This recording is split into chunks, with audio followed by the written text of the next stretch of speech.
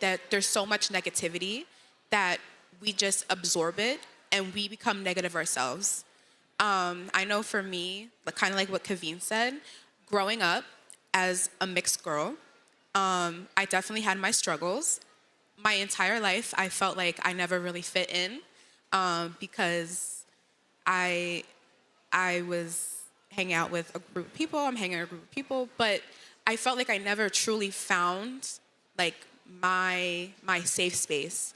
And I want to be able to create communities where everyone feels loved, everyone feels equal, everyone feels respected, and we all come together as one. Because in times where it's rough, instead of separating with one another, we should be coming together and making each other stronger and just like building a community where it's all love.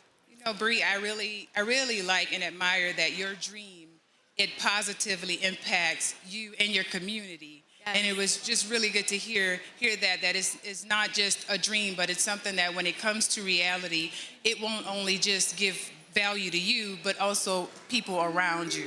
Yes. Alyssa, would you like to share your meaning of American Dream? Sure. Feels like my dream right now is to go to the rodeo. But I think when I was younger, my dream really was like get married, have kids, buy a house. No longer is that. I've been pretty fortunate to do pretty well for myself, and my dreams are no longer like that type of goal oriented. I think my dreams now are to do what I can to make sure that the people in my life, similar to what they were saying, is the people in my life, and even the people I don't know personally, have what they need to be successful, whatever that means to them. You know, I don't like to assume that I know what somebody needs to be successful. But I think that I have time on my hands and I have time resources, or even if there's times where I might have financial resources, it might not be right now. I don't have the financial resources right now, but the time resources to give to others to help other people achieve, like that's what I can do, and I think that's successful for me. And the same thing is to take in what people are saying, and even if I might not agree with it, just hear it and be respectful about it. Like that's a dream. That's the dream. Right now, that is a dream. I'm fine. Sorry. That's the dream. So we're here for the culinary stage, and we talk about the American dream. But the American dream in agriculture, we couldn't resist the terms to define what the American meal is. So we have to define the American meal while we define the American dream in agriculture. So I think that the American dream is like a range of dishes, or the American meal is a range of dishes that are influenced by different cultures and regions. So what does the American meal mean to you? And let's go back into down memory lane, all right? Let's think about our first week in culinary school. Aha. What is one ingredient or one dish that you were proud of that represents your heritage? Or perhaps one that you were nervous about that represents your heritage? Okay, hello. Okay, so I have a few different answers to this. Okay. My favorite, like, American food is a hot dog. Like, I have no culinary, I was never nervous to make one, never nervous to eat one. I actually prefer one that is mixed meat. I don't want to know what came in it, where it came from, or how it was made. I want to eat it. But my earliest food memory as far as culinary school, I have a degree in pastry. The first thing we were ever taught to make was poached pears with creme anglaise in a port wine sauce. And I will never make it again. I have never made it again. Nobody eats it. It's a weird thing. It's old school. The thing I'm most proud of that I've made is anything that somebody has liked. There's not one thing I could pinpoint. I just like cooking for other people. It's where I find happiness. It's where I relieve stress. And that's good with me. My heritage, I'm a proud Italian American. So a big bowl of pasta is great with me. Whenever the Eagles are not in the Super Bowl, I make a big bowl of pasta for super bowls of pasta. So that's what I do, and that's like big bowls of pasta are great for me. But Yeah. mostly hot dogs. Your American dream is bigger than just feeding yourself. Now, Kaveen, you mentioned your grandmother. Yes, So I did. let's talk about your American meal. You know, I go back to my childhood and I just think like it is so much that my grandmother made. But one staple I think that stood out to me that I'll never forget is she had this like play on peach cobbler. It wasn't basic peach cobbler, but like, cause my family's from down south, like she's from down south, and so everything was always curated like honestly Southern cooking, like greens, macaroni and cheese, yams, black eyed peas, neck bones, like you, yeah. Yeah, I know what you mean. And so like I don't know, like I just thinking about it, like that's something that I'll always remember her making. Specifically when I was in culinary school, I remember my chef instructor, she was a big like pastry chef and everything. And I remember this one random day, I wanted to bake. I just wanted to bake. And I called my grandma and I asked for her recipe. I wrote it down. I did lose it. And I'm really upset that I did lose it. But that peach cobbler, it was so, I don't know if I was going through something that day or if it just was that good because I personally made it without her guidance. Like, but it was beautiful. Like, it really just melted in your mouth. Like, when you have a dessert or honestly any type of food that is made with love and patience and time, it always comes out great. Yeah, it and the nourishes the taste of soul. it is much more meaningful. And especially when there's a story and emotion behind it. And so for me, that definitely was that meal. Now, regarding like my favorite American meal, honestly, y'all, it's a cheeseburger. It's a double cheeseburger. One thing about me, I'm a big person. Look, I eat everything. I love to eat. Like I work it out in the gym. That's what I do. But I love a good cheeseburger, double cheese, American or cheddar, fried onions, bacon. Yeah, a little mayo, and I'm good. But yeah. I feel you on the peach cobbler. Thank I'm you. from the South myself. I'm from New Orleans, born and raised. I love so it. I know what it is to have a meal that really does nourish and fulfill the soul when it's Yes. made with love. So Bree, what's your take on this? Okay, so growing up, I am a mixed woman. I really didn't start learning about my culture until I started getting a little bit older. So I really wasn't like exposed to many foods of my culture. However, I have a lot of staples, like staple meals that like my mom had made and my grandmother had made that are very close to me. However, my first culinary dish that I made that kind of connected to my culture was gumbo, actually. Yes, and so it opened my eyes to learning about myself and learning about my culture and learning about my history and educating myself. And that's probably one of my favorite memories because it kind of felt, not only am I learning as a chef, but I'm also learning myself as Brianna, and I think it's very important for me to do that. And for my favorite American meal, it has to be an Italian hoagie with oil and vinegar, lettuce, tomato, onion, with a little bit of oregano. So yes, that's my favorite. You sparked my interest when you said gumbo. One word. Okra. Is okra in your gumbo? I don't. Okay. That's not my. It's okay. It's okay. I don't know. Is okra supposed to be? I feel like that's controversial. Oh, she's saying yes. Like that's the whole point. It's like part of the Holy Trinity. Well, it's not the Holy Trinity, It's not but the Holy Trinity. but it's supposed to be there. It's supposed to be there. But we just. I'll eat everybody's I'll gumbo. try it. You know We what? just I'm jazz it up a little listening bit. and I'm respectfully taking it in. Thank you. Thank you. We could debate about it later. In a on bit, the right. way. Yeah. So we're here for diversity at the table. Diversity has been a hot topic recently. So for me, diversity means every kind of everyone giving equal opportunity to everybody. What does diversity mean to you, and how is it applied to food culture as you are in it? For me, in my position as program director, and as somebody who goes out to eat a lot and is training the next generation of food industry professionals, it's everybody has a seat at the table.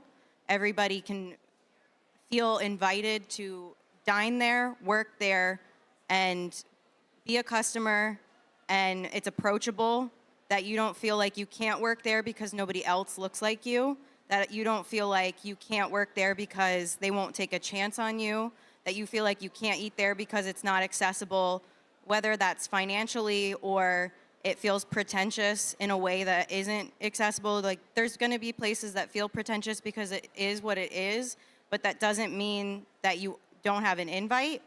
I think that a lot of people in the food industry need to remember where they came from and remember that somebody trained them, and therefore they need to train the next generation. So I think that everybody deserves a shot, and that everybody's worth being trained, no matter who you are, what neighborhood you live in, who your parents are, who your grandparents are. Everybody's needs a shot, and everybody is worth being given a shot. Yes. That's what I think. I love it. I love it. Honestly, beautifully well said. For me, honestly, it's a combination of both answers, like equal opportunity, the ability to be able to just simply have a chance without you being judged for whatever race, sexuality, religion you might be affiliated with. When I think of diversity, I think of, in a way, I kind of think of America. And I say that in a sense like America presents this idea of diversity, you know, to the world masses. However, I think a lot of what our traditional values are ran on are often the complete opposite of diversity. I think about, you know, stories that my grandmother and even my father told me just growing up in the South, and all of the things that they had to like have difficulty with, like, you know, sitting in the back of the bus. You know, if you're walking on a sidewalk and a white person is walking in your direction, you having to move aside to make way for them. Like, little things like that, I think, always stick with me, and no matter what space I am, and I always keep that in the back of my head. And I always, when I go out into the world, I try to treat everybody with respect. You know, my grandmother, she really raised me, treat everyone as you would like to be treated. I'm not really a person that likes to hold or have hatred in my heart. Like, I'm not really I hate bigotry. Like, any type of ableism, whether you're ableist, misogynistic, racist, homophobic, it takes nothing to be kind to somebody, even if you don't necessarily agree with their lifestyle or how they present themselves. Look the other way or go about your business. One thing I think I've realized is, for people to have such an innate hatred for different things, I feel like many people tend to go out their way to make that a problem, or they go out their way to involve themselves, when you simply could just go about your day and continue pushing. You don't have to give that a second thought at all.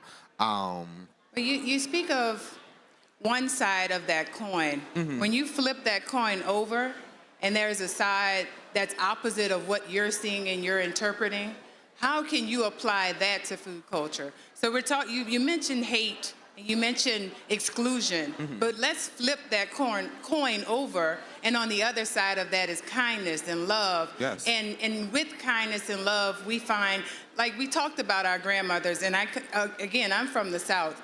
Whenever I was down or something was wrong, my grandmother fed me, and that was her way of showing love. Food is our universal language. And it is. So how can we flip that coin over and apply it to our food culture and our life? Focusing on love, focusing on care, and inclusion, and making sure everyone is okay. Because I think if we keep that coin on the other side, it's gonna fertilize division. I think, if I'm being honest with you, realistically, we first have to be honest with ourselves. You know, no progress is never going to ever truly be made if it's only ever one-sided. You know, people have to first realize that they might have microaggressions or they might have a certain type of bias, and, you know, talk about that. You know, delve into that, like unpack that. And it contributes to what you were saying, like, you know, staying on that one side of the coin is only going to prove more division. Yes. But until we are all able to really just sit down and have a conversation and it be an understanding on both sides, no matter what, I think that's really where the real progress will be made. You know, I like to think of myself as a novice in this career. Like, I'm only 22. And so I haven't worked as many places as, you know, my boss, Alyssa, has, or been as many restaurants. But one common thing I will say that I've seen is the terms of, like, upper management versus lower management. Upper management tends to usually be reflective of just one group of people. And, you know, they might throw in a diversity person here or there. However, the culmination of what the higher ups and the people making the decisions that need to be made are often reflective of one group. And I've seen directly, at least for me, I've seen people be passed over or not given opportunities, not because they did not have the background for it or not because they did not have the educational requirements, but simply because of bias. And I get that, and I see what you're saying. So. I get what you're saying, and we do have to identify that. But if you ever heard of the saying, you learn how to fly, or learn in flight. Mm-hmm. You're learning as you're flying. That's a dangerous thing. Yeah. So if we're waiting on to be taught or to identify a problem, we'll never be able to fly. Sometimes you just got to start the engine and go. Agreed. And I get what you're saying, but yeah, it's not fair, and we all know life is not fair, but we got to make the best of what is unfair and make it as fair as possible. That's just my take on it. No, I agree with you. I definitely agree. I think for me, it's just, you know, like, because I see where you're coming from. I do, and I think for me, like, I'm just thinking from the standpoint of, like, when you think of struggle and you think of the things that have been passed on from generation to generation to generation, and I'm going to speak within the Black community just because that's what I am and that's where I can speak from in terms of my experience. That trauma and just that pain of having to fight continuously that endless battle, it sometimes gets to a point. It gets to a point. You know, yes, we have come a long way and we are, you know, not where we were at 50 years ago. That is, you know, a blessing. However, we still have a long way to go. I think about a lot of, you know, the things that my grandmother and problems social-wise that we had between races, and a lot of it still heavily applies to today. And so, and then that's the last thing, and I'm gonna wrap it up. I'm gonna wrap it up. I'm sorry, y'all. I can be very wordy. Like, I got you. When it comes to these topics, I really like to get into it because this is how progress is made. Believe it or not, somebody, you know, whether it be the people that's right here listening to me or whether it be somebody that is just around, somebody is hearing what I'm saying and they're adhering to it. And so, yeah, go ahead. All right, I'm with you, Kevin. We can finish that debate in the back as well with the okra. Okay, so Bree, going back to the question, how can we as a nation promote, the question was define diversity and how it's applied to food culture in your eyes. Diversity. Well, to start off, diversity is very important to me. I feel, like I said before, even now, ever since I was a little girl and growing up, even now, I still feel like I don't have a place to belong, and I still feel like I have to prove myself. Again, being a mixed woman, from both parties of what I'm made up of, I hear hurtful things, and I still do, and I always will, and that's the reality of it, and it's very, very upsetting. However, it's important to me to not carry that negativity. So it's important to me to apply diversity into my communities and into my groups of people, and not only educate myself, but educate the ones around me. I feel like people get so comfortable of what they know that they're kind of scared to step out of the box and learn and try different things and learn about new cultures and languages. And when it comes to food, I also think that is a barrier as well. People are comfortable about what they know, and it's scary to try new foods. Trust, I know. However, when you have understanding, well, in my opinion, I think you need to have the willpower. You're not going to do something unless you feel encouraged to. And I feel like another big concept to that is education. I feel like diversity and cultures and it's just not taught enough in schools. And I feel like when people start to like grow up and start their own lives, they're just stuck in square one. So I feel like when it comes to food and in the culinary industry, it's very important to put yourself out there and want to learn and want to respect cultures and foods and dishes that are not yours. And it's all about respect at the end of the day. Everyone comes from different backgrounds, different stories, different journeys. So it's easy to just take a step back, try to learn and force yourself to open new doors for yourself and the other ones around you as well. That's it. Because it's every kind of everyone, equal opportunity for everybody. And so with that, I'll ask you, Alyssa, have you identified any barriers in the industry, and how does it affect diversity and inclusion? Have you identified any barriers there, just briefly, and then how we can, again, like I said, flip that coin and make it more inclusive and diverse? This is the answer I took notes on. All right. We were taking notes this morning. If you stay ready, you don't have to get ready. Yeah, I always say that. Stay ready, then you don't have to get ready. Or ABP, always be prepared. That's it. So in the food industry, there's a huge disparity between the cost of education and what you make coming out of education for culinary in particular. If you go to the big name schools like Monroe University, Johnson & Wales, Culinary Institute of America, 4 years of those degrees are about $130,000. You come out with a degree, you're earning maybe $40,000, $50,000. So the disparity between what you're paying versus what you're earning, huge disparity. So that's just the education side. So that needs to be worked on. We are in an industry where you don't need a degree to be in this industry. So making sure that the young people in your life understand that college is not the only choice. Career and technical education in high school, amazing. We're lucky in Pennsylvania. Governor Shapiro is a huge supporter of career and technical education. He loves it. He loves CTE. He's a huge supporter of it, and that's great. So making sure the young people in your life are aware that high school CTE education is great and saves them thousands and thousands of dollars. When you talk on the business ownership side, opening a business in the hospitality industry is incredibly expensive.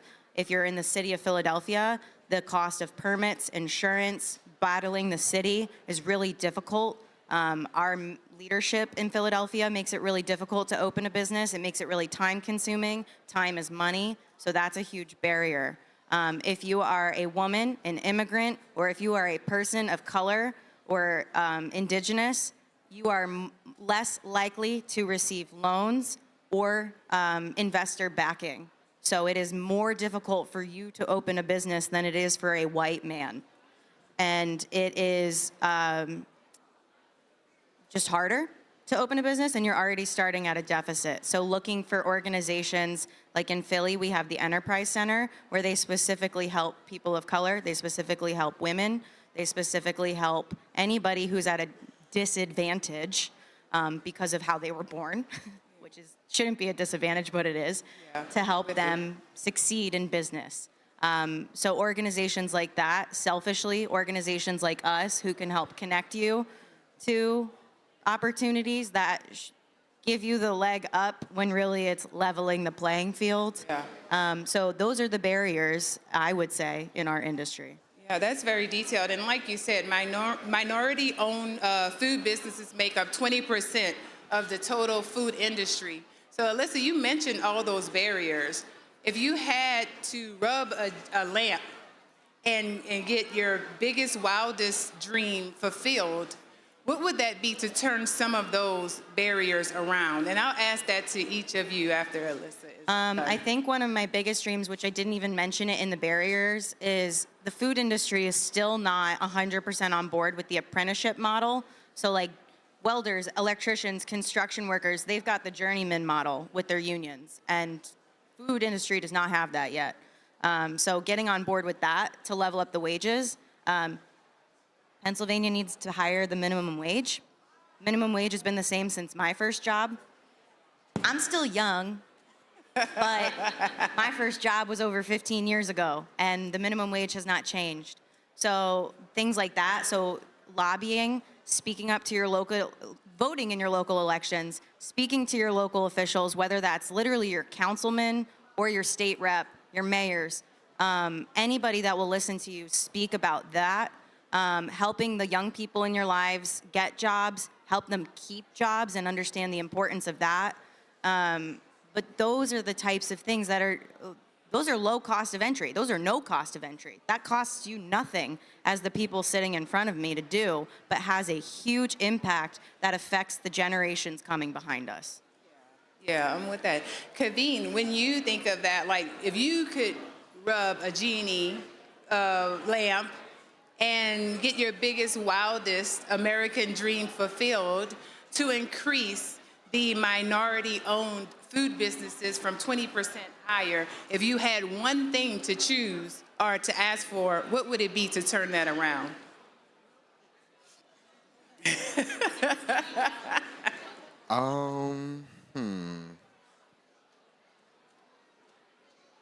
If I had one wish that could essentially solve all those problems,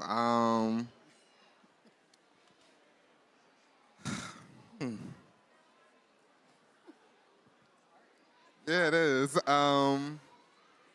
Bree, you want Because it? it's so multifaceted. Like I'm thinking of a lot of what Alyssa said, the disparity with like cost of education versus how much you're going to realistically be making in your first job. You know, the lack of just experience for younger people. I think those all definitely play a hand and play a role. Specifically looking at like the culinary industry, I would definitely say. For me, I want the turnover for experiences for younger people to be better. I think if younger people knew that, if they knew all that the culinary industry offered, I think there would be much more interest, and like the interest and involvement would be like more inclined. I think when younger people hear culinary, they automatically think chef or having to be heavily in the kitchen. Yeah. Or when you talk about hospitality, they immediately or only think of hostess.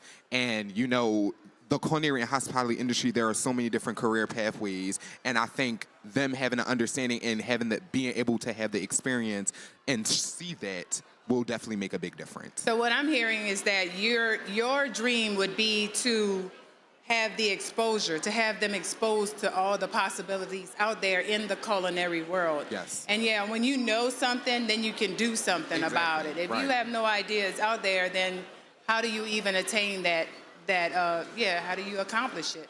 So Bree, what do you have to say? They had really good answers, honestly. Kind of like what Alyssa and Kaveen said, I would say education and opportunity. Unfortunately, a lot of generation and other generations that have passed, they're not really educated. And I feel like no matter who you are, no matter where you come from, no matter what you believe in, everyone deserves the opportunities and education that should be offered to them, especially in the culinary industry. Like Kaveen said, there's so many pathways in culinary that I, even a college student, didn't recollect. Every day I'm changing what I want to be after I graduation, and I want to be all the things. I want to be a chef, I want to run a hotel, I want to be my own boss. There's so many opportunities, and I feel like it's not promoted enough and it's not taught enough. And especially for the younger generation, we live in a world where it's so confined that it would be an amazing opportunity for anyone just to have open doors and just learn and educate themselves. Yeah. And so education seems to be the foundational topic in this. And then also advocacy and exposure. And then Bree, you talked about education, and I'm hearing curiosity. The more you're educated on something, it feeds and breeds curiosity, which means you're gonna learn even more. And so those are the three components that we need. And of course, like Alyssa said, resources, like the Journeyman's program, such as they have with other vocational careers. I feel like you guys have a plan or a strategy in mind. It might be very crude, but there's something there that can be worked upon to help the culinary industry when we talk about diversity, inclusion, and equity. So I would ask this, are there any connections between culinary diversity and Pennsylvania agriculture? Because we are at the farm show, so yeah. So connections between diversity, culinary, and agriculture? Yeah, Okay. any connections? Yeah, you got it. So I think a lot of it also comes down to exposure. You know, we work with 19 high schools between Camden, New Jersey, Philadelphia, Delaware County, and Montgomery County. And that's 1,600 students. So the schools and the counties that have more resources, AKA more money, right? Those students are getting to work with product like agnolotti and parpadelli and ground pork and tilapia and salmon and all that fish, right? Then I go into a school that's in Kensington or North Philadelphia. They've never touched a fish. They don't know what a pomegranate is because the budget at the state and then the city level, there's disparities. And that comes down to what the students get exposed to in an agricultural world. So then they come out into the industry and they're reliant on their jobs and what job access they get to, because if they can get a job at a really fine dining restaurant, then they're gonna get exposed to things like morel mushrooms, and they're gonna get exposed to things like foie gras, and they're gonna get exposed to things like Kennett Square mushrooms. I'll pull it back to Pennsylvania agriculture. But if the student has a school that's more resourced, they're getting more resources. If they're at a school that's less resourced, they're getting less resource. And then it continues on. The cycle just continues. So it's on us as a community to step up and help the people in our community to step in where the gaps need to be filled. If you see your school and your community is a little bit less resourced, ask how you can help. If it's even going in and talking to them for 45 minutes and say like, hey, this is what I make on my own time, do that. Expose the students and the teachers and the community to something they haven't seen before, because that could quite literally be the difference between a person that never wanted to be in this industry in the first place to becoming the next best chef in James Beard history. And you don't know what you don't know until you're told it. And all it takes is somebody being shown something by somebody who cares. And it really all comes down to how everything is resourced. All right. Again, the same theme I'm hearing: exposure, education, curiosity into this world. And I really appreciate each of you. I know we are very short on time, but I want to see if we can take a question or two from the audience. If you guys have any questions for our panelists here, just be brave and raise your hand if you have any questions. All right.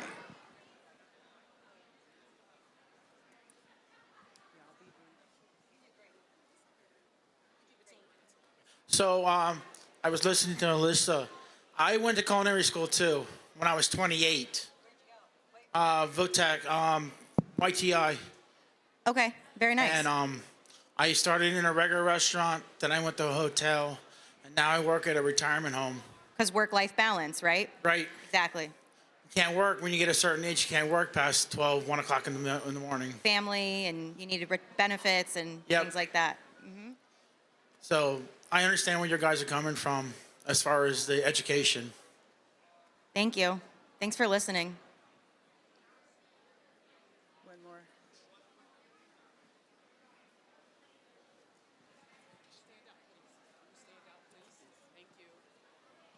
Hello. what do you guys think was your most valuable experience that you learned in culinary school? As a person, as a chef, what was the most memorable, valuable experience for you?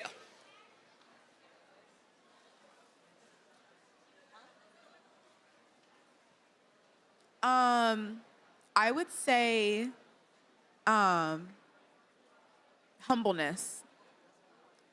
This field is so it's an impact, honestly. You have highs, you have lows, you're gonna have good days, you're gonna have bad days. There's so many times when I was just in high school where I wanted to quit. But I look at it as a challenge because I know I'm gonna succeed and I know I'm gonna fail. However, it's not about the failure, it's about how you're gonna come back. And I feel like it's such the culinary industry is such a like flexible industry where it's always, you're gonna, like I said, highs, lows, you're gonna be happy, you're gonna cry, you're gonna wanna quit, you're gonna wanna, everything in the book. So staying humble and having the skill of staying humble is very important to me, and I feel like other chefs as well. And just staying true to yourself and just reminding yourself that you've made it so far, and no matter where you are at in the industry, like I'm only 19. I've only been in the industry for 5 years, and I know I have so much ahead of me, and that's what's motivating me to keep on pushing and make my dreams come into reality and becoming the female chef I want to be and having a name for myself because it's so important for me. So being humble is one of the best things that I have learned throughout personal journey and becoming a young chef in the industry. I would, if I could add one quick thing. I know we have, Go ahead. that feedback is a gift, and it's actually that somebody wants you to be around, and it's not because they don't want you around. And I always tell them that, and it's that somebody wants you to stick around longer and wants your improvement because they care about you. It's so funny that Alyssa brought that up because I was thinking about the question and I was thinking, for me, patience in taking constructive criticism. I think I'm someone that sometimes struggles when people give me critiques, and it's often because like I feel like I'm being judged or like I'm being corrected, and because I might have done something wrong. But like Alyssa said, it's not necessarily about you doing something wrong or putting you down. It's really just so that you can be better. And when she explained it to me in that perspective, like I've definitely applied it even more to my life, and I feel like I'm all the more better. But definitely patience and taking constructive criticism. Thank you. Great. Thank you. So we are out of time, but the conversation does not end here. We got to talk about okra and flipping the coin That's in the true. back. And spoiler alert, I'm your next demo. All so. right. Yes, she is. And as the panelist has shown us, the better the voices at the table, the better the more voices at the table, the better the meal. So I really appreciate you guys. Thank you for your time and enjoy the forum show. Round of Thank applause, you. please, for the entire panel discussion. This was amazing. Thank you so much for being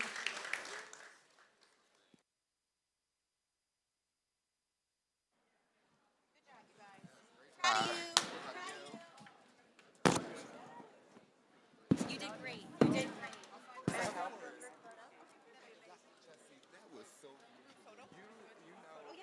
Challenge me. You challenge me.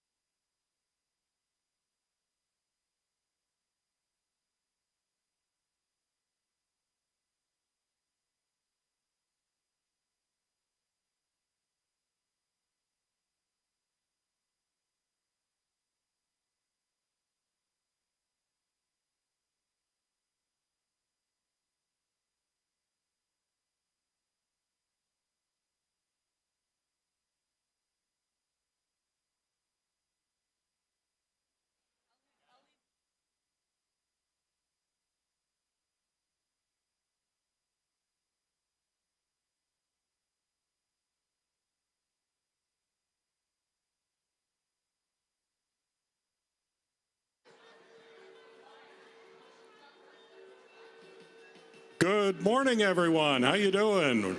It's the final day of the Pennsylvania Farm Show, the 110th version of the Farm Show here, and I want to welcome you all to the Farm Show and let you know that we're going to have a cooking demonstration very soon in the next 5 to 10 minutes or so.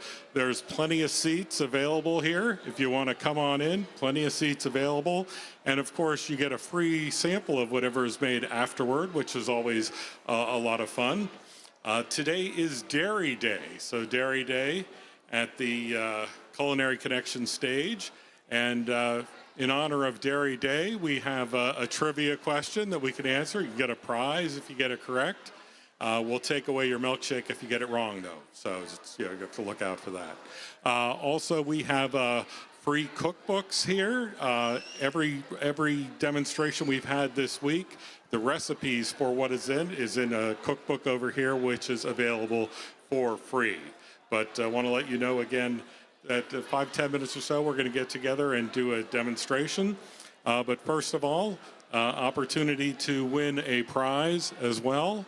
So I'll throw it out there. Raise up your hand if you have any idea what the answer might be. Let's see. How about this one? A lot of people probably know this one. What mineral in milk is important for your bones? Calcium is correct. And I saw a number of hands at once. So you're correct, you'll get a prize. What were you going to say? You're calcium too. I love the pig hat. So I think we can give out 2 prizes today because you guys were both up really at the same time. But once again, we'll be getting underway in just a few minutes with the first food demonstration of Saturday morning here, as once again, we recognize Dairy Day here at the Pennsylvania Farm Show.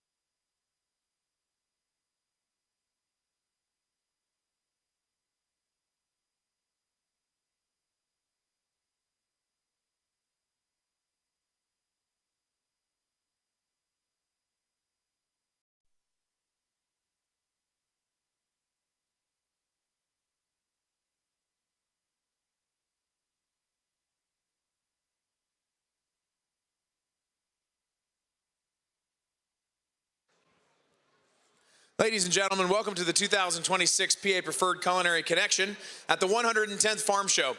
It's a special year as we celebrate the 250th anniversary of the start of our great nation. And most of the recipes this year have a special story that reflect our chef's history as well as our nation's.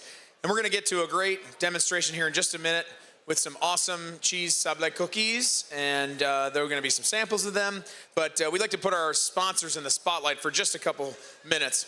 PA Preferred is the official state brand for Pennsylvania agricultural products, established by law to help consumers easily identify products grown and produced in PA. So when you go food shopping, we want you to look for this PA Preferred logo. The yellow check mark means that what you're buying is made or grown in Pennsylvania. We want to thank our friends at Giant. Without them, none of this would be possible. They've provided a full-size tractor trailer of food for us to prepare and serve to you for this week. We are very grateful to have Giant as our sponsor. The American Dairy Association has sponsored all of today's cooking demonstrations, and so dairy is going to be the main component in everything on this stage. It's also going to be the main component in any of the samples that you get to try. We can't do what we do without the talented chef instructors and students from the Culinary Careers program. They're here in the back. They're going to be out on stage. Our next presenter is actually one of the instructors. They'll be down in that sample area, and we're very grateful to Culinary Careers. We'd also like to thank the folks at Thermador. Thanks to them, we have these awesome induction cooktops. They're state-of-the-art. They work via magnet. There's no open flame. And if you go to thermador.com, you can check out the latest lineup of state-of-the-art appliances for your home. We'd also like to give a big thanks to Christiana Cabinetry for these awesome butcher block countertop cabinets. Back here, we've got everything we need to cook and for demonstrations and for competitions. Custom built just for us. Christiana Cabinets is a family-owned business based in Lancaster County. So check them out. Go to christianacabinetry.com. Located just across the river in Camp Hill, the restaurant store has everything you could need for your kitchen and ours. Industrial quality kitchen equipment from walk-in refrigerators to spatulas. Membership is free, so please check out the restaurant store. Last but certainly not least, we want to thank our friends at the Pennsylvania Winery Association. Every single recipe in our book that you see demonstrated on this stage has been thoughtfully paired with a wine made in Pennsylvania, just like these. If you want to check out Pennsylvania wines, head in that direction, just past the Pennsylvania Hardwood exhibit to the wine booth. This next presentation highlights how opportunity, mentorship, and hands-on education can transform lives through food. Culinary Careers Program, known as CCAP, is a national nonprofit dedicated to empowering under-resourced high school students and adults to become the next generation of leaders in food and hospitality. Through hands-on culinary education, job skills training, college scholarships, and clear pathways, CCAP has supported nearly 400,000 students nationwide and awarded more than $76 million in scholarships. In the Philadelphia region alone, the program works with 19 high schools, more than 1,500 culinary students, and dozens of educators across Philadelphia and surrounding counties. Leading the Philadelphia program is Alyssa Termini, Program Director for CCAP Philadelphia, a graduate of Johnson & Wales University with a background in baking, pastry, and food service management. Alyssa brings both industry experience and a deep passion for education to her work. She is known for inspiring students not only through hands-on cooking, but by teaching the essential soft skills that help young chefs thrive in professional kitchens and long-term careers. Today, she proudly represents CCAP's mission of opening doors, building confidence, and creating opportunity through food. Ladies and gentlemen, please put your hands together and welcome to the stage Alyssa Termini and the students from the Culinary Careers Program. Hi, everyone. Oh, this is so weird. I was mainly just playing with the fact that I now feel like Britney Spears backstage, which was so fun for me. How is everybody doing this morning? How many of you are so sad that the Eagles lost last week? I'm not over it yet. How about you? How do you feel? We're so sad. We're so sad. Today I'm a Bills fan, so we're aiming for the Josh Allen and his team to win. But like Kurt said, my name's Alyssa Termini. I'm the program director for CCAP. Today I have Kaid with me. Kaid is an alum of our program. So CCAP, like he said, we're a nonprofit. We work with high school culinary students. We help students get jobs, scholarships, apprenticeships in the hospitality industry.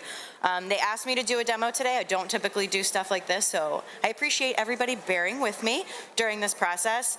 Today we are making a smoked Gouda sablé cookie. So has anybody here had a shortbread cookie before? Show of hands, shortbread cookie. Okay, has anybody had Gouda cheese before? Excellent. So we are doing a shortbread cookie that does not have sugar in it, Not for health reasons. I don't care about health. In that sense, I do, but I don't. Not when it comes to cookies. So we're doing a shortbread cookie, but instead of sugar and making it sweet, we're gonna put cheese in it and make it like nice and smoky with some smoked paprika, and then we're gonna have that, and it's gonna be really kind of tiny and cute. And if you ever make charcuterie boards or cheese boards or something like that, this is something that would go really well with that. Kaid had it yesterday, and you said it tasted like what? He said it tasted like a Cheez-It, so it's kind of like making a nice little Cheez-It.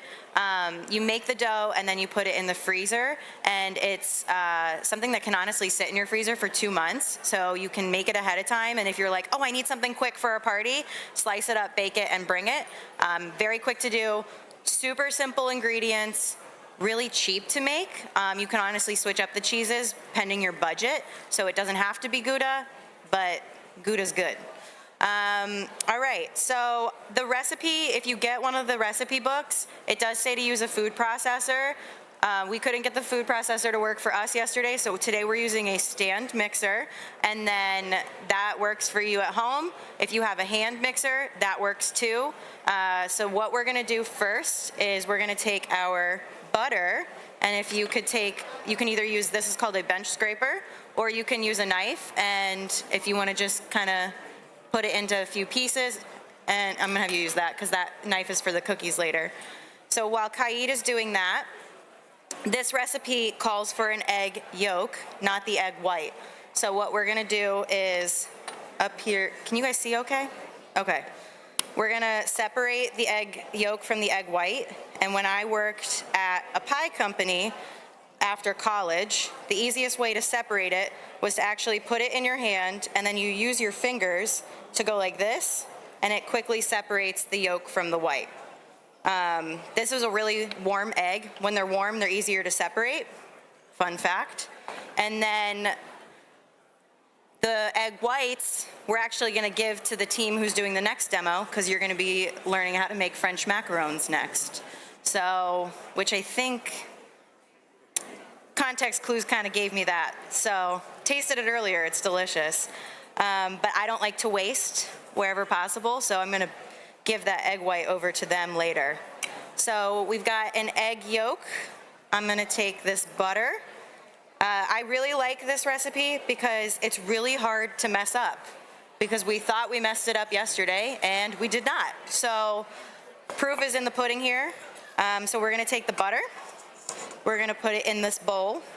We've got the butter and the egg yolk. We're gonna take all of our beautiful cheese. So this is shredded Gouda and shredded sharp cheddar. Again, if you want to do, oh, there is a camera. Oh, how fancy. Okay. If you wanted to do some different cheeses, you could. This would be really good with some Gruyere cheese and or Swiss cheese. You could do Cooper Sharp. You could do like a dill Havarti cheese to give it some extra flavor, and then you could chop up some fresh dill and bake it into the cookie as well. But it's just really versatile, and I think would make it taste, honestly, pretty dang good. So we're gonna put both cheeses in there. So we've got 1 stick of butter, 3/4 cup of shredded Gouda, 1/2 cup of shredded cheddar, 1 egg yolk, and then we're gonna do some spices. So the really important thing here is smoked paprika. So you can use regular paprika, but the smoked paprika is what's gonna give it that smoky flavor. You can also use smoked Gouda cheese. That would give it some extra smokiness, but I think the smoked paprika really ties it in nicely. And then we've got some black pepper here. So equal amounts of black pepper and paprika, 1/4 teaspoon of each. Didn't get all my goods out of there. And then we're gonna put in some fine sea salt. Today we're using kosher salt. And then we're gonna just cream that really quickly. While that's creaming, does anybody have any questions for me? Yes. How long does it take to bake? That's a great question. So we're gonna put it in at 350 degrees. And yesterday they only took about 7 minutes to bake because we had a convection oven. But today they'll probably bake for about 12 minutes. And then they're good to go. So it's pretty quick. Any other questions for me? came up with this recipe because cookies are one of my favorite things to bake. They're quick, fairly inexpensive. They use a lot of dairy, and that was the prompt for today. So we've got butter. Some people consider egg dairy. I think the jury's out on that, but they've got an egg. They've got 2 different types of cheese. So this is almost all dairy. This cookie does not work unless you have butter. So when they said, hey, you're gonna be on Dairy Day, can you come up with something? I figured a lot of the people today would be doing a lot of sweet recipes. So I said, okay, let me come up with something savory, but also easy, efficient, delicious, and something kind of unexpected. So this is a recipe you can honestly do so much with.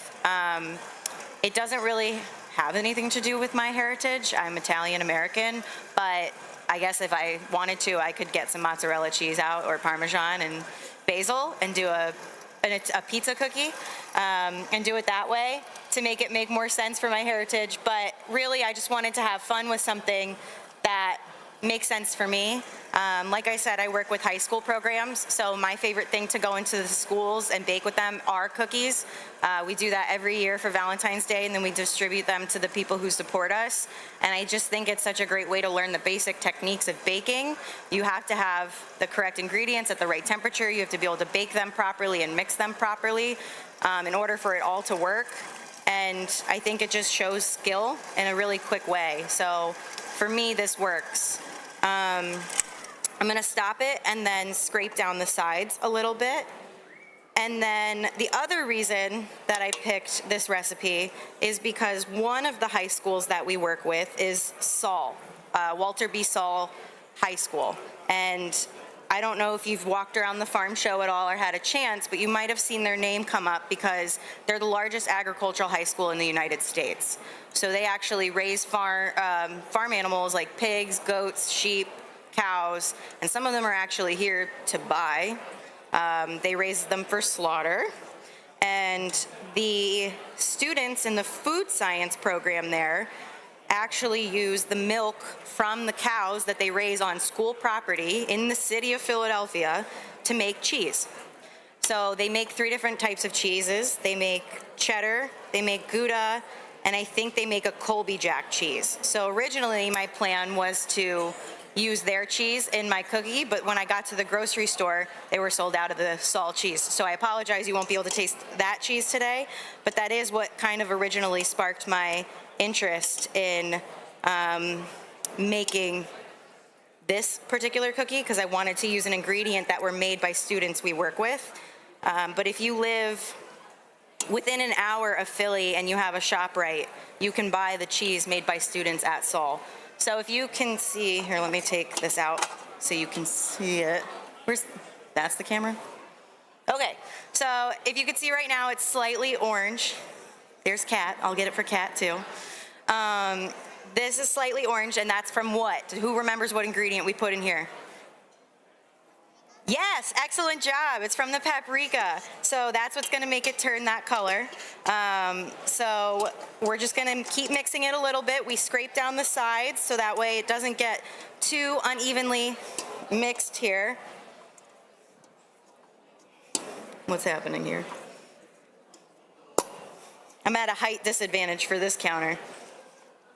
But they did a great job. What did they say? Christiana Cabinetry, right? Am I getting the sponsor correct for that? Great job, Christiana Cabinetry. We're gonna mix it more. And then what's the next step?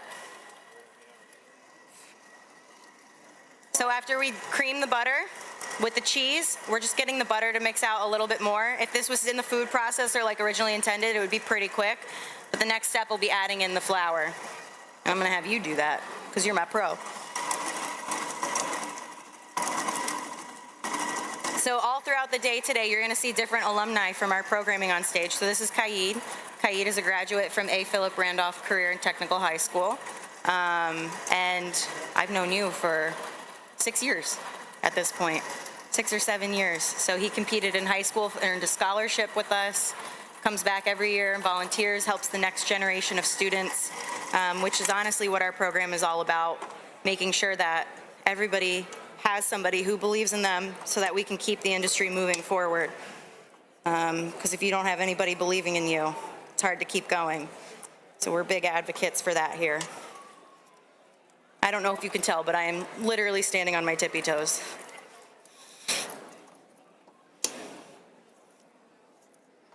All right, so Kaid, if I could get you to add in our flour at this point.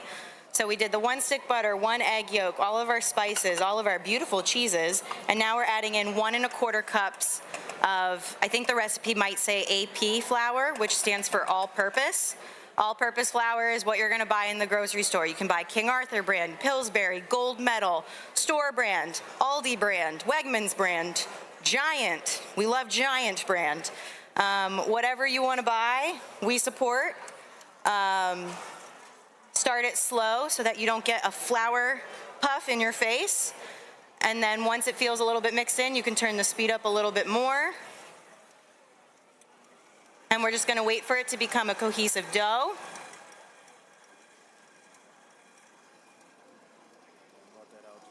Thank you, I appreciate that.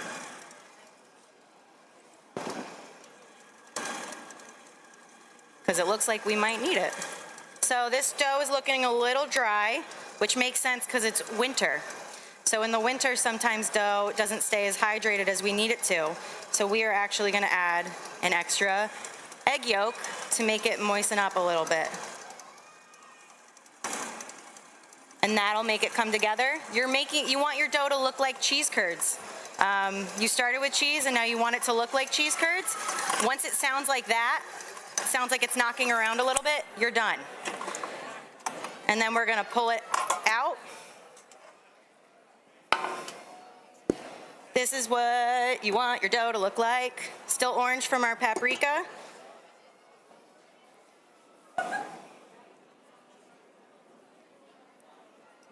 Everything comes off the beater as much as possible. Otherwise, you're leaving free food behind, and that's not cool. If it's free, it's for me. So, I'm gonna use my spatula here. And now we're gonna take it out of our bowl. And we're just gonna put it right on our counter. Nope, this way, okay. Learning my Britney Spears magic of television techniques. And once we've got it on the counter, we are gonna knead it just slightly. Thank you, Kaid. Just so it comes together.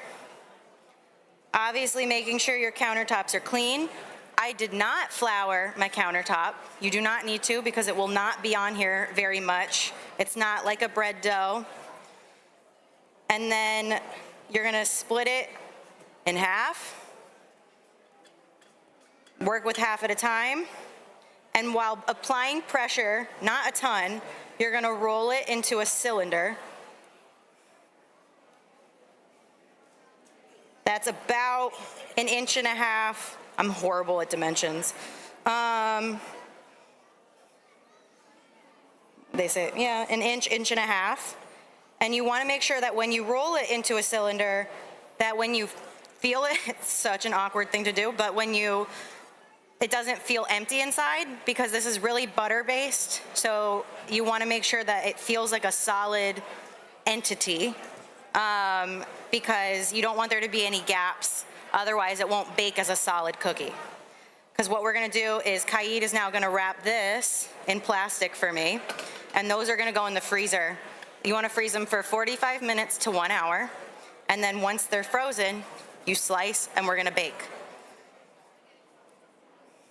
And it's the magic of television because what would you know? We've got right here, oh my God, look what we did. We've got some made to show you what we do next. Any questions up to this point? Yeah, you hit me with your best one. To cook? About 12 to 15 minutes. Still a great question. And somebody needs to ask the important questions, and I'm glad it's you. So these are still like really frozen. Sometimes I like them to be slightly softer when I'm about to bake them. These are like rock solid. So we're gonna roll with it and see what happens. But you want a sharp knife when you do this. Some people prefer serrated so that you can go back and forth and you don't have to worry about it as much. So if something happens, just look the other way, you know? But these are good knives, so I'm not too worried. You want to cut a little cookie like that. You don't want it to be too thin or too thick. So they're little snacking cookies. This is not like I want to go to the bakery and get a big old chocolate chip cookie. This is supposed to be something for a snack board, a little snack plate, because it's a cheddar Gouda cookie. Like, it's gonna be a lot. Oh, I hope that's for the rodeo again. I gotta know about this rodeo. Yes, it is. Please stop at any information booth to get your wristbands. Skip the line and use your wristband for fast entry. Again, all rodeo ticket holders, please stop at any information booth to get your wristband. Skip the line and use your wristband for fast entry. Thank you. So the other cool thing about this cookie is you noticed we didn't add anything like baking powder. We did not add baking soda, cream of tartar. None of that is in here. All of those things are leavening agents, right? Baking powder, baking soda, cream of tartar, those all make things rise or they make things spread. We didn't add that, so these cookies do not rise and they do not spread, which means you can add. Thank you, team. Magic of team. Oh, cool. You can put a lot on a tray. When we did the big full sheet pans last night, I put 48 cookies on one big sheet pan. So if you're coming from big production, if anybody in here is from big production, you can bake a lot of these at once. If you're at home, your sheet pans can probably fit 24 or 25 of these at once, which is really great from a production standpoint.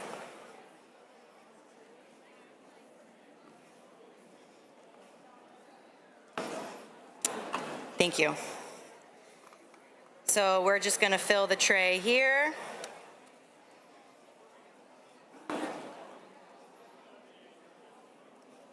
So sometimes this happens where it breaks apart.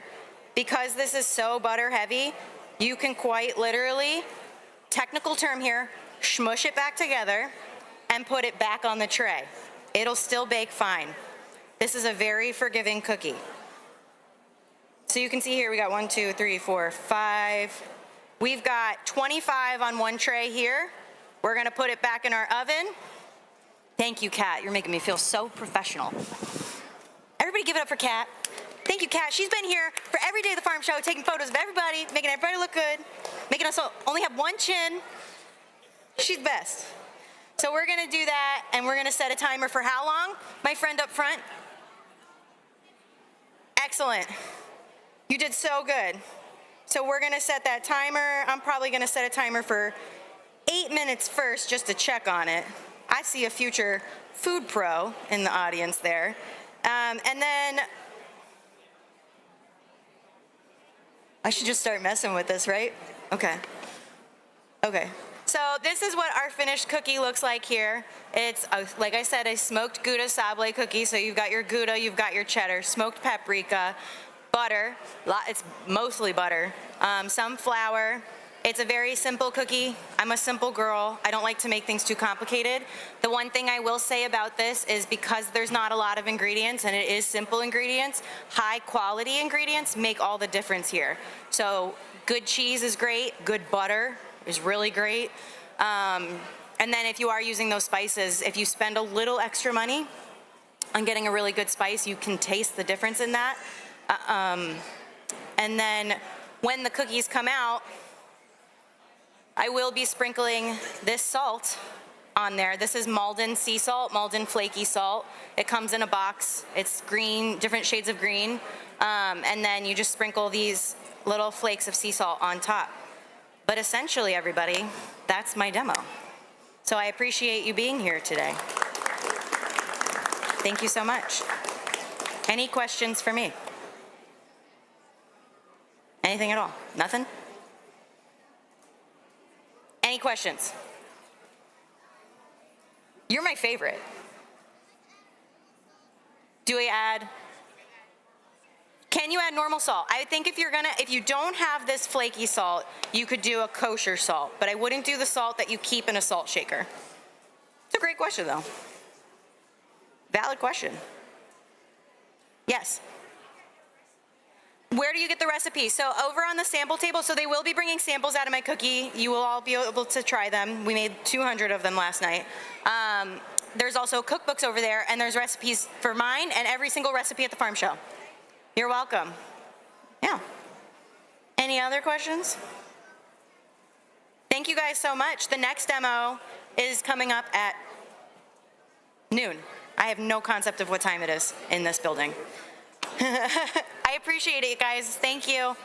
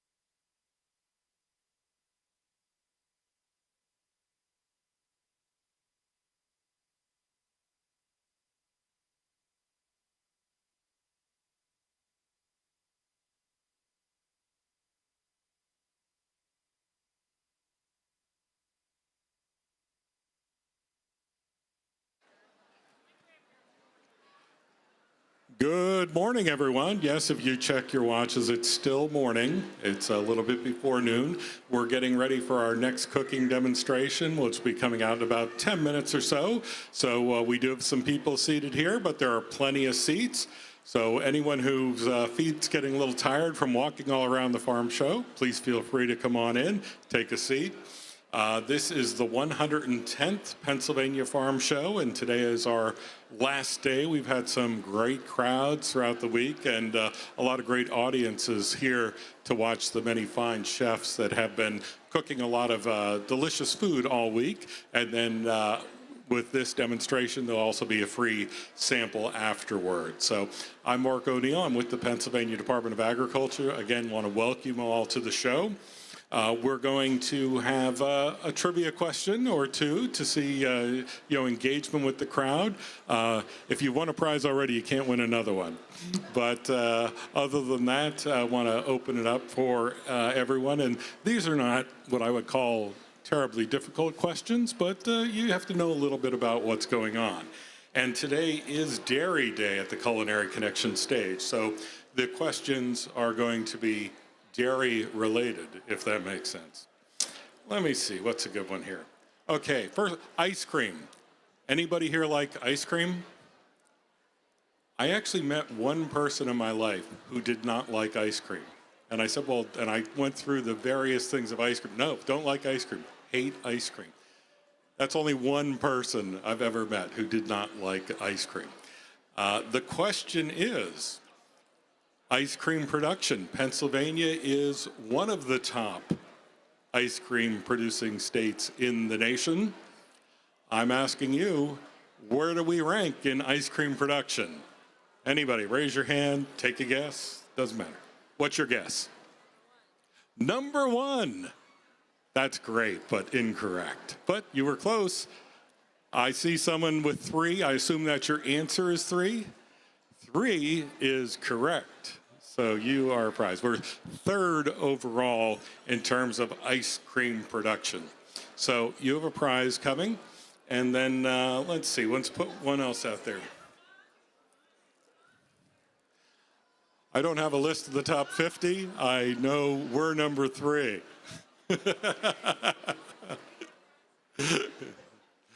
I think we actually take food away from you for asking that question. Are you from Vermont or? Okay. Vermont is number 1 in maple syrup, as you might suspect. California is number 1. All right. All right, the other question, another opportunity to win. Let's see. How about what sugar is naturally produced in milk? Over here. Lactose is correct, because you hear a lot of people who are lactose intolerant and they can't eat certain dairy products, but that is the natural sugar. So you're both correct. 2 prizes. I'll be out in a second with your prizes.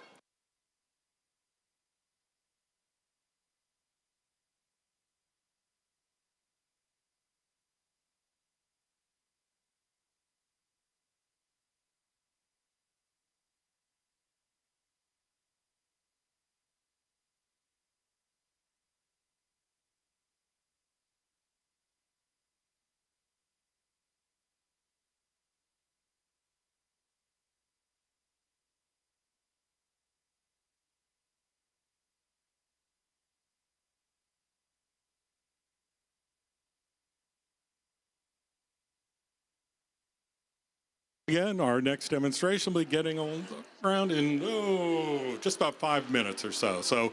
And again, anyone out there in the crowd, if you feel like you want to take a seat and watch a great cooking demonstration, plenty of seats are available here. Thank you.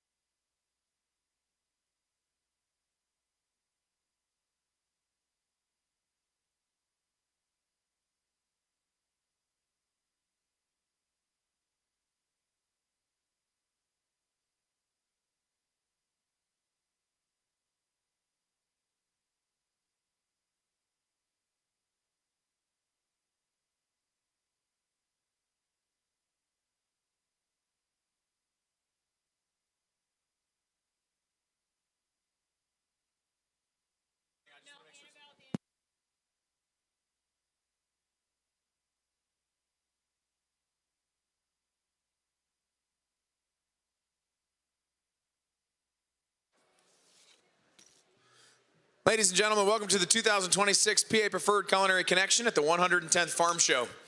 It's a special year as we celebrate the 250th anniversary of the start of our great nation, and most of the recipes this year have a special story or history that kind of reflects our nation's history as well as our nation's. And we've got a great story coming up here in the next demo we're going to do. Junior Baking Champions coming out on the stage. It's going to be a lot of fun. First thing we have to do is a little bit of housekeeping. We like to put our sponsors in the spotlight for a few minutes, tell everybody who provided us with all this great stuff. So PA Preferred is the official state brand for Pennsylvania agricultural products, established by law to help consumers easily identify products grown and produced in Pennsylvania. So when you go food shopping, we want you to look for the PA Preferred logo. The yellow check mark on that product means that it was made or grown in Pennsylvania. We want to thank our friends at Giant. Without them, none of this would be possible. They've provided us with a 53-foot trailer filled with food for this week, and we've been serving out of it all week. We're super grateful to have Giant as our food sponsor. The American Dairy Association has sponsored all of today's cooking demonstrations. So you're going to see dairy in any and all of the demonstrations that come up on the stage. You're also going to see dairy in the samples that you get to try over here to the side of the stage after the demonstrations are over. We can't do what we do without the talented chef instructors and students from the Culinary Careers Program. They're here in the back. They're going to be out on stage, down in the sample area. They're buzzing around all over the place, doing a great job, and we're grateful to have Culinary Careers Program as our school today. We'd also like to thank the folks from Thermador. Thanks to them, we have these incredible induction cooktops, the convection ovens, and the built-in refrigeration here in the back. Go to thermador.com to check out the latest lineup of state-of-the-art appliances for your home. We'd also like to give a thanks to Christiana Cabinetry for these awesome butcher block countertops. Back here, there's cabinets and drawers and shelves, all built in, all custom, has everything we need to cook. And Christiana Cabinetry is a family-run business located in Lancaster County. Go to christianacabinetry.com to see what they could build for you. Located just across the river in Camp Hill, the restaurant store has everything you could need for your kitchen and ours. Industrial quality kitchen equipment from walk-in refrigerators to spatulas. You can walk in and get a free membership, walk out cooking like a chef. Last but certainly not least, we want to thank our friends at the Pennsylvania Winery Association. Every demonstration and recipe you see here on this stage has been thoughtfully paired with a Pennsylvania-made wine. If you're interested in Pennsylvania wines, head in that direction. And on the other side of the Pennsylvania Hardwood exhibit is the wine booth. Go check them out. All right, so the next presentation here, it celebrates young talent, family support, and the joy of discovering a love for baking at an early age. Annabelle Martin is a 9-year-old baker from Russell, Pennsylvania, and a rising star in the junior baking world. She captured first place in the Pennsylvania Farm Show Junior Baking Contest with her sea salt caramel French macaron bars, standing out among more than 65 competitors and earning top honors with a ribbon and prize. Annabelle's creativity and skill reflect her love of baking and her connection to local ingredients. She will be joined on stage by her mom, Danielle Martin. So ladies and gentlemen, please put your hands together. Welcome to the stage, Annabelle and Danielle Martin. Thanks for being here. Your song. Hello, everybody. I'm Annabelle Martin. I'm 10 years old, and last year I won the PA Preferred Junior Baking Competition. This is my mom, my sous chef. She is going to be helping me make my cookies. My sister Adeline also won the PA Preferred Junior Baking Competition this year. I'm so proud of her. So I'm going to be making my salted caramel French macaron bars. So, has anybody here never tried a macaron before? For those of you who have not tried one, they are sandwich cookies that are crispy on the outside and kind of softer in the inside. They have buttercream and sometimes filling, but today we're going to be putting caramel filling in. So, one of the main parts of making a macaroon and making them so delicious is taking your time. You need to take your time because there are so many little intricate things that if you don't do, the whole cookie could become a mess. So, every time I move on to a new step, I want you to remind me to take my time. So let's try that. Let's practice. So, I'm going to be adding 4 egg whites into my mixer. Take your time. Yes. I don't know if they could hear it because of the speaker. Yeah. So I want you to remind me to take my time. That way I know to take my time every time I move on to a new step. So just yell it out. Just remind Annabelle, take your time. And then it'll remind you when you're at home, if you decide to make these, to take your time. Yes. So go ahead. Alrighty. So first, we are going to be taking 4 egg whites and putting them into our mixer. Thank you very much. That's perfect. So I'm going to add these to my mixer. And so you need to separate your egg yolk and your egg white. And usually I like to take a bowl that has all the separate ingredients in it. Like if I had a different one that I cracked the egg in, that way I don't get any egg yolks in it, because if you get even a little bit of egg yolks in it, it could ruin the whole thing and it'll make your meringue not whip. So we just added our 4 egg whites in, and now we are going to add our sugar. Now we will need a 1/2 cup of sugar. So we are going to add this to our bowl. Thank you. Okay. So now what we are going to do is we are going to mix our ingredients.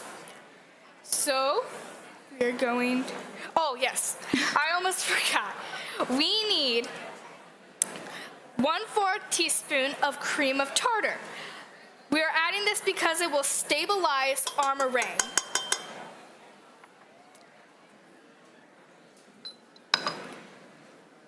So hang on, we have to lift this. Oh. This is a fancy one.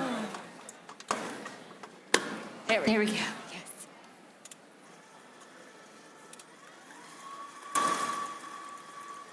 Right. Okay. As we let that whip up, we are going to sift our dry ingredients. So what we are going to do is we are going to take our sifter and we are going to put in 1.5 cup of almond flour. So we're just gonna pour this into our little sifter. Oops. We're just going to sift it like this. Now, why are we sifting it? We are sifting it to discard any large pieces. That way, when we are biting into our macaron, we won't get any of the chunky almond flour pieces in it. So, as I was getting prepared for coming on the show, we asked a few people on Facebook if they had any questions about baking. So one of them was, can you use regular flour for this? You absolutely can, but it will be a pancake. So you want to use almond flour.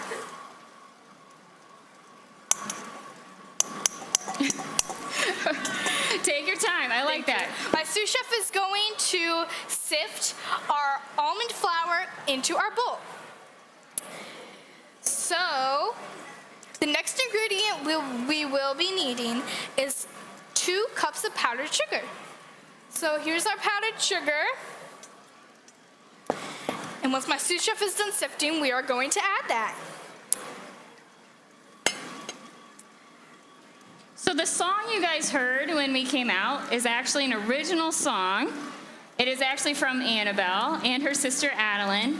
They have a band called the Daughters of Thunder. So that was just a little tidbit of their song. Yeah. So check them out on any major streaming platforms. And this does not want to sift. No. This is having trouble sifting. So at home, you can get one of those crank mixers, those crank sifters. Yes. Then that will really discard the large pieces. So, fun fact, did you know that before the 1930s, macarons were not sandwich cookies? They were just the tops of them. So, yeah. And the almond flour does give the macaron its unique texture. So we want to use that instead of regular flour. We're coming. Yeah. We're coming.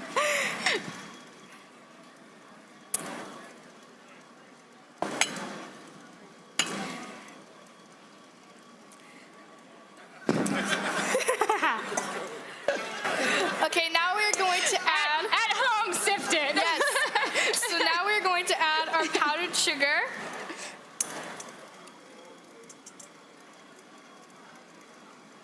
It's almost there. There you It's go. almost there. Yay! There we go.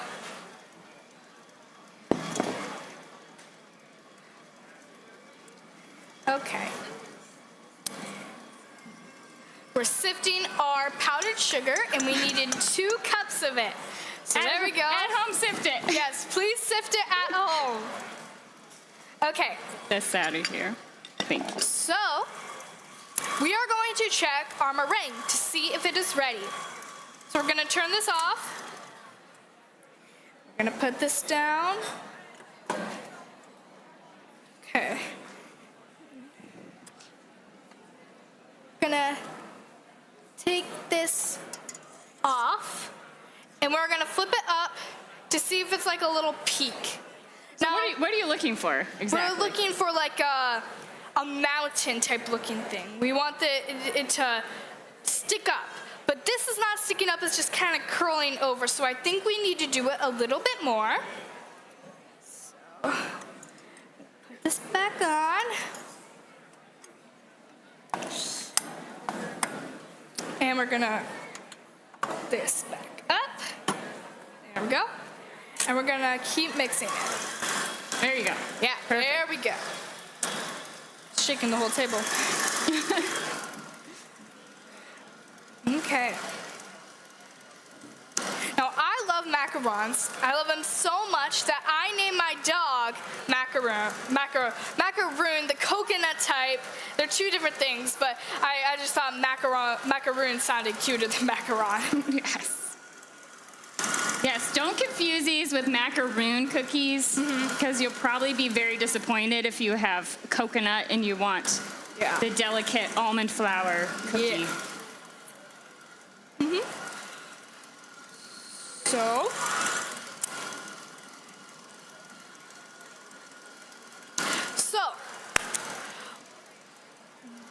do you know where French macarons came from?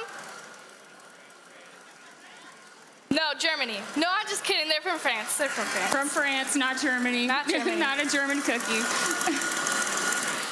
All right, we are going to check our meringue again. Shut this off. And we're gonna look at this.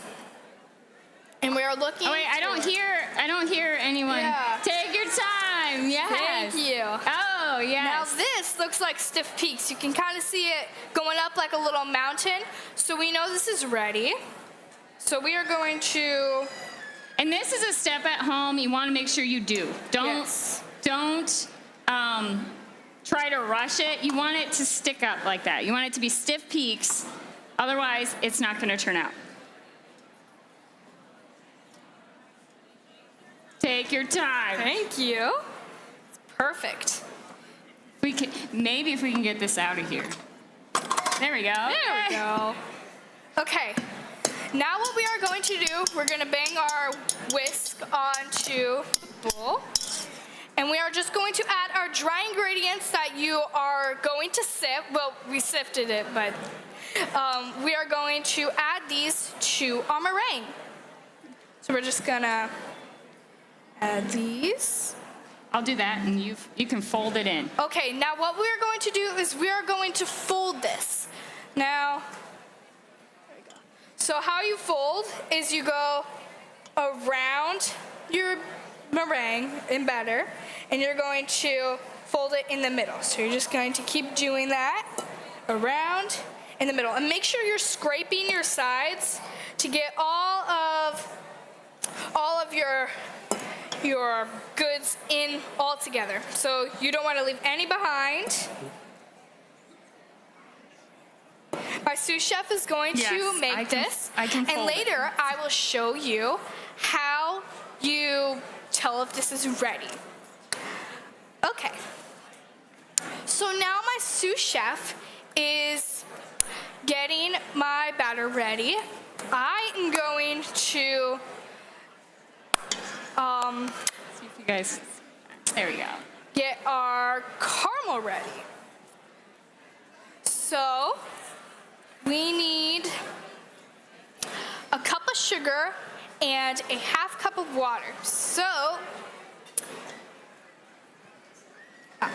here it is. And we're going to add it to our pan. So we're going to... Actually, let me turn this on. Oh, this is yes. very fancy. It is very fancy. It's a built-in stove. Oops. Okay, we are going to add our water in. And now we're going to add our sugar in, our 1 cup of sugar. Thank you. Yeah, taking my time to pour this in.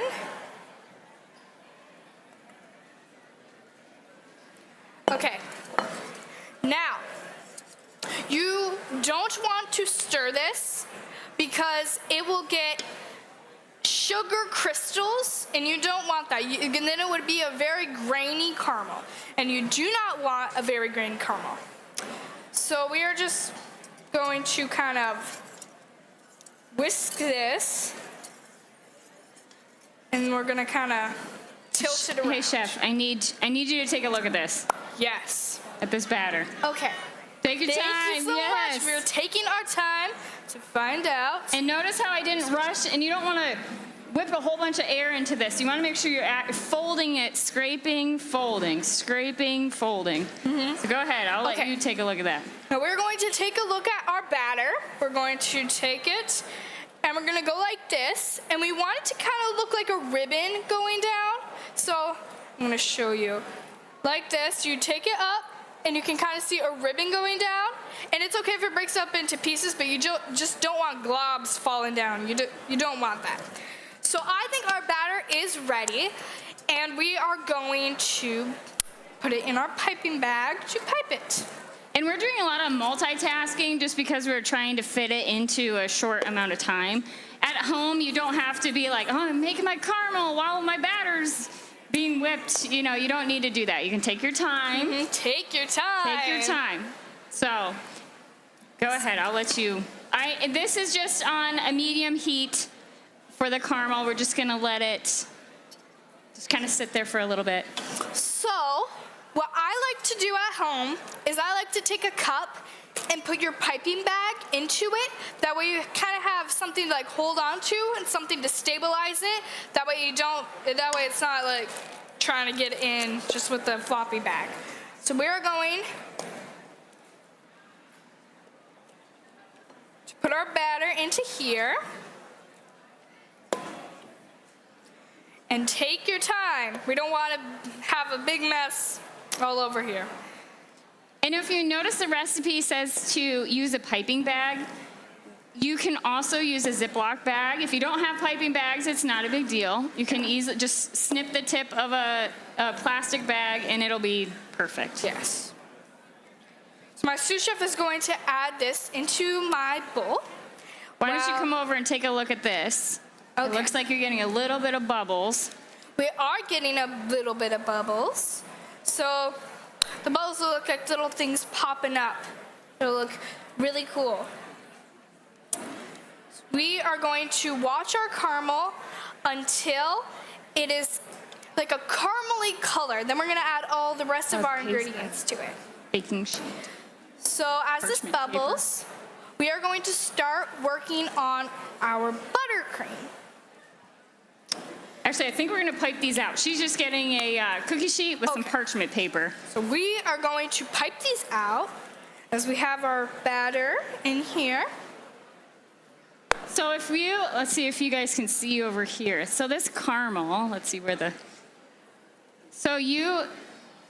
Annabelle explained before, but the reason you don't want to stir this is you don't want it to get crystallization around the outside. It'll make your caramel a little gritty. So that's why we're not stirring it, we're swirling. So we are just swirling our pot. with our sugar and our water. Yes. Okay. So what we are going to do is we're going to take our cookie sheet.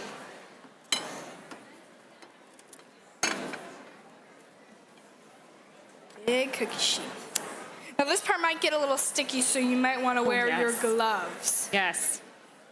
So I'm going to put my gloves on. I'm just gonna grab another glove in here. Sorry about that. Because this part can get a little sticky because the batter might leak out or the batter might get on your hands. So we want to have gloves.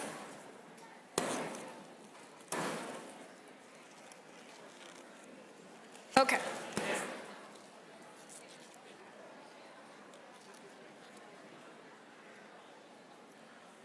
Now a trick I like to do is I like to flip this over. That way the macaroons will cook evenly and they won't like go over the lip of our cookie sheet. And I like to do the same with the parchment paper. I like to flip it over that way it won't curl up. That will cook evenly. All right. Wait, I haven't heard something in a long time. Yes, thank you. Yes, thank you very much. I'm going to take my time on this. What we're going to do is we're just going to pipe like about 2 inches. We're just going to pipe our macarons. And remember, we need to take our time on this because one of the main parts about these is not dragging your tip. So you need to not drag your tip. So Why don't we drag our tip? we don't drag our tip. That way our macaroons won't turn out like a splat, like a Splat. yeah. And we want them to be as neat as possible. Take your Thank time. you. We're taking our yes. time. Don't rush this step. Don't rush. So my sous chef is going to pipe out the rest of these. Oh boy. Yeah, it's a little runny. Okay, now our caramel is bubbling. And we're gonna wait for that to turn a caramel color as we get our buttercream ready. So, we are going to take... Actually, I'm gonna have you finish this off over here. All right, your tip. Alrighty, here's the... We are going to bang these. So just like this. Why are we banging them? We're banging them to get all the air bubbles out.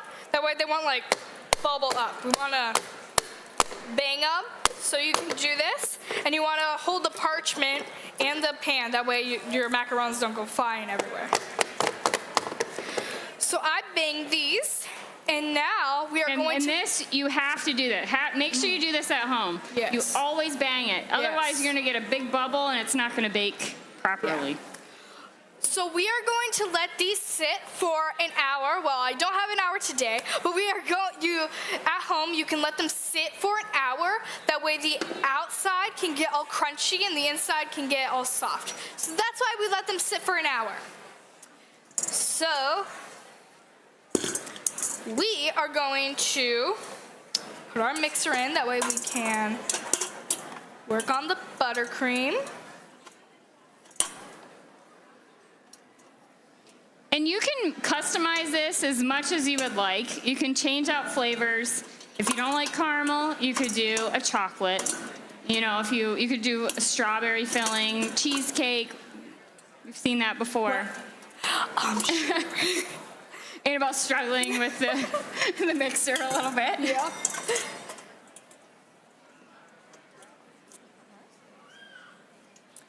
So we are going to get our ingredients ready. We are going to get our powdered sugar. Now, for our buttercream, we don't need any type of pattern for what ingredients you put in. You just put all the ingredients in. They're all going in. Thank you. So we are going to add in our powdered sugar. Take your time. Take your time. I wish we had like T-shirts that we could like throw into the audience. Take your time. Take your time. Okay, now we are going to have 2 cups of powdered sugar for our buttercream. We're going to add this in. Okay, there we go.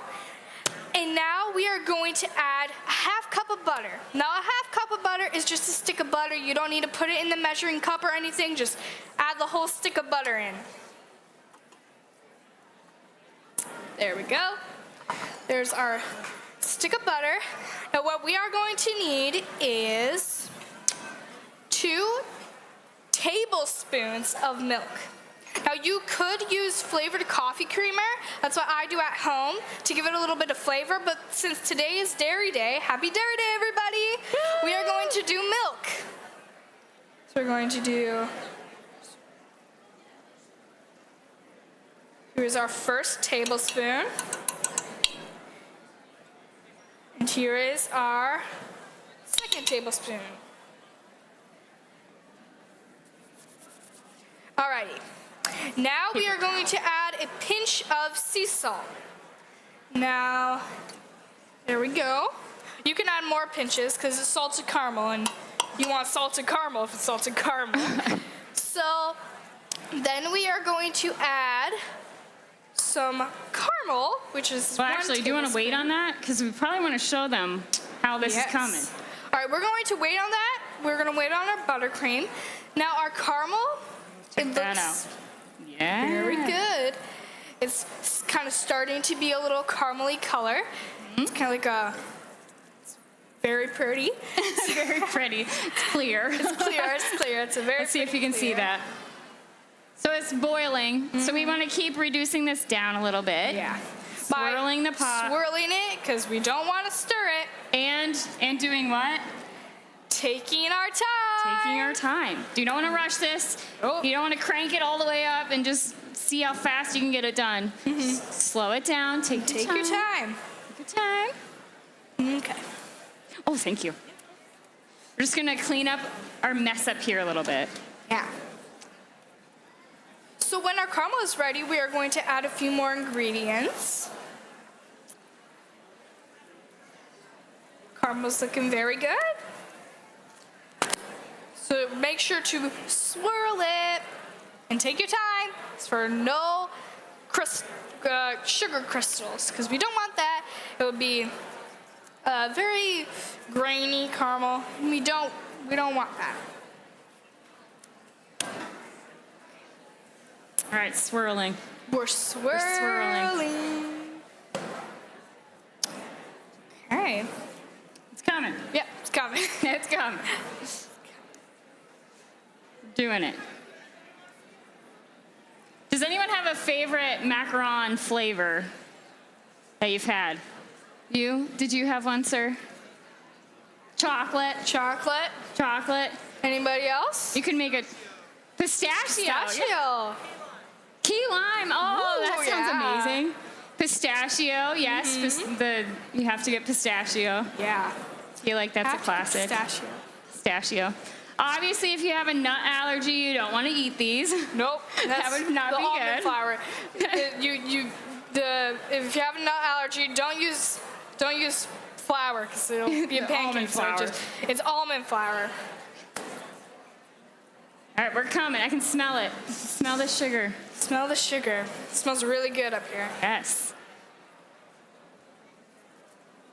So Annabelle's made these macarons many, many times. Oh, yes. Over and over again. We had a plethora of them in our kitchen and freezer. A good tip is that you can freeze these and they will stay in the freezer for a while.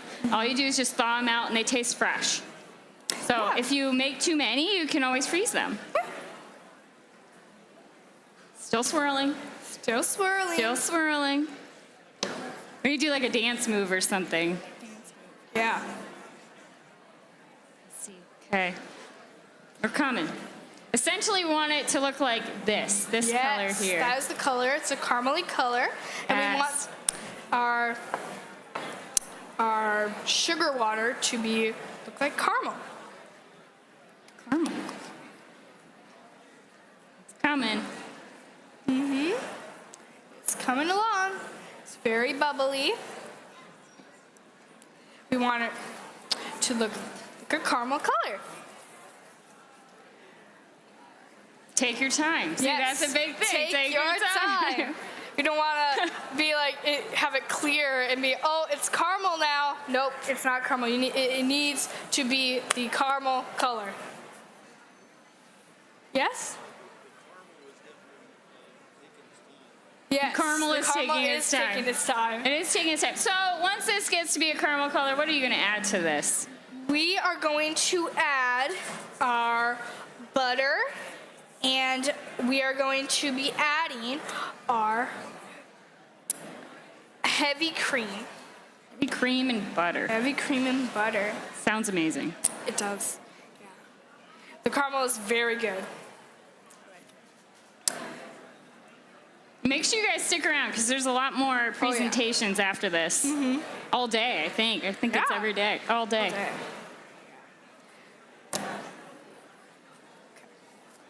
So, I'll add my caramel Go to the ahead. butter Yeah, cream. go ahead. Okay. This is taking its time. Okay, I'm going to. So this is already a pre-made caramel that is already for TV magic. Yes. It has already been made. Wonderful. So this is going to get added Yes. to the buttercream.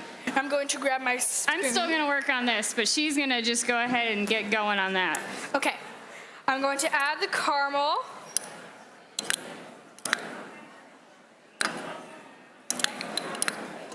I'm going to add that.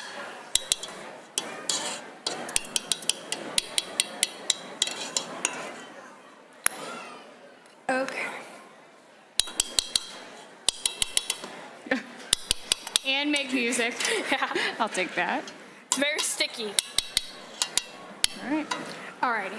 Now we are going to whip this. Now don't put it on full speed yet, because we need to make sure our powdered sugar is whipped in first. So We did have a few accidents in our kitchen with it flying everywhere. Here, hang on. there we go. Is that in there? I think it is. There you go. Yeah, there we go. And we need to take our time. Don't rush your buttercream. Everything needs to be mixed in. So we can watch our ingredients mix. Once the powdered sugar is kind of whipping in, you can turn it up a little bit. Yeah, don't do what I just did. Just, you gotta.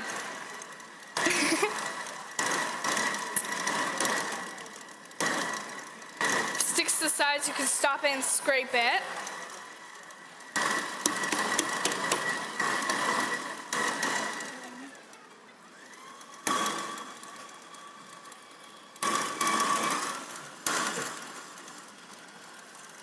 We're gonna stop and scrape the sides. Oh. Just gonna get the powdered sugar in there. Okay. Going to put Right there. that, and we're going to put this back up.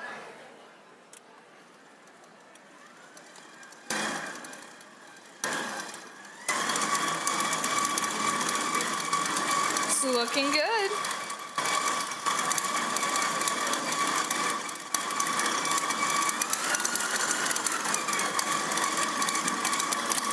I need to scrape the sides again because there's still powdered sugar that is not getting whipped in. So we're going to scrape that in. Gonna scrape the sides. Okay, I think that's probably scraped in.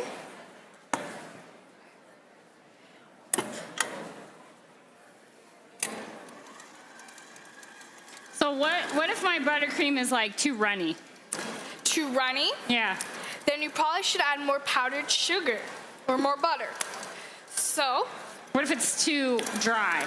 then you add more cream. Or cream? So And actually, I didn't. Can we get this camera over here on the caramel? I think it's. What are you thinking about? ooh, that's looking very caramely. I think it is a caramel color, like the color we put into our buttercream. So we are going to add the rest of our ingredients into our caramel. All right, so first we will need a half cup of heavy cream. And if you're a child doing this, make sure you have your parents help you, because if you get splashed with this, it really hurts. And we will also need a stick of butter that is cut up into cubes. So we cut it up into cubes and we are going to add that. So we removed it from the heat. So this is just on a cooled surface. And make sure you don't like drop it high up here into there, because then it'll splash everywhere and you don't want that. So kind of drop it in closer. Okay, there's the camera there. Keep going. So I'm whisking it while she's adding it in. Multitasking. Multitasking. Yay! It'll go by way faster. So we're adding the butter. It's melting already. It is. Hot It's caramel. super hot. Super hot caramel. Make sure you cut it up into cubes. See That if way we it'll go Yeah. by faster. So we're going to keep adding our butter. It's like a two-person job right here. It is, yeah.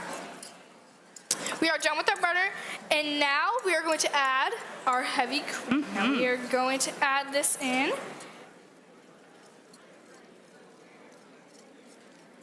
Right. All right. Okay. So we are also going to need Good. some sea salt. We're gonna add that. That way it'll get salted caramel. Okay. Because we do have to take our time. We do need to take our time. I haven't heard that in a while. Take your time. Thank Yeah, you. You gotta make up for it now. Take our time. Okay, so we added all of our ingredients into the caramel. It is looking very caramely. Looks great. It's looking This is like hot amazing. lava right now, though. It is, yeah. Do not touch it. So you should get an adult to help you. So we want this to cool. We want that to cool, and we already had our cooled caramel in here. So, but this is looking a little dry a little bit. So we might need to add more cream to our buttercream. It's looking a little dry. Let's see. Oh yeah, I think we need a little bit of milk. A little bit more Yes. cream. Okay, so we are going to add more cream to this. And you can keep taste testing your buttercream over and over again until it gets to the perfect buttercream. You want to make it as delicious as possible. Okay. So our caramel is looking very good. Right. Yeah. TV magic. TV magic. TV yeah, magic. It's TV great. magic. So what you would do is these need to sit for at least an hour. And how long do you bake them for? We bake them for 9 minutes and 45 seconds. This has been a very finicky process of trying Yes. to figure out the exact temperature and the exact amount for our oven. Your oven might be a little bit different. But what, I guess, do you want to tell them what they're looking for before they bake them? Yes. To see if they're ready. So, when you have these and you wonder if they're done or ready to put in the oven, you want to kind of tap the tops of them to see if they're kind of like hard and it doesn't get all over your fingers. So, I'm not going to touch them because they're still pretty shiny and they haven't sat an hour yet.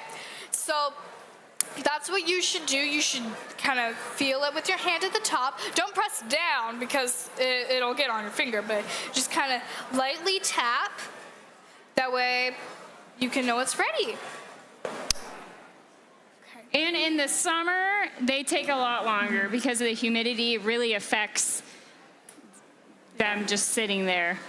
Yes. So don't skip that step. That's another step. Don't skip that. You have to make sure there's a shell on top. Yes. So we have our cream and we are going to add it a little bit to our buttercream, just like a little splash. And we're going to keep going. So we're going to put this up. We're going to add.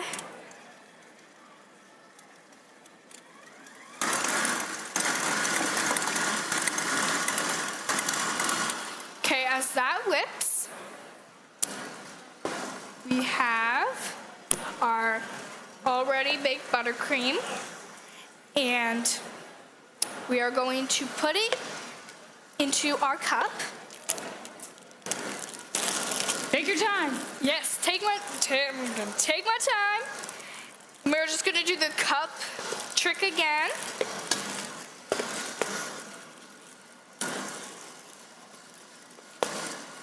I'm going to use my buttercream spatula.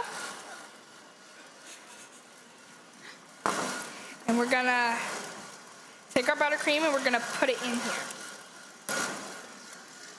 Now when you're putting this into your bag, you don't need to have all of the buttercream in it. You just need to have about to the top. So we're just going to add our buttercream. And you don't want to make this overflow because then it'll get all over your hands and it'll be sticky, very sticky. Now we have our all done macaroons right here. And this caramel will thicken up. It looks a little runny right now, but as it cools, it does thicken up and it gets to be a nice consistency that you can spoon onto your macarons. So what we are going to do is we are going to pipe our buttercream onto our macarons. So we want to pipe them in a circle around. That way we have more room for our caramel. So we are going to, okay, there we go. We're going to pipe a circle around our little macaron, and we're gonna do that to all of them.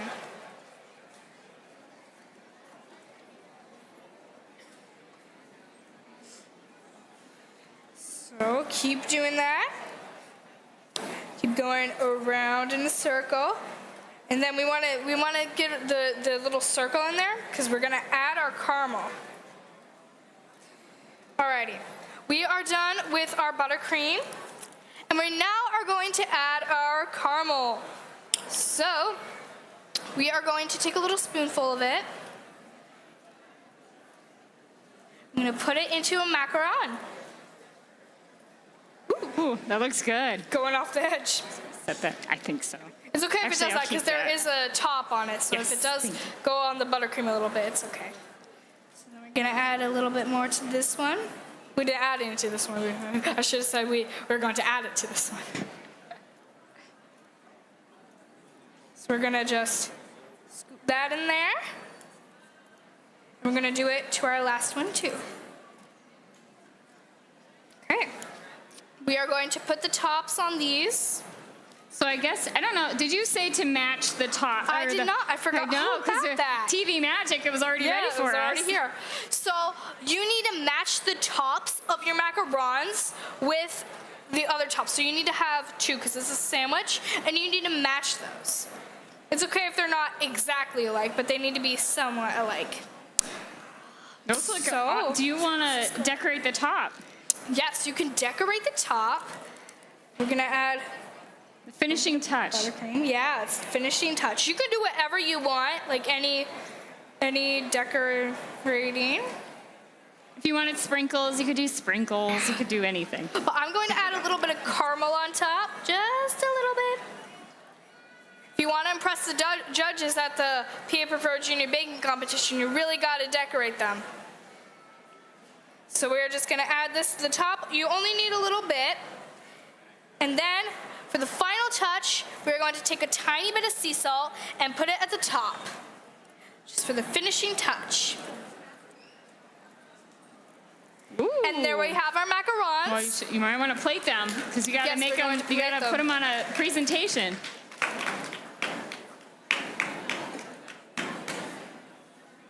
The buttercream's falling out of this one. A little slippery. And there we go. Oh, that looks amazing. Amazing. So hopefully you guys learned something today. Yes. And hopefully you remember Take your time. Take your time. So if you're baking these at home, just remembering, take your time. Don't rush these. Don't rush them. So make sure you stick around because there's a lot of other fun recipes and everything. And we have free samples here.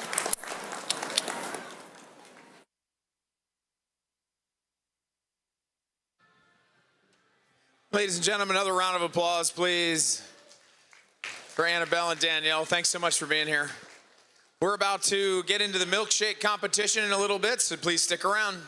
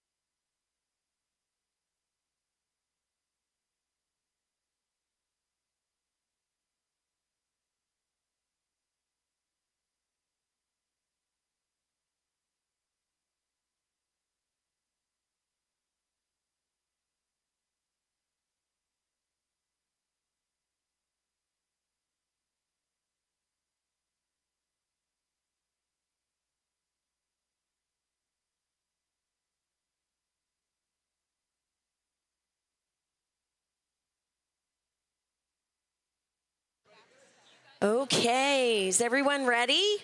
Welcome to the Culinary Connection here at the 2026 Pennsylvania Farm Show.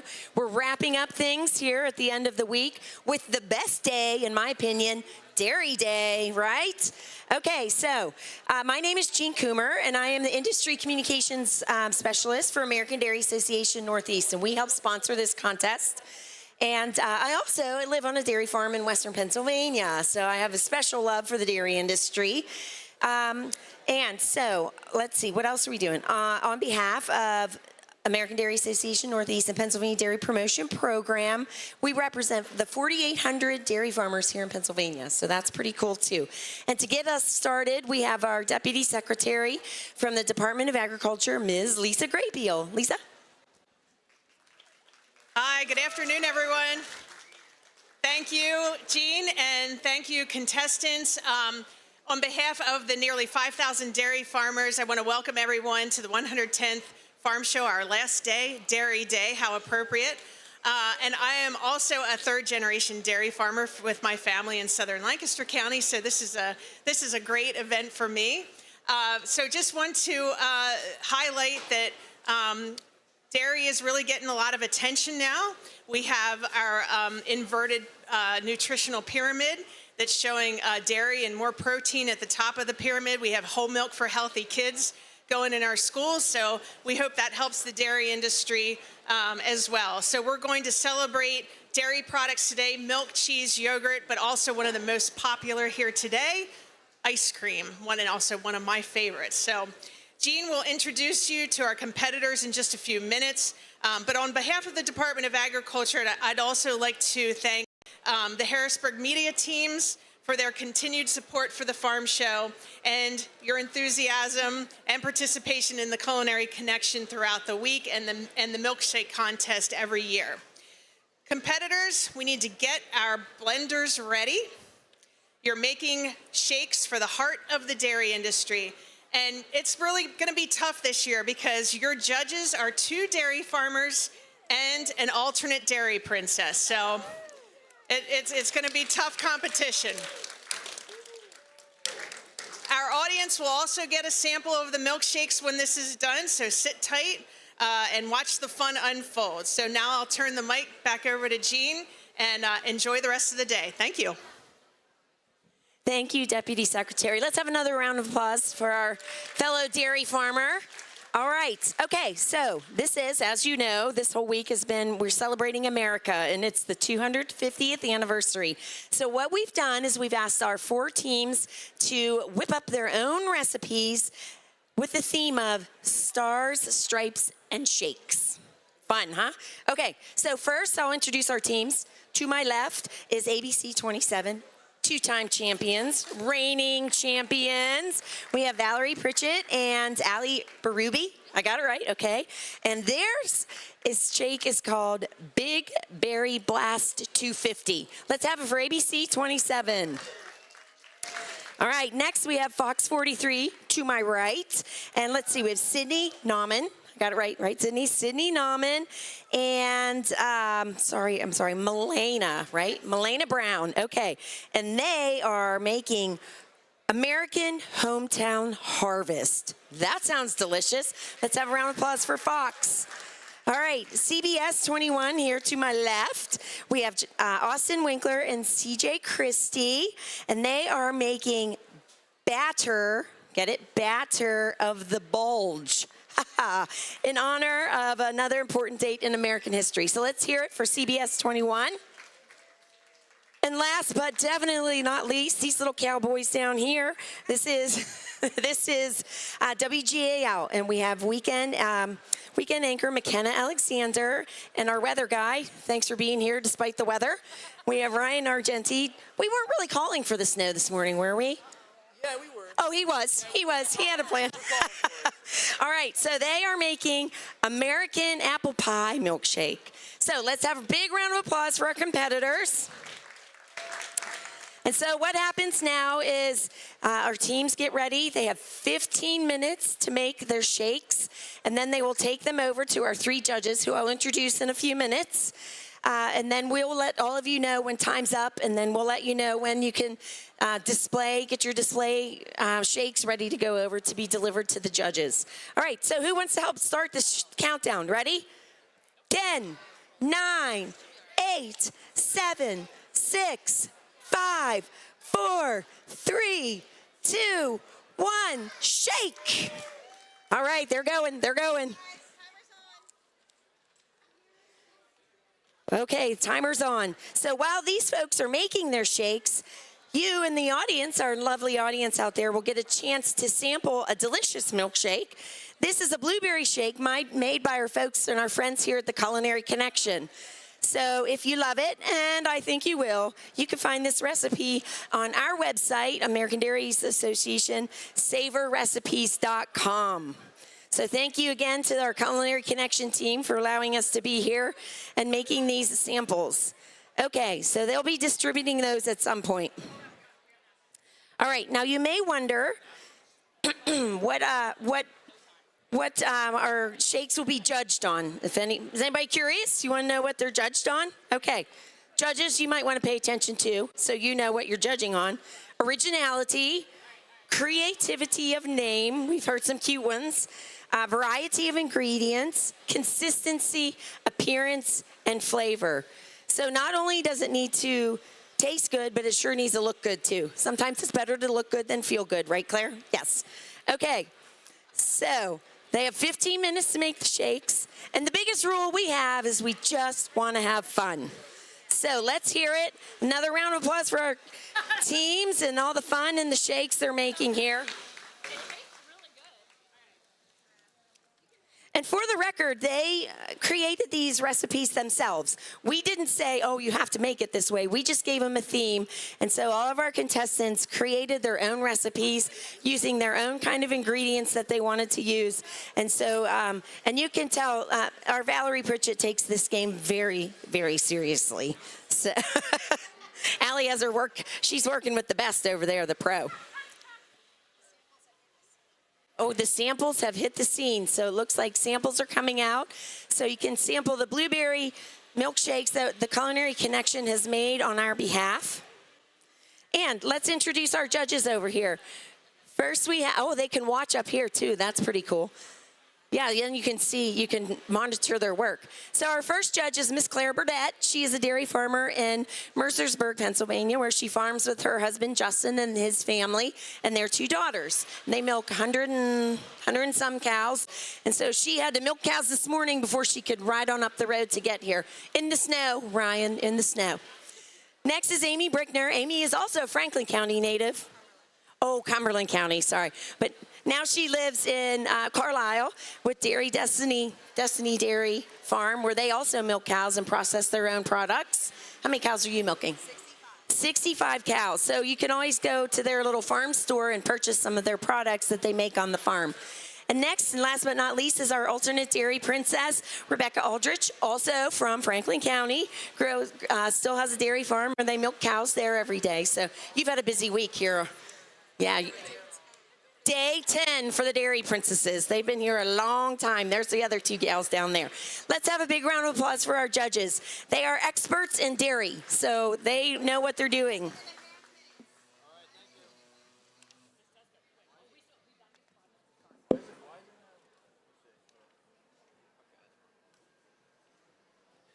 All right, let's take a little gander and see what's happening around here. Oh, Allie has really cool shoes on, which you can't see from up there, but they are. All right, looks like we're using whole milk, of course. As you know, that's going to be able to be an option back in schools, which we're very excited about. What's that? Is that bacon? Ah, we have bacon. That's a whole different ball game over here. Okay, look. Oh, they even have a little waffle iron. Check that thing out. That's cool. Oh, the batter for the bulge. There's the batter. Nice, nice. Look at that. That's so cute. Oh, very exciting. Okay. Oh, you have bacon too? Maple glazed bacon. Maple. And homemade apple pies with a cinnamon roll crust. Oh my gosh. So maple glazed bacon. Homemade apple pies for the crust. With a cinnamon roll crust. Yum, yum, yum. And Milena, you made these? Oh. So Milena made the bacon, Sydney made the apple pie with the cinnamon roll crust. Look at those. Yum. Yum, yum. All right, we got batter, we got waffles. Let's see what Val's secret recipe's got over here. Fruity, looks fruity. We got some berry. Oh, what flavor? Oh, she has black raspberry ice cream. Yum. Looks like we have Turkey Hill products. Oh, that looks delicious. All kinds of different syrups to get that red, white, and blue color. Oh, are we having trouble? There it goes. Okay. Now, what do we got? What's that? Oh, we're sprinkling a little cinnamon in there. Apple pie. Woo! Got some nutmeg. Got a little aggressive with the nutmeg, but that's okay. It's in there. That's how we. All right. All aggressive way all the way around. All right, that looks really good, gang. Really good. I know we need some music. I am not going to sing, though. You don't want to hear that.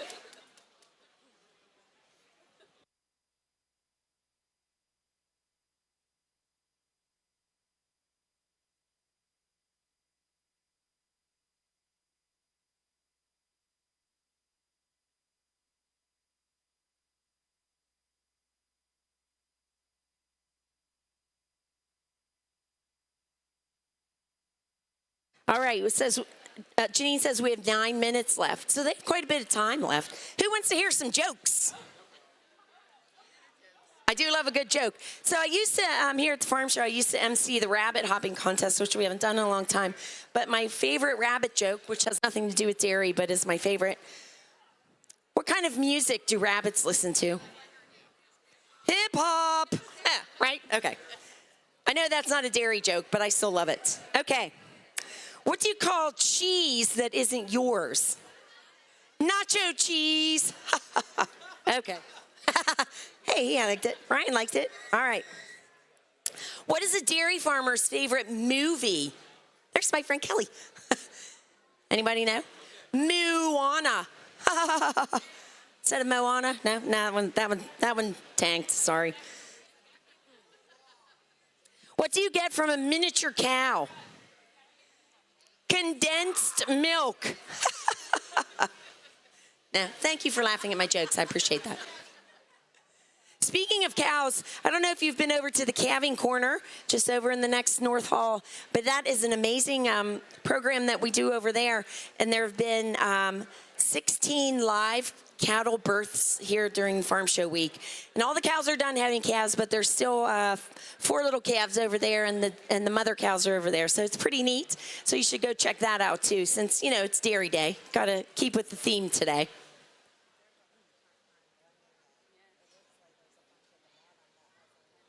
All right, here's another joke. What do you call cheese that is sad? Blue cheese. No? Are you laughing? Thanks for laughing again. Okay. Oh, we need power. We need power. Brielle. We're out of power.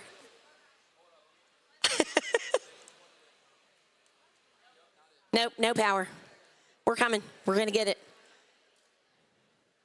Oh, look how smart. She's like, hey, we'll mix it by hand. You know, you didn't have a blender back in the old days, and they still made milkshakes, so I appreciate your moxie here.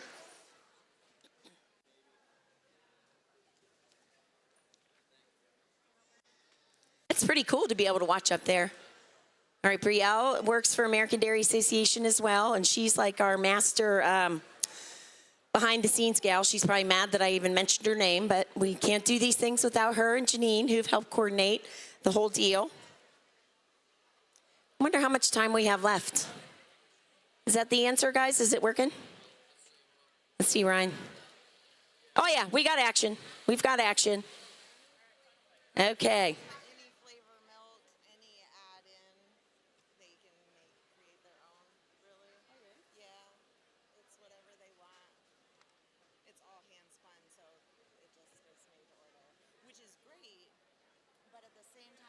How much time do we have, Janine? 5 minutes and 41 seconds we have. 5 minutes and 41 seconds. Final blend, final blend. Oh yeah, you need more napkins? Here, I'll give you some paper towels. I have some right here. Not sure whose they are, but all hands on deck. Does anybody else want to hear a joke? Cow joke? This guy, he likes my jokes. Thanks, buddy. What do you call a cow that has just given birth? Decaffeinated. Thank you, Claire. Thank you for laughing at my jokes. Why was the cheese mad? Why did the cheese get mad? Because everybody was grating on his nerves. The cornier, the better. The cornier, the better. Let's see. What's a cow called in an earthquake? Milkshake. Okay. All right, I'll stop with the jokes. 4 minutes and 23 seconds. There's music? Do we have music? Oh, who wants to kick out the jams?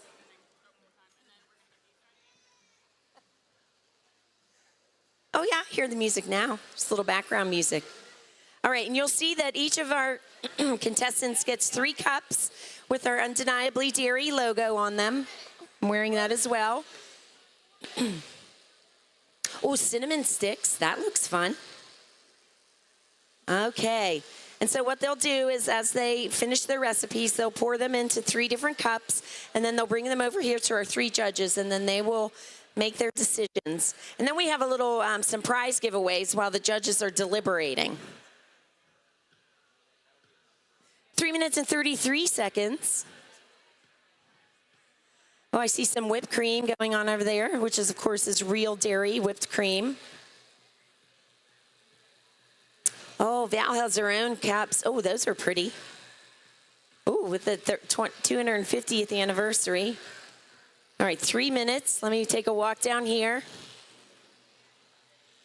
Oh, look at who made those? Did you make those? Sydney made those? Oh my gosh, look at this dandy. Holy cats. Wow. Heart attack in a glass. That's what we like. Yum, yum, yum. Oh, look at the maple bacon on top there. Oh, these guys have fresh fruit. Yum. Fresh fruit. Oh, that looks beautiful. Oh, they have heavy whipping cream, also a real dairy product. We love those. Okay, look. Fox 43. 2.5 minutes. They're done. We're going to make everybody go at the same time, so. Okay. Theirs is a magnificent. Okay, 2 minutes, folks. 2 minutes. Tick tock, tick tock. All right, we can see WJL is doing a final pour here. Beautiful. Thanks to our Culinary Connection photographers here.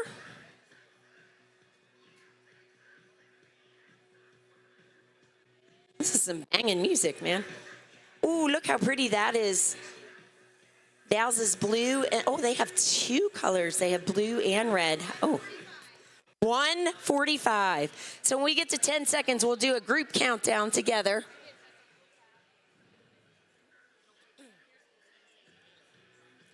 Little whipped cream. These people are no joke. Let's have another round of applause to keep them going, keeping them psyched. Ooh, a little sprinkle, very nice.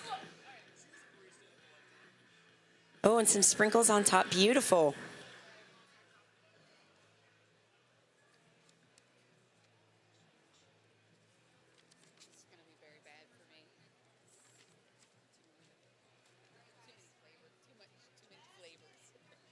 Last minute, my friends, last minute. When we get to 10 seconds, we'll all do a countdown together for our friends here. Okay. All right. Somebody psyched over there. Okay. Oh my gosh, there's cookies and oh my. Seriously, they did not take this like for granted or take it lightly, did they? Look at these beautiful creations. We have graham crackers. Yum. Okay, 20 seconds.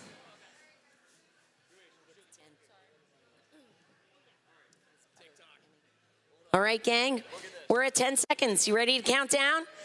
10, 9, 8, 7, 6, 5, 4, 3, 2, 1. Stop. Yeah, let's applaud. Great. Woo, woo, woo. Okay, so next step is we're going to invite our each team to bring over their beautiful concoctions so that our judges. So first we have our gals from Fox 43. We have Sydney Nauman and Melena Brown. So come on over. Oh, wait. Picture first. Sorry, picture first. Fox 43. They have score sheets all ready to go here.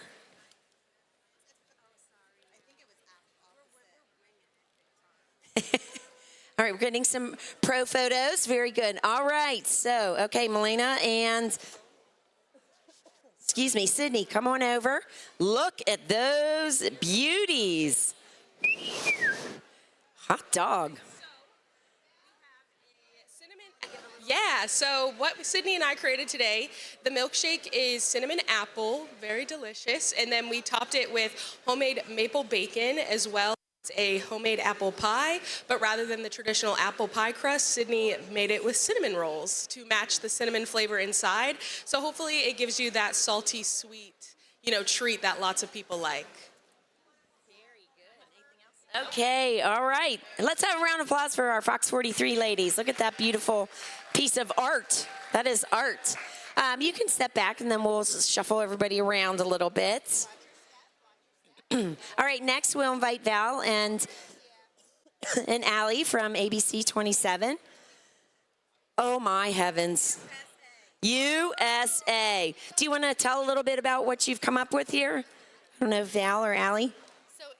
A berry blast, different types. We've got strawberry, raspberry, blueberry, all represented. And then, of course, what's more American than a sugar cookie in red, white, and blue icing? Anything to add? No, we just wanted to make sure we had the America 250 theme in and Pennsylvania helping out in the 250 as well. Okay, folks, have a round of applause for our gals from ABC 27, Val and Allie. They're beautiful. Oh, look at those. Did you make the cookies too? I did. Oh my gosh, wow. Oh, Allie, they're beautiful. They look, I'll be eating one of those myself on the ride home. All right, who's next? Okay, WGAL.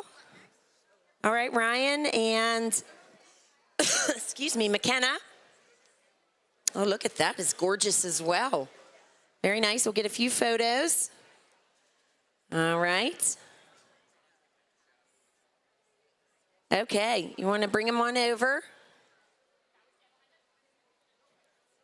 Get a photo. All right, awesome. Okay, so we'll bring theirs over. Ryan and McKenna, and we'll give you the mic and you can explain what we've got here. Okay.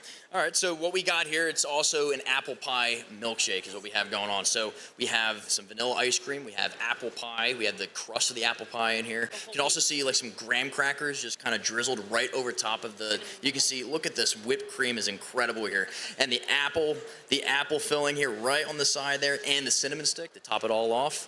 This is the WGAL specialty right here. You're going to love this one. America's Apple Pie. That is the name of this milkshake. Thank you very much.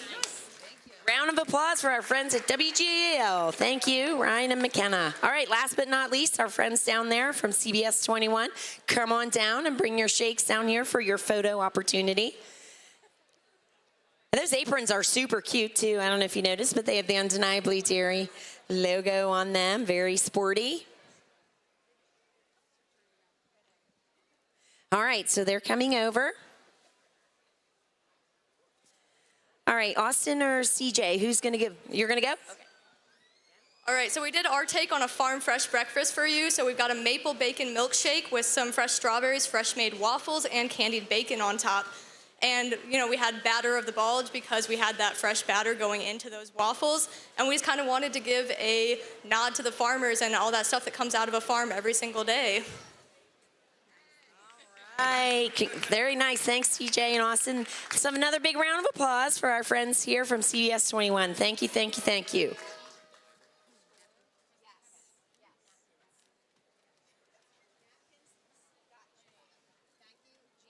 All right. Now, we won't make everybody stare at our judges while they're eating, unless you want us to. Rebecca's co-dairy princess said they're going to stare at her the whole time to make her uncomfortable.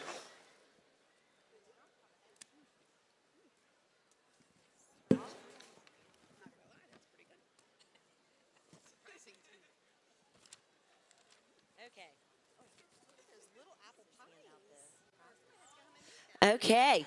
Well, hey, while you're standing here, girls, we're going to put you to work. We're going to do some quizzes, and we have some prizes, which, okay, no, that's fine. Well, good, you can hold on to them, because you're going to give them out. All right, first question. Which vitamin is naturally found in milk that helps with vision and skin health? This little gal here in the green shirt, she was fast. Vitamin C. Unfortunately, it's not C. Let's have another vitamin. Nope. Vitamin D is good too, but that's not the one that helps with eyesight and skin health. Who said A? Oh, somebody? Did you say A? A, yes! All right, give that maple cotton candy girl one of those prizes. Isn't the maple cotton candy to die for? Oh, love it. All right, we have another question. Now, this is a very timely question because everybody's talking about what now in their food? Protein, correct? All right, so how many grams of protein do you think is in an 8-ounce glass of milk? A little less, a little less, a little less, a little more. 8, yes. All right, lady in the red, yes, exactly. And as we know, milk is a great source of protein, making it a smart and simple choice to help fuel your day. So, okay. Our last giveaway question today. Oh, well, we have some extra, yeah. Okay. Well, I might have to create some questions. Yeah. All right. What popular ice cream flavor was invented first? Vanilla, chocolate, or strawberry? Chocolate. This guy in the orange right here.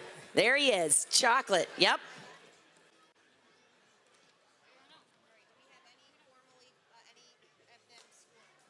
How are we doing over here, judges?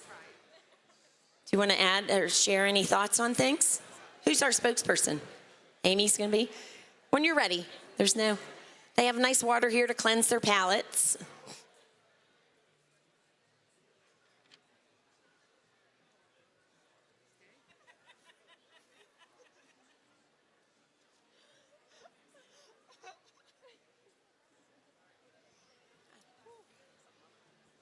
Okay, since we have a couple more prizes, we'll have some more questions.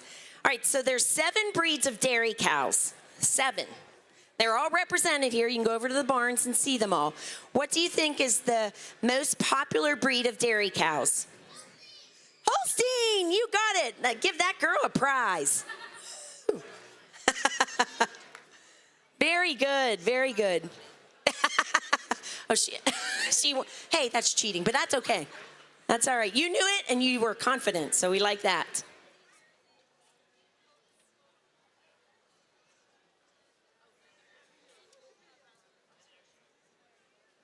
Who's all had a milkshake from the Dairymen's Association this week? Yeah? More than one? 3? Did you try all the flavors? Because they have 3 flavors this year.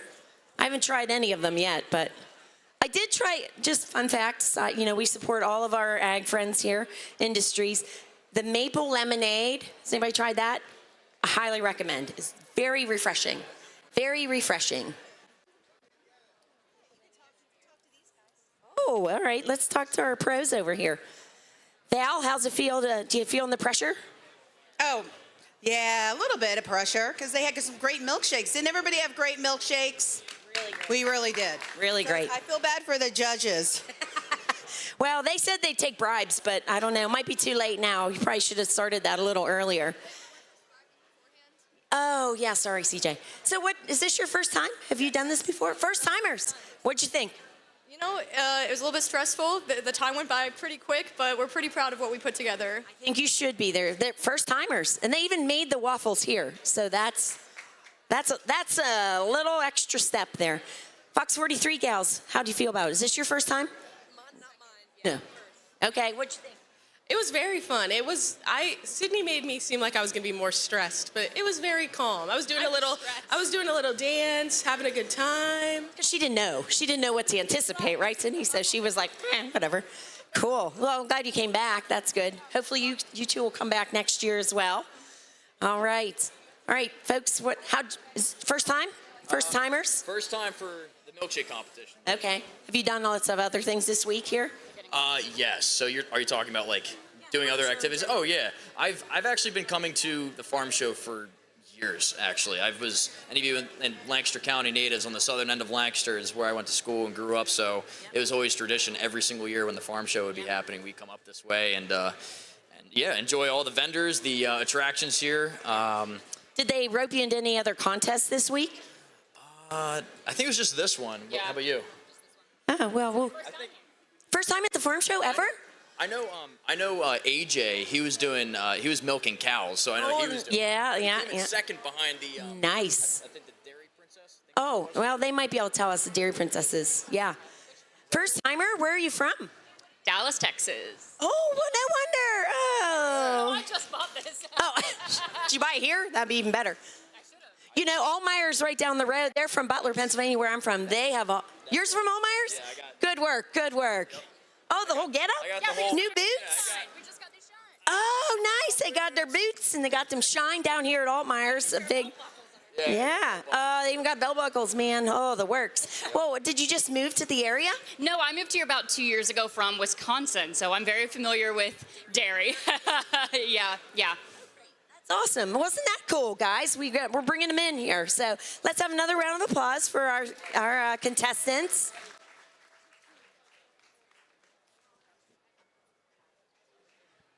Okay, we're tallying the score sheets. Ooh. All our judges, they all had a little milkshake or a little water to cleanse their palates. How have you girls been? Having a good week? Oh yeah, all the time. It's farm show weeks. Best week on earth. Oh, the best week on earth. Boy, I like how you're still smiling on Saturday afternoon of farm show. Those of us who have been in the trenches here know it's a little hard to do that by Saturday, but thanks. What's been a highlight? I don't know, there's so much. I definitely say the celebrity milking contest yesterday was really awesome to participate in and to watch. Who won? Her team actually, do you remember? I don't know who exactly. Who was on your team, Jocelyn? We had a lot of different representatives.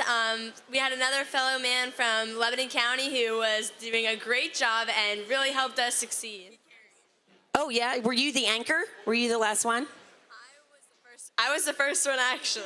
So did you get filled up to make up for the slack of the other people that have never milked before? Not quite, somewhere in the middle. Oh, look, she's so nice. I would have been like, heck yeah, I got them started. Heck yeah. Was it, what were the prizes? Any good prizes? We got a super cool ribbon and fun memories that we can take home. Boy, she's really good. She knows to say all the right things, right? And they've been mocking their fellow Dairy Princess up here at the same time, so. Looks like, so how's it looking?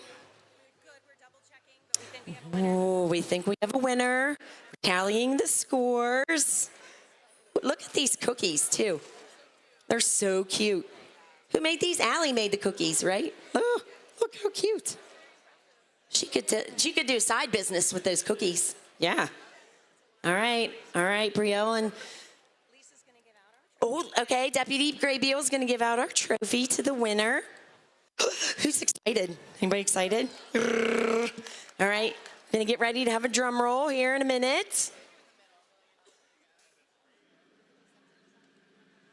Oh, a real drum roll. Okay, who's ready? One more big round of applause. Fox 43, Sydney and Milena. Woohoo! Oh, look how happy they are. Totally great. Ooh, awesome. Congrats. Congratulations. Congratulations. All right, folks, thanks for playing along today and enjoying our time. Thanks again to all of our contestants from GEL and ABC 27 and CBS 21, and to our gals. Congratulations to our Fox 43 ladies. Congratulations. And that concludes our milkshake contest. Thank you, everybody. We'll see you again here next year.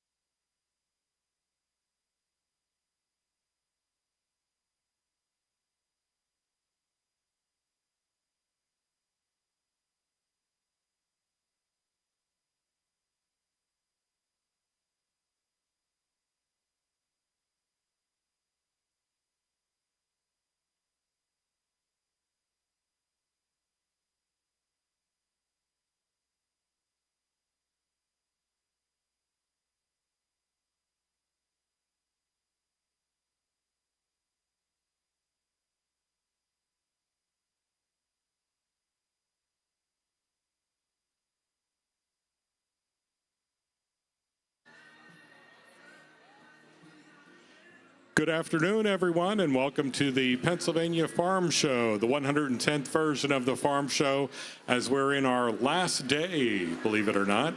We're going to have a cooking demonstration coming up in about 10 minutes or so. So if you want to, feel free to come on over and take a seat, and there's plenty of seats available.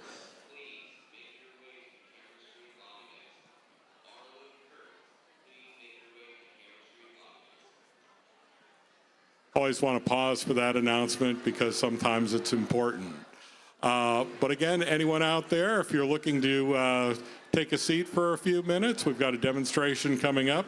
Today is Dairy Day here at the Culinary Connection stage, and we've had some demonstrations as well as some competitions, as some of you may have seen the big milkshake competition, which just closed a couple of minutes ago. Wanted to let you know that we do have a trivia question. I know they had some trivia questions as well. So I have to look down on my long list to see what's available. A question that has not been asked thus far today. Feel free to raise your hand, reach out, yell, whatever. But this one has not been asked today. So here's the question. What is the process of heating milk to destroy harmful pathogens? You're first. What is that? Pasteurization with the P, and that is correct. So you do win a prize. And let's see, maybe we can do one more here that we haven't done before. Well, we may have trouble finding another one. Okay, how about, we make a lot of ice cream here. We asked this question before. How do we rank nationally in terms of milk productions? And that was third. So some of you may have heard that one before. But that's not the question. We already asked that one. So we're going to ask a similar type question. How about butter production? Where do we rank in butter production? Anybody? Peace, 2. You are absolutely correct, and you were definitely the first one up.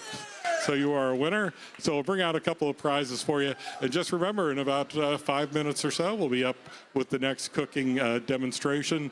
And we certainly have had some great food today, and that is one where, once again, you will be able to sample at the end right down there.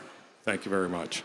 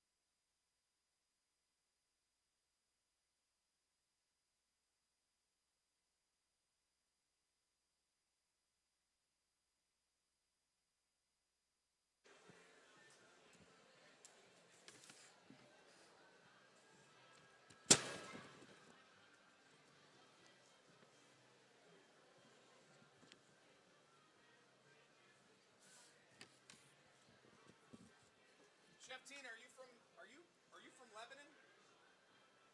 Well, I was born in Lebanon. Born and raised in Lebanon, Pennsylvania. She grew up in a Pennsylvania Dutch family. Yeah. Chef Arndt, right? Yeah. Okay. Aren't you glad we're friends now? You know what my last name is? What? Wewer. Weaver? Yeah. So Wewer, which is also. Are you German? Yes. Yeah. Aren't you glad we were together? Oh my God. I love you. Ladies and gentlemen, welcome to the 2026 PA Preferred Culinary Connection at the 110th Farm Show. It's a special year as we celebrate the 250th anniversary of the start of our great nation. Most of the recipes this year have a special story that reflect our chef's history as well as our nation's. And we're going to get to this food shortly, but we'd like to put our sponsors in the spotlight for just a minute. PA Preferred is the official state brand for PA agricultural products established by law to help consumers easily identify products grown and produced in Pennsylvania. So when you shop for food, look for the PA Preferred logo. That yellow check mark means that the product you're buying was made or grown in Pennsylvania. We want to thank our friends at Giant. Without them, none of this would be possible. They've provided us a full 53-foot trailer filled with food that we've been serving all week. Thank you to Giant. The American Dairy Association has sponsored all of today's cooking demonstrations. Dairy is going to be the main ingredient in all the recipes you see demonstrated on the stage, as well as in the samples you get to try. We can't do what we do without the talented chef instructors and students from the Culinary Careers program. They're in the back running around, they come out and serve the samples, and they're about to come out on stage to do this demo. Thank you to Culinary Careers program.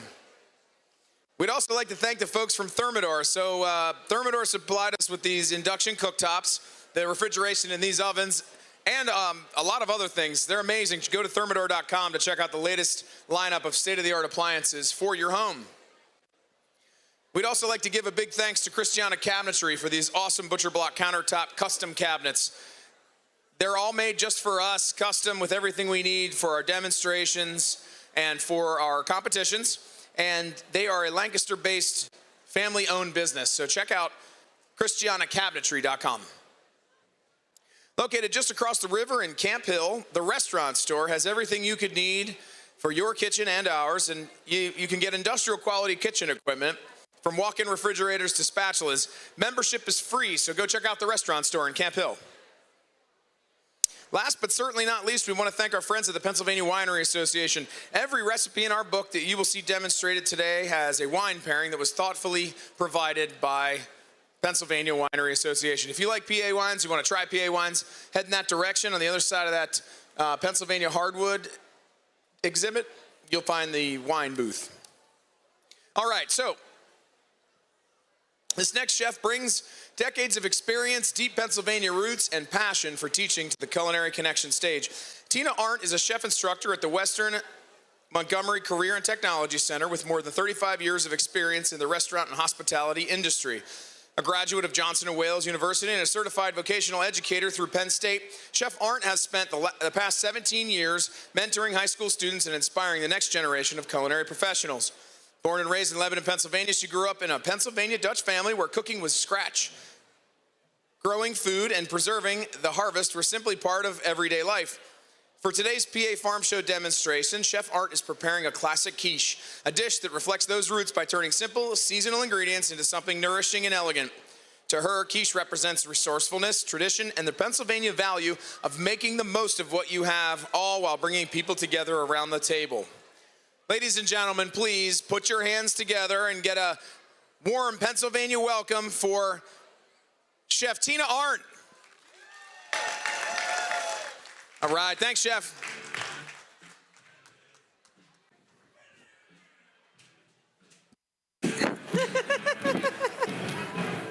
We actually requested that song. I'm not going to lie to you. Hello, everybody. I'm Chef Tina Arndt.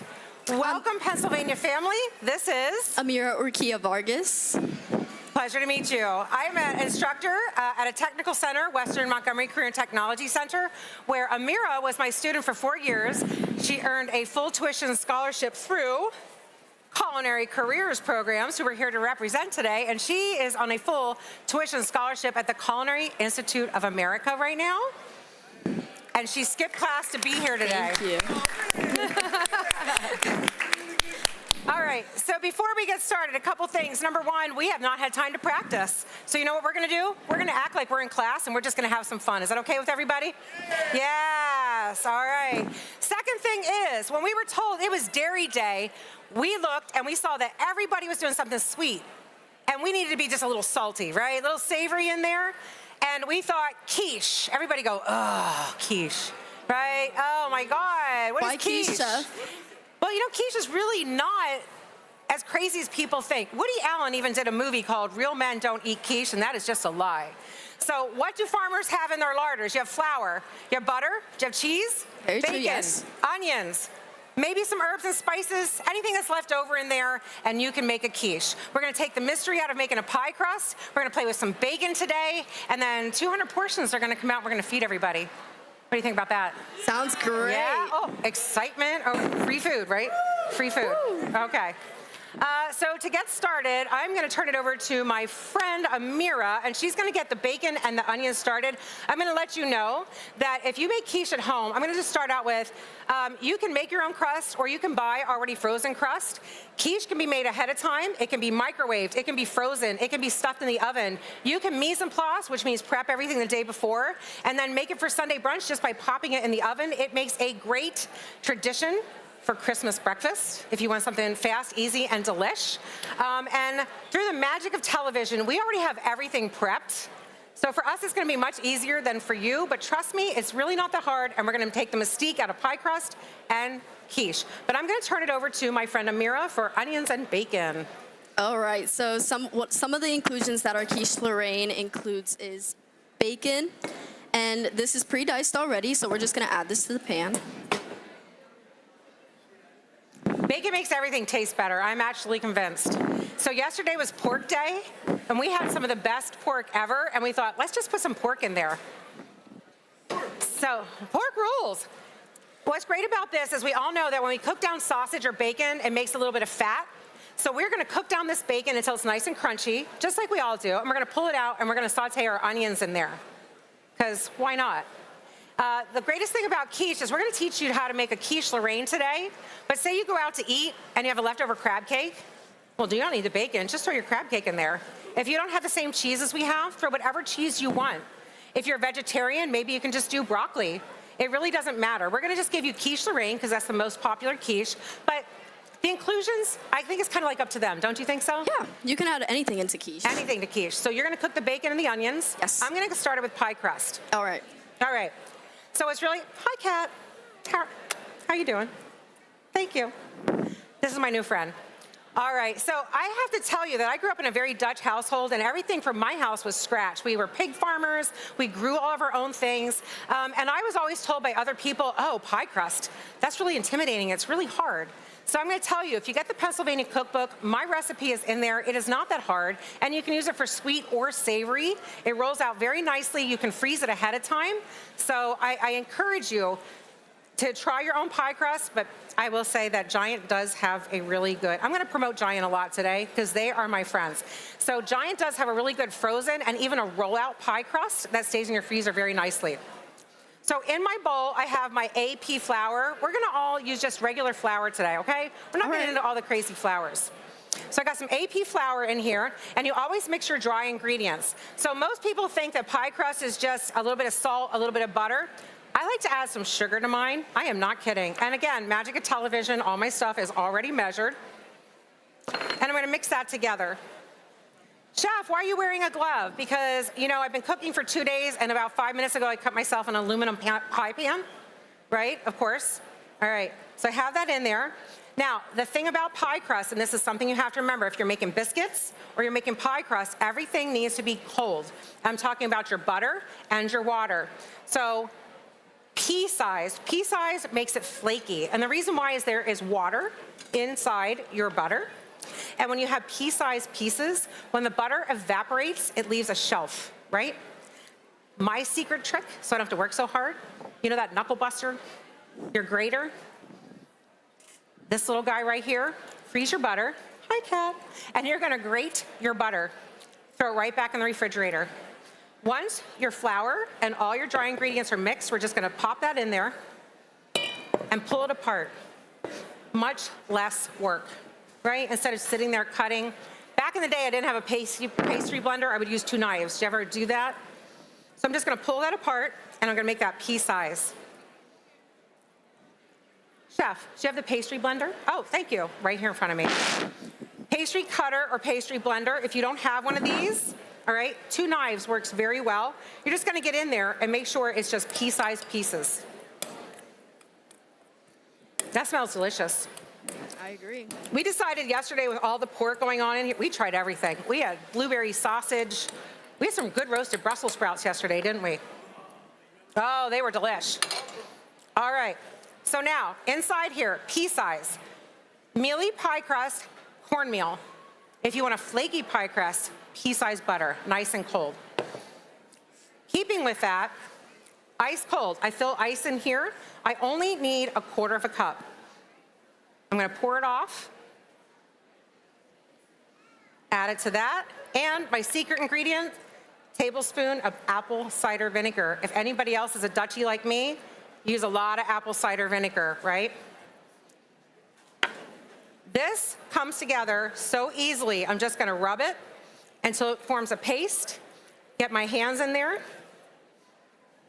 Now, you may think when you are pushing this together, Chef, that looks really dry, and it might. And the reason why is we're gonna add a lot less liquid than we are flour. Your pie crust, it gets happier if you sit in the refrigerator for like an hour. It's gonna absorb. It's like making pasta dough. Your eggs are what has the liquid in there. And that's what's gonna make all the absorption of the liquid. All right? What I would do then is I would take my pie crust and I would wrap it in a ball, wrap it in plastic wrap, and stick it in my refrigerator for at least an hour before I roll it out. And through the magic of television, I have one already done. Wow. Yay, go me! How you doing over there, Chef? What do you got? Good, our bacon is done, and I'm about to add in the onions. Okay, so look at that, magic of television. How did that even happen? Well, because we made pie crust to feed 200 people today. Wow, I know, look how amazing we are. So what she did here is she cooked the bacon down and she's removing the actual crunchy bacon so it doesn't burn. And then she's gonna add her onions to there because why waste all that fat? That's delicious stuff right there, isn't it? Okay. All right, I've already rolled out my pie crust because we didn't want to waste your time watching me roll out pie crust. And, Chef, where did we put our pie pan? Watch this. Oh my God, where did this pie pan come from? Yay! Yay! So in your kitchen, you do not have to wear gloves, okay? Because you're washing your hands and feeding your family. If you worked in a restaurant, anytime you work with something called RTE, or ready to eat, like a salad or maybe a Danish or things like that, you're gonna wear gloves. If you are going to prep something before you cook it, you do not have to wear gloves. So technically, I do not have to wear gloves to work with this, but again, I cut myself on one of these about 15 minutes ago, and we don't want blood on our pie crust because that is not delicious. That is not delicious. So our pie pan, just a regular 9-inch pie pan. You're also gonna see, correct me if I'm wrong, in our classroom, we do not waste anything. If there is some extra scraps, we'll find something to make that out of. And also in our class, we have what is called goat bucket. Do you wanna talk about goat bucket? Yeah, so the goat bucket is actually a bucket that we create, and every day after cutting our vegetables and all our little goodies that we use in our food, we take all the scraps and we put them in this big, I like to say chonga to describe humongous. Chonga means big, right? That's our word, bucket, yeah. So that nothing gets left behind, and then all of those scraps get taken to the goats. The goats. In fact, there's a farmer right across the street from me. They have goats and chicken and sheep and all the things. So our students have what we call a goat bucket. And what's fun for me is they go out into industry and they're working in restaurants and they come back and they're like, Chef, they don't know what goat bucket is. I'm like, that's your job to teach them, so that way we're not throwing it in a landfill, right? That's really good food. Anybody ever see Ratatouille? Right, okay. So they don't know that that's not good food, but it's still good food. So your watermelon rinds, the ends of all your carrots and stuff, partner with your local farmer. If they have chickens and goats and sheep and stuff like that, especially this time of year, they're gonna be so grateful for your goat bucket, all right? So look at that. I rolled out all my pie crust, and we're just gonna hold it up, and we're gonna run our knife right around the edge. Hi, Kat. You know I'm gonna do that all day, right? So I met Kat yesterday. She is photographer extraordinaire. She's amazing. She gets to go around the entire farm show and take pictures of everything. What a great job that is. All right, so going back to the fact that we do not waste anything in our kitchen. In our class, if you have extras of anything, we call these nom-noms. N-O-M, N-O-M, and that means delicious. So we're gonna find something, I'm gonna show you how to do this in a little bit, on how to turn your extra pie crust into something that maybe you can use for deliciousness. All right. Fluting a pie crust, this truly isn't that hard. If you just take 2 fingers, right, and you fit them together, triangle, triangle, triangle, and I'm gonna go all the way around, and I'm just gonna triangle that. So I have to tell you, I'm laughing at myself today, right? She's been watching this all day long. I think to myself, what do Pennsylvania farmers all have in their larder? And I'm like, bacon and onions and heavy cream. Let's make quiche and salad. And then we have to prep it all. My gosh, I have been making pie crusts for 2 whole days. Grating butter and rolling them out. So if they invite me back next year, do you think I'm doing pie crust next year? No. Probably not.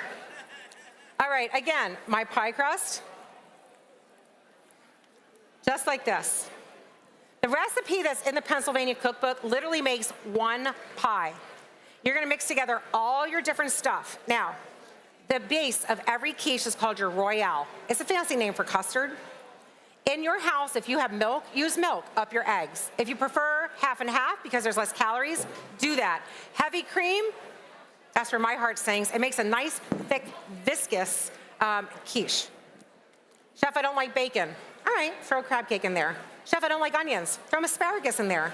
If you're like me and you go out to eat by yourself a lot and you have a little bit of leftovers, as long as you have the royale, which is your custard, and you have some cheese, okay, I hope I'm not the only one here. Do you have a drawer in your refrigerator that's nothing but cheese? I don't want to feel condemned. Raise your hand if you have a drawer that's nothing but cheese. That's what I'm saying. So today, the recipe we have is my recipe for quiche Lorraine. But what I did is it's the last day of the farm show, right? And I'm all about reduce, reuse, recycle. You know that. Yes. So I went through all the refrigerators and I just pulled all the cheese scraps. So the 200 portions that are coming out, oh, it's got Cooper Sharp in there, it's got some Swiss, it's got all kinds of things, but it does have bacon and onions, okay? You can put anything in the quiche as long as you have your pie crust, which, by the way, again, Giant. We went to Giant and we bought all these ingredients. There's nothing here that you can't buy there, and we got Giant brand almost everything. So Giant supports us, let's support them. I have my pie crust. You have my bacon and onions? Yes. Okay, look at that. We are cooking with gas right now. So Magic of television. So I wanted to Look at talk that. about our homemade buttermilk. This is a very important step. So I just wanted to get started with the buttermilk. So for our buttermilk, we have our very own handmade buttermilk. So with that, you just grab half a cup of heavy cream, and you're gonna grab like a tablespoon of vinegar, and you're just gonna add it into the heavy cream. And you're gonna let that sit for about like 10 minutes. And that is gonna curdle, and it's gonna become thicker than milk. And typically overnight, you wanna leave it overnight in the fridge, or at least for 12 hours, once you incorporate everything else, so that you can have a very thick and creamy and nice and delicious zesty buttermilk ranch for your salad. So what we talked about was when you make quiche, the greatest thing in the world about quiche, we talked about, you can mise en place, which means prep all your stuff ahead of time, even the day before. Cook your onions, cook your bacon, shred your cheese. You can bake this ahead of time. It microwaves very well. It freezes very well. It goes in the oven very well. So this is definitely something that you can prep ahead.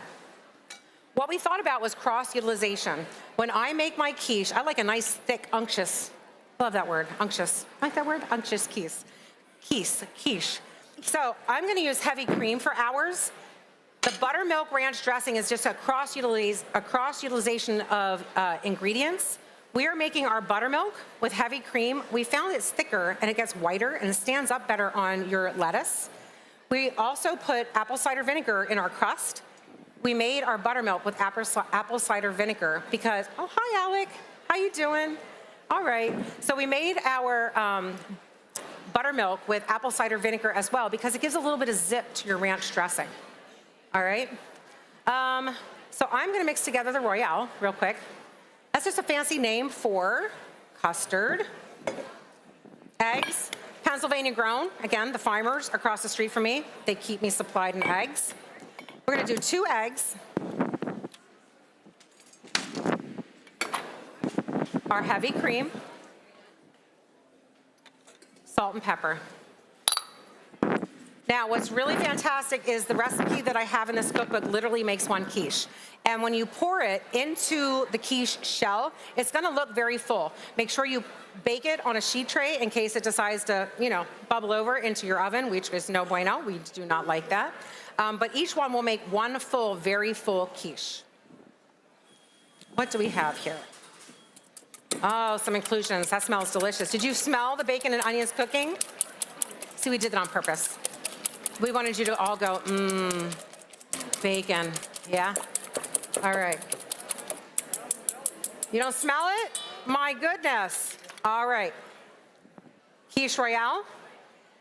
So a little tip real quickly. I am a huge proponent of using fresh herbs. A lot of them, they come back every year. Like thyme will come back every year. Your chives will come back every year. Oregano comes back every year. So you just walk through your garden and you can grab them. And it makes everything more delicious. If you are looking at a recipe, most of the time, that recipe is for dried herbs. If a recipe calls for dried herbs, you want to actually double it for fresh herbs. And we cooked with some fresh herbs today. So in my Royale, I'm going to put my thyme. My, look at the thyme. Oh. Okay, some fresh chives. And then all 3 of our shredded cheeses. Again, we got all of these at Giant. Giant makes a Giant brand of all these different cheeses, Giant brand eggs, Giant brand heavy cream, Giant brand everything. So what I'm adding now is called my inclusions. As long as you have the Royale or the custard, anything else is an inclusion. What's your favorite thing? Is it sausage? Is it ham? Is it seafood? Is it asparagus? Seafood. How about a little lobster in there? That sounds delightful, doesn't it?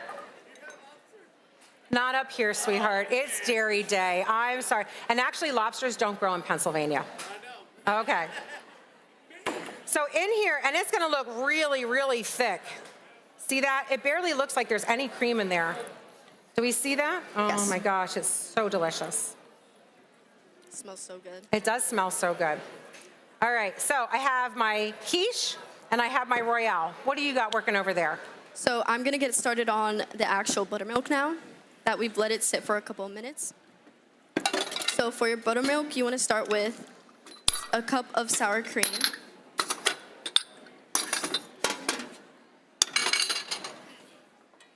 And a cup of mayo.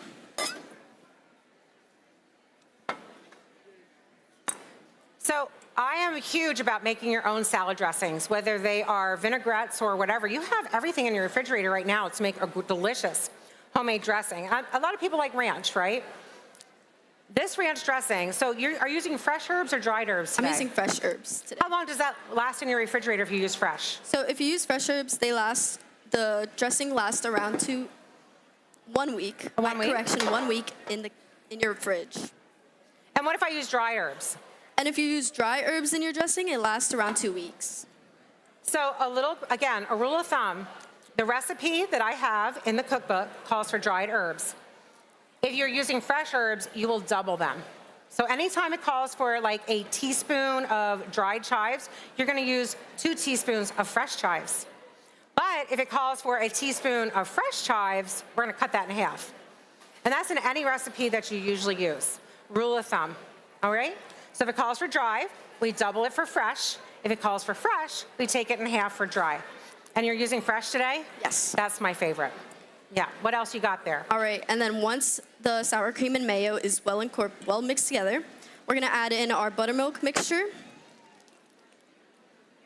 And that's the stuff that you made out of the heavy cream? Yes. Delicious. And we're gonna mix that very well before we add everything else. Did I mention we're feeding everybody today? How cool is that? What else you got there, sweetheart? All right, and then we're going to add our herbs. We have dill, fresh dill, fresh chives,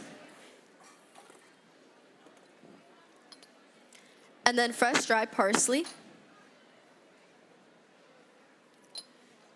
Because the quiche is so heavy, right? It's got the eggs, it's got the heavy cream, it's very fatty. Okay, but we learned that cholesterol is what actually makes your brain run now.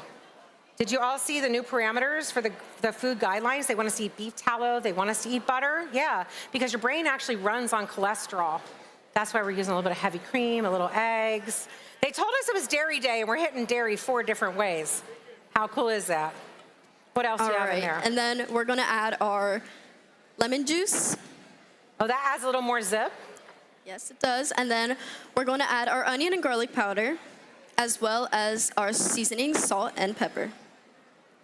So as Amira is making this buttermilk ranch dressing, remember, if you're using fresh herbs, you can make this and keep it for at least a week in your refrigerator. If you're using dry herbs, at least 2 weeks.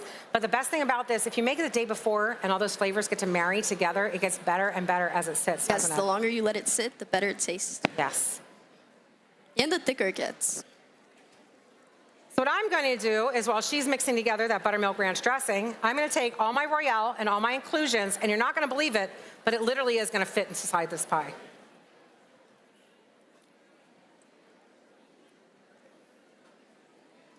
Delicious, right? Now, because cheese should have more cheese and its friends should actually be cheese, shredded Parmesan. Now, you can shred this yourself, or Giant always has Asiago, shredded Parmesan, all those different fun things. I like to sprinkle a little on top because when it browns in the oven, it's beautiful.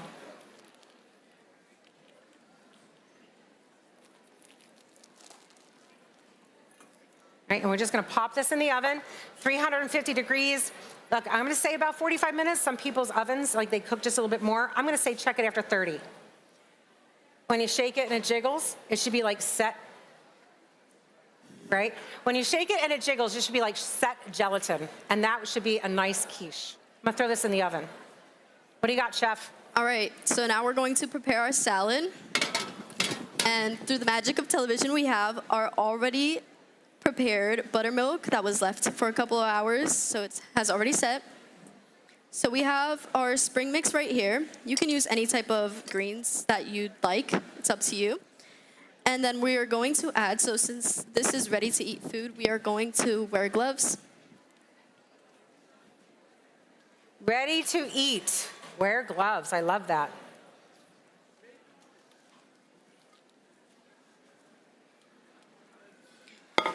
And so we have some salad inclusions here. We decided we're gonna add blueberries,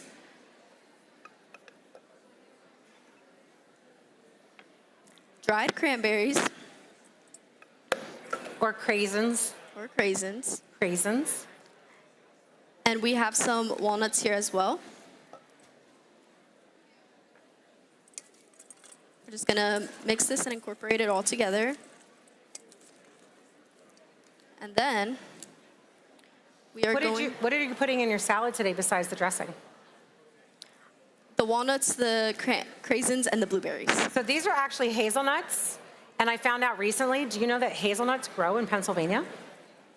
So I discovered that recently. I'm gonna do my school is gonna do a Pennsylvania meal, and now I'm just so driven to find hazelnuts in absolutely every recipe. Little hazelnuts in there, some of that beautiful dressing. Okay. I have since it's Dairy Day, I have a joke for you. Pardon me? I have a joke for you. Oh, you have a joke for me? Yes. Okay. Knock, knock. Who's there? The interrupting cow. Interrupting. Oh my God. She may be graduated, but she's still, my God. Dairy Day. You're too cute. I know, she's adorable, right? I'm gonna keep her. All right, so our quiche is in the oven. Our salad is made. Chef, do you have our fruit salad? Where is your oranges and blueberries? I have my blueberries right here. And that's still in the refrigerator? So I got a little hungry oranges with the and blueberries. oranges. Okay. So we're gonna go into plate up, and then we're gonna teach you about something that we call nom noms. All right? Through the magic of television. Ooh. Wait, I don't hear you. Ooh. Oh my God. Okay, delicious. So this is just a 9-inch pie shell. Truthfully, the what's coming out for you, we made in really big pans. Your pieces are gonna be square. You can make this into 6 pieces, 8 pieces, 12 pieces, whatever works for you. We absolutely love a fresh salad. If your family doesn't eat tomatoes and onions, put on the plate what they're gonna eat. And also too, for our plate up, we made some beautiful orange segments and some blueberries. And you get all the food groups in there. You want all the different colors, some blueberries, some oranges, some lettuce. Throw some craisins in there. Do you have your craisins and all your things in there? Yes. Oh my God. They all fell to the bottom. That is delicious. All right. Ooh. You're making me look good today, right, Kat? Thank you. I appreciate that. Because I'm a big eater, I'm going to cut this into 6 pieces. Oh, delicious. Again, I'm a really big proponent of the green. We put scallions in here. We put fresh thyme in here. It's whatever makes you happy. Truthfully, you don't have to do the bacon. And I'm not going to lie to you. Okay, so today is the last day of the farm show, right? And I talked to you about the fact, reduce, reuse, recycle. That's included in my heart. So when you get your quiche today, it's going to have tons of different cheeses in it. Because I went through the refrigerator and I pulled out whatever was open. Why open something new? There's some Cooper Sharp in there. There's some Swiss. There's some cheddar. There's some Parmesan. You are getting the most cheesy, delicious bacon onion quiche you've ever had in your life today. Make your own at home. Make it your own. So we're gonna put a piece of quiche on there. And she put her blueberries in here and a little bit of dressing. Is someone calling me? Is that your phone?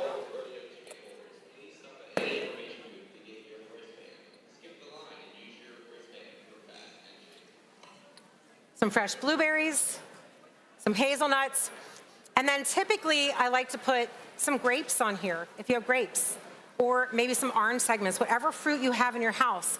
You've got your dairy, you've got your greens, you've got your carbohydrates, you've got your all your polyphenols, different colors, whatever you have in your refrigerator. You can add a little dessert on there too. So this is what we call our nom noms. We don't waste anything in our kitchen.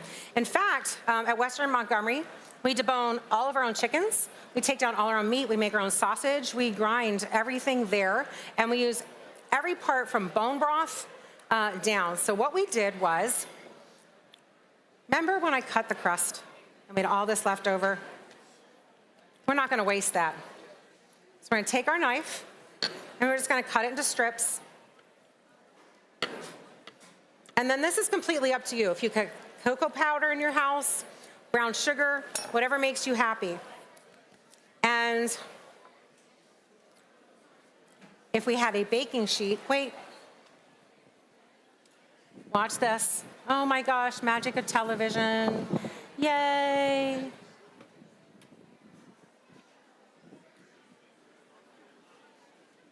So what's really fun is this actually will make a nice dessert as well. I would take my clean pie pan and all my extra pie crust, and we melted some butter, and we're just gonna brush our pie crust with butter.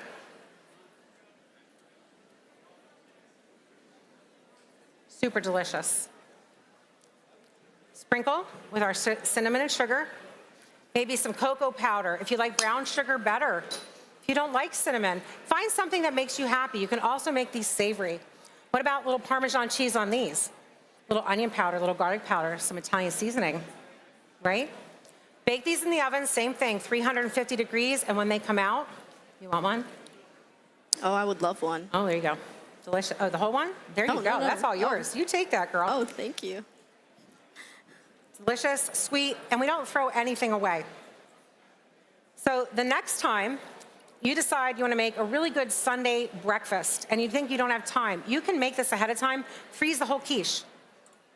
One piece of quiche, pop it in your microwave, medium heat, less than a minute.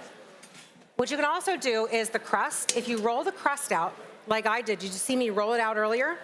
What I like to do is make several batches of my pie crust, roll it out, and I like to roll it up with plastic wrap and stick it in my freezer. And then when I'm ready, I can just roll out my crust and stick it in my pie pan, and you can make your apple pie, you can make your quiche, you can make whatever you want.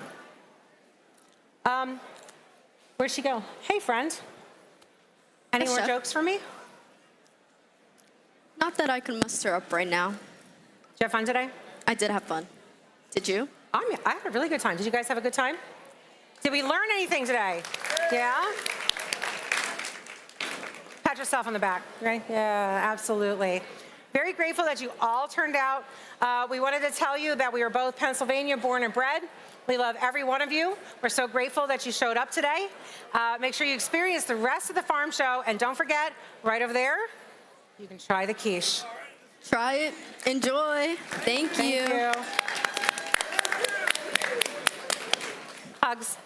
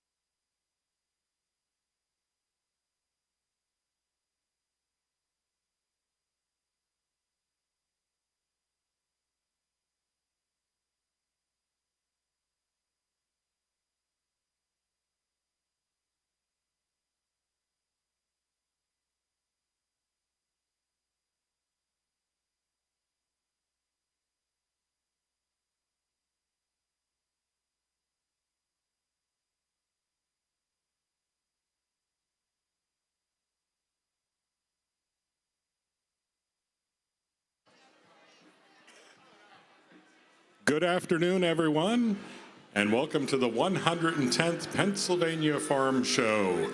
A few hours left to do some fun things, including watch the next thing that'll be on our culinary stage this afternoon, and that is a school cooking challenge. So it's going to be students from the Culinary Careers program in Philadelphia, Pennsylvania. They're going to be up here competing against each other in an exciting event, which you'll hear more about in a couple of minutes.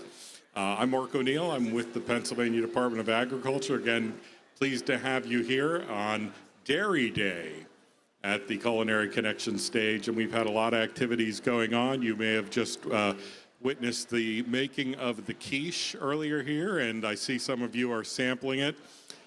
Pretty doggone delicious, isn't it? That is some good stuff. And apparently we served it all up, so really good. That's one of the nice benefits here. Not only you get to see the people cook it, then you also get a sampling of it as well. But next up, again, come on in. It's a school cooking demonstration challenge from the Culinary Careers program in Philadelphia, Pennsylvania. Also, we have a little time, so I've got time for a trivia question, and we do give out prizes with our trivia questions. All the questions have been dairy themed today. This one might be a little bit of a challenge. So we'll raise your hand, yell out a number, but here's one that has not been asked before either. So, how many gallons of milk does the average dairy cow produce in a day? We have a guess of 6. Which wasn't accurate, so if anyone else wants to try another number. 8. She was first. 8 is the correct answer. Now, how many glasses of milk is in 8 gallons? A lot is right. Anyone want to take a guess on that?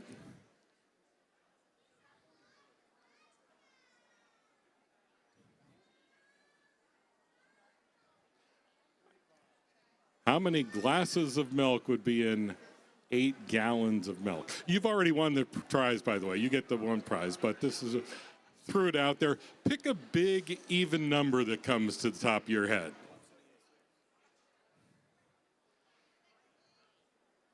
We're getting closer. 128. That's an interesting number. Pick a century number. A century number, anybody? Yes, the 100, absolutely. Okay, we're going to hand out some prizes, but once again, the cooking competition will be up in a couple of minutes. Thank you.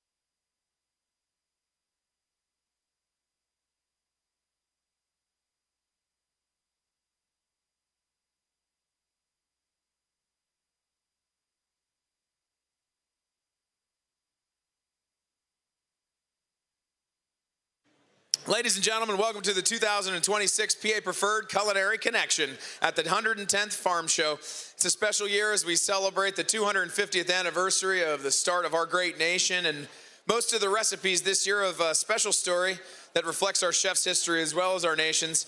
And we're gonna get to a really fun cooking competition on Dairy Day with some really fun ingredients. But we'd like to put our sponsors in the spotlight for just a couple minutes. PA Preferred is the official state brand for Pennsylvania agricultural products, established by law to help consumers easily identify products grown and produced in Pennsylvania. When you shop for food, look for the PA Preferred logo. That yellow check mark tells you that the product that you're buying was made or produced in Pennsylvania. We'd also like to thank our friends at Giant. Without them, none of this would have been possible this week. They donated a full-size 53-foot trailer filled with food, and we've been serving out of that all week, so thank you so much to Giant for being a sponsor. The American Dairy Association has sponsored all of today's cooking demonstrations. So dairy is going to be the main ingredient in all the recipes you see demonstrated on the stage and in the samples and in these mystery baskets. Thank you to the American Dairy Association. We can't do what we do without the talented chef instructors and students from the Culinary Careers Program. They're here in the back getting ready to compete. They've been here all day and yesterday working on the food and the demos, and we're very grateful to have them. We'd also like to thank the folks from Thermador. So they provided these induction cooktops as well as the built-in refrigeration and convection ovens we've got here. Go to thermador.com to check out the latest in state-of-the-art appliances for your home. We would like to give a big thanks to Christiana Cabinetry for these awesome butcher block countertops and custom cabinets. They custom made these for us. We've got everything we need back here to compete and to cook, drawers and custom cabinets and shelves. They're a family-owned business in Lancaster County, so go to christianacabinetry.com. Located just across the river in Camp Hill, the restaurant store has everything you could need for your kitchen and ours. Industrial quality kitchen equipment from walk-in refrigerators to spatulas. Membership is free and the rewards add up, so check out the restaurant store. Last but certainly not least, we want to thank our friends at the Pennsylvania Winery Association. Every recipe in our book has been thoughtfully paired with the wine made in Pennsylvania. If you like PA wines or you want to learn more about Pennsylvania wines, head in that direction on the other side of the Pennsylvania Hardwood exhibit, and you can check out the wine booth, the Pennsylvania wine booth. All right, so this next competition showcases talent, determination, and the future leaders of the food and hospitality industry. The students you're about to see represent the Culinary Careers Program, known as CCAP, a national nonprofit dedicated to empowering under-resourced high school students and adults through hands-on culinary education, job skills training, college scholarships, and clear career pathways. CCAP supports nearly 400,000 students nationwide and has awarded more than 76 million scholarships, helping young chefs turn passion into opportunity.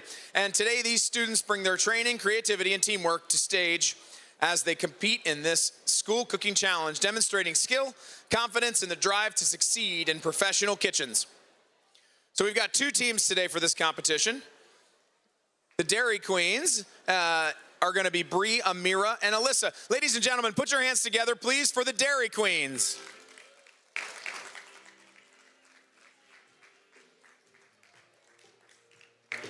All right. Our second team, known as the Heavy Cream Hitters, Ben, Randolph, and Kai. Ladies and gentlemen, put your hands together for the Heavy Cream Hitters. Welcome, gentlemen. Welcome. Welcome, ladies. Welcome. All right. So I can't do what I do without this next person. I can't MC this alone. It's a lot. And she does all the ordering in the back, organizes everything, books up all the recipes. She's the peas to my carrots. Ladies and gentlemen, one more time, put your hands together for Chef Maureen Fowler, please. Welcome, Chef. Thank you. Happy to be here. All right, so 30-minute competition, and we're going to put a 30-minute timer up on there in just a minute. Chefs, if you want to come over to the center here and get ready to open these baskets, as soon as you open the baskets, the timer is going to start. So just stand right here and be ready, okay? Ladies and gentlemen, will you count down with us, please? 5, 4, 3, 2, 1. Let's cook. Very excited here today. The Dairy Queens are very excited. The Dairy Queens are very excited.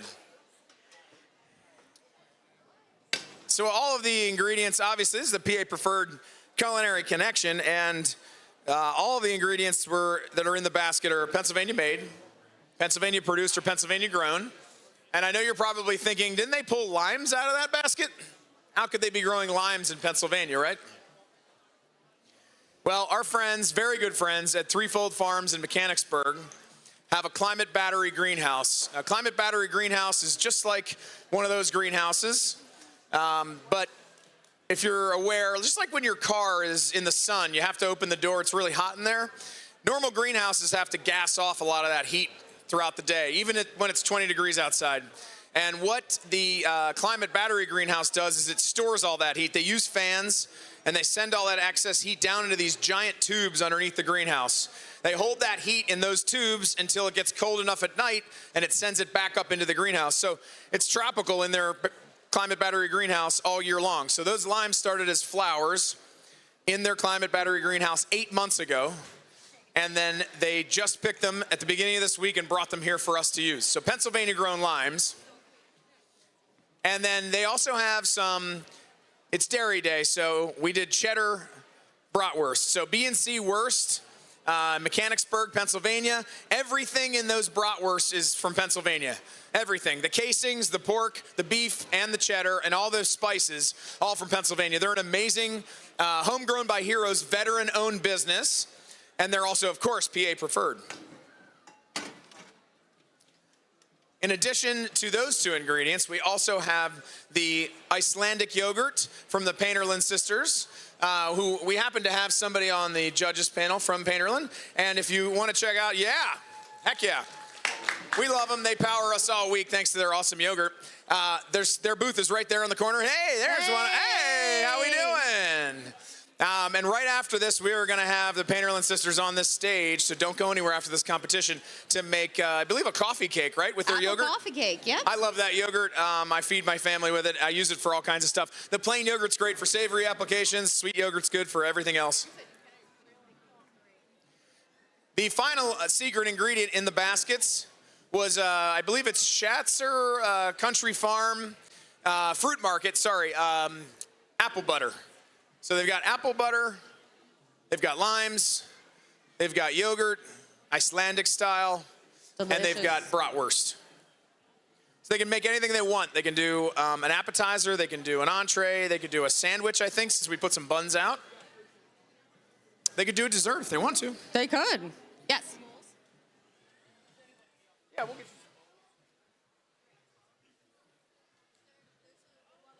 Yep, those are there.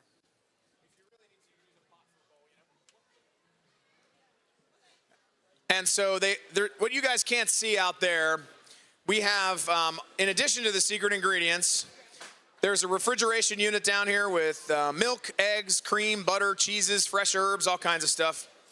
Then they've got oils and vinegars and sugar and, sesame oil, Worcestershire sauce, canned tomatoes, cornmeal, grits. There's even cocoa down there if they want it. Powdered sugar, you never know. Maybe Chef Alyssa wants to throw powdered sugar up in the air, and when she's done, just like maybe on the way to the judges, I don't know, whatever. That's what I was thinking, just like glitter. So they're allowed to use any of that. And then, of course, you can see the displays on the corners of the stage provided by Giant. They can use any of that stuff as well.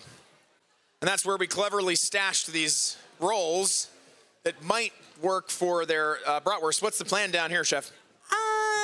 Some sort of... You can say nothing. A thought?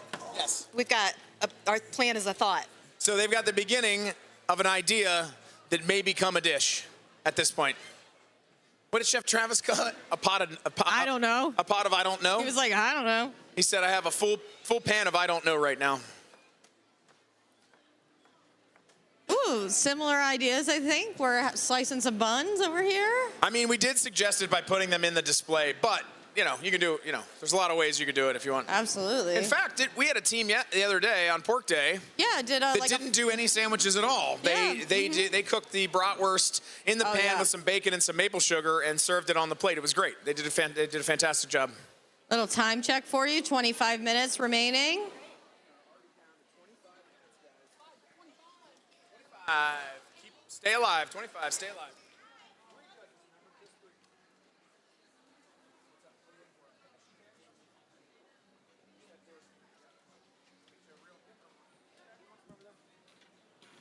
And they also have all kinds of equipment they can use underneath these cabinets. Underneath the butcher's block, they've got pots and pans, saute style, saucier style. They got big old pots for boiling water, sheet trays, plastic wrap, you know, all the fun stuff we use in the kitchen. The only thing they can't use is stuff from the back. They just can't bring their own ingredients. They can bring their own knives, all that stuff. Got some sausages sizzling. We got some debating going on here, where they're going in, what direction they're going in. So, Chef, what was your first thought when you opened the basket? How did I end up here? Where am I? That happens. Looking at some fresh herbs, having some debates over here.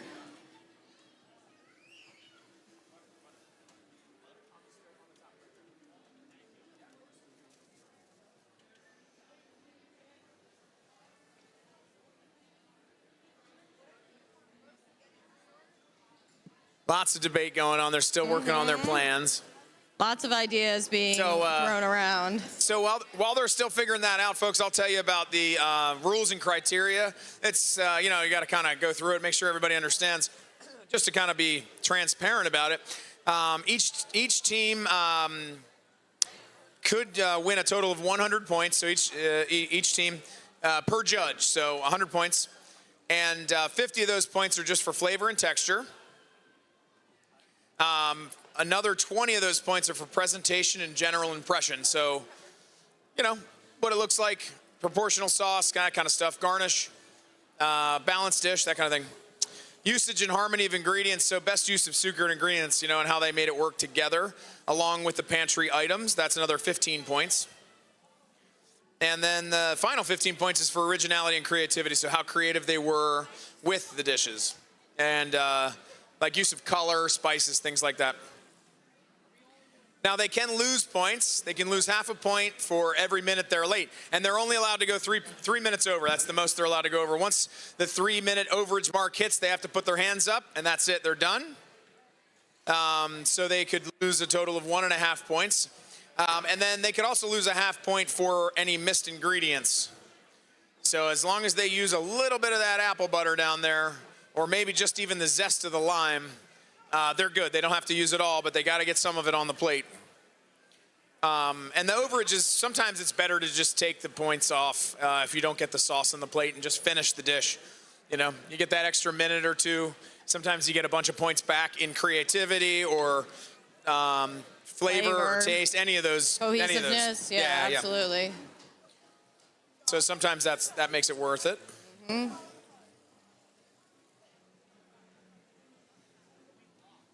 All right. Have some onions went in the pan over here. So we got a little more going on here. I love onions and peppers with my bratwurst. Good idea. Yeah, that's classic, right? Onions and brats. Mm-hmm.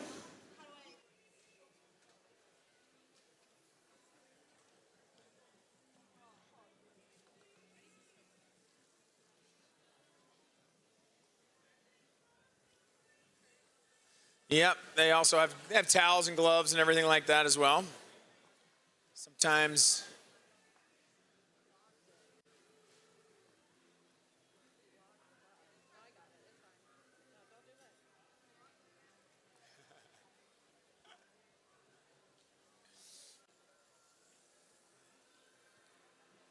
better now? Sometimes the equipment is part of the challenge, and that's just how it works. Absolutely. We're at 20 minutes, chefs, 20 minutes.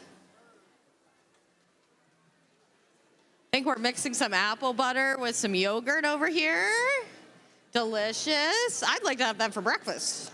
Sounds great. I like that the fresh herbs are out on the counter. Are you going to come over and make me breakfast? Yes. Good answer. They've got the whole fresh herb bin out there, and I'm loving that. Yeah, interesting. Come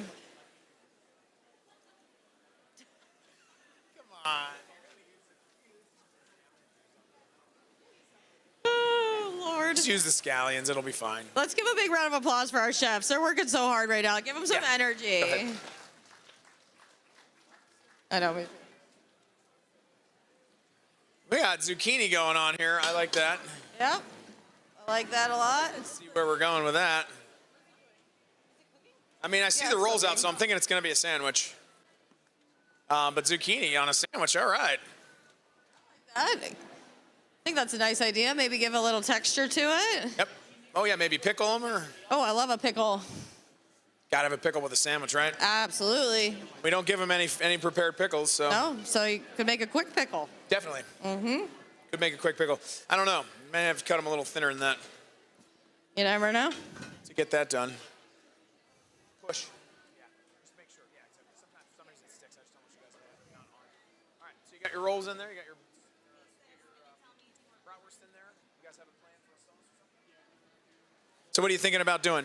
We're gonna do the apple butter spread, a little bit of yogurt, some lime zest, and we'll figure out the rest from there. Sounds awesome. Sounds great.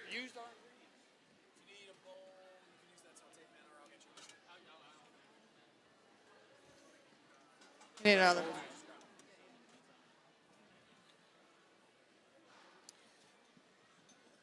Chef, squash. You're getting squash out. This is awesome. So, all right, I got to ask you. Everybody wants to know, right? Where are we going with the zucchini and the squash? Right now, roasted zucchini and roasted squash. And then after that, you don't know. All right, we'll figure it out after that. Okay, we're aiming for a sausage sandwich a la South Philly with hopefully an apple butter skewer spread and caramelized onions. Awesome. And zucchini and squash. Yes. Yes. Roasted veg, yeah. No, just like a roast pork sandwich. Is that kind of the idea? That's the idea. All right, love it. South Philly roast pork sandwich, but PA preferred style. Let's do it. Just with whatever we have. They're going roast pork down here. Ooh, roast pork I like style. That. You're good.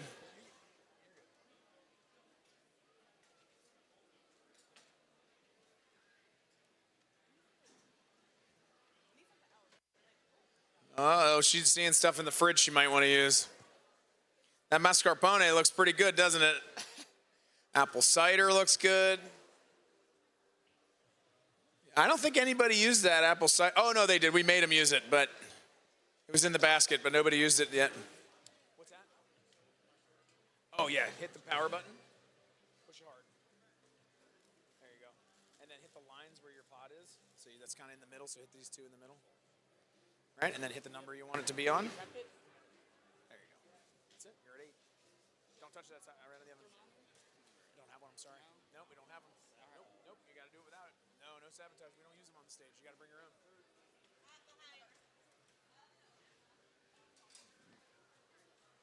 Heard that. We're at 16 minutes, chef. 16 minutes.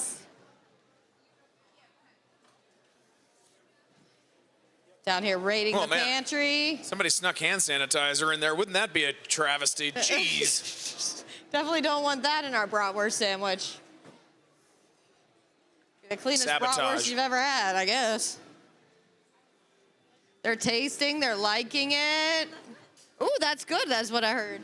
Everything with that yogurt's good. Absolutely. Everything with Painterland Sisters yogurt's good. We know this. Yep.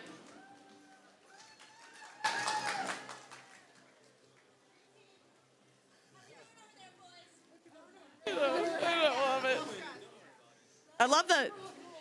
There's a little heckling going on. We like the heckling. It's a good competition when you got a little heckling going on. I love it when we have some real competitors. All right, so you followed through with the lime apple butter sauce. Awesome. No, you do. You're making it, right? Don't forget. You taste it when you get done, and then you'll know. Yes, let me know how it is. We're gonna tell everybody how it tastes. We're about 15 minutes left, guys. 15 minutes. Got some delicata coming out as well. Love the use of the fresh vegetables over here. That's very nice.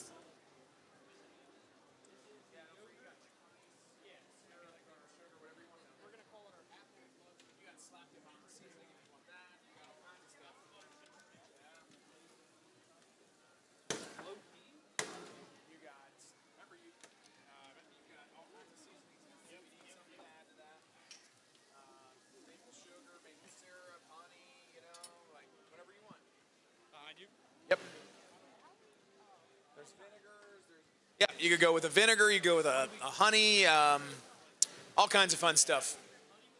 Lots of salt and pepper down there, of course, but mustard, coconut milk if you want it. Hey, could get real wild with it. Yeah, we got the coconut milk out for that curry a couple days ago. It was awesome. Delicious.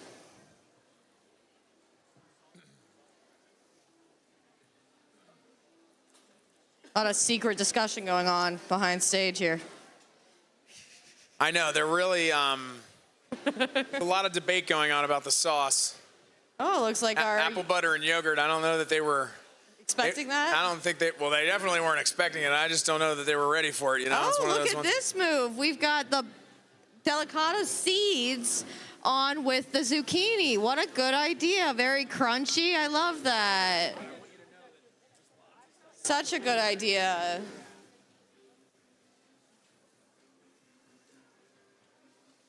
Did you see that, Chef? She put the delicata seeds on with the zucchini. Cool. Very cool. Give me a nice crunch. Yes, I'd be concerned about them roasting in time, though. I am a little concerned as well. So you're down with to... 13 minutes. Down to 13 minutes. She's confident. Yeah. We love it. Yeah. Oh, yeah. She said, we'll see. We'll see. Sometimes you just gotta go with it and see what happens on this stage. That's it. All right, folks, I think it's time to meet our judges, and because that reminded me of one of our competitions we had with Chef Mike Riddle, where he just went with it. And so, time to meet these judges. So can you tell us your name and what you do? Yes, my name's Gabby, and I work with the Painterland Sisters team, leading our customer experience department. Thank you so much for doing that. We love Painterland Sisters here, obviously. And what are you looking forward to tasting, other than the yogurt? That was a dead giveaway, of course. I'm really looking forward to tasting some of the fresh produce. I was really excited to hear that there are limes being produced in the state of Pennsylvania. So very curious and excited to, of course, see how it all comes together with our plain skyr yogurt. I love that stuff for savory applications. It works incredibly well. And I do actually, sometimes I sweeten it myself, you know what I mean? And just do it that way. Yeah, I like the plain yogurt, but all the stuff you guys make is great. What was your, what have you seen at the farm show this week that surprised you? Anything? The line for the milkshakes, I have to say, this was my first ever Pennsylvania farm show, and never ceases to amaze me, but very exciting nonetheless. Any of you folks wait in line for a milkshake today? Anybody out here? Yeah. I did earlier in the week, not today, but oh man, that is crazy, isn't it?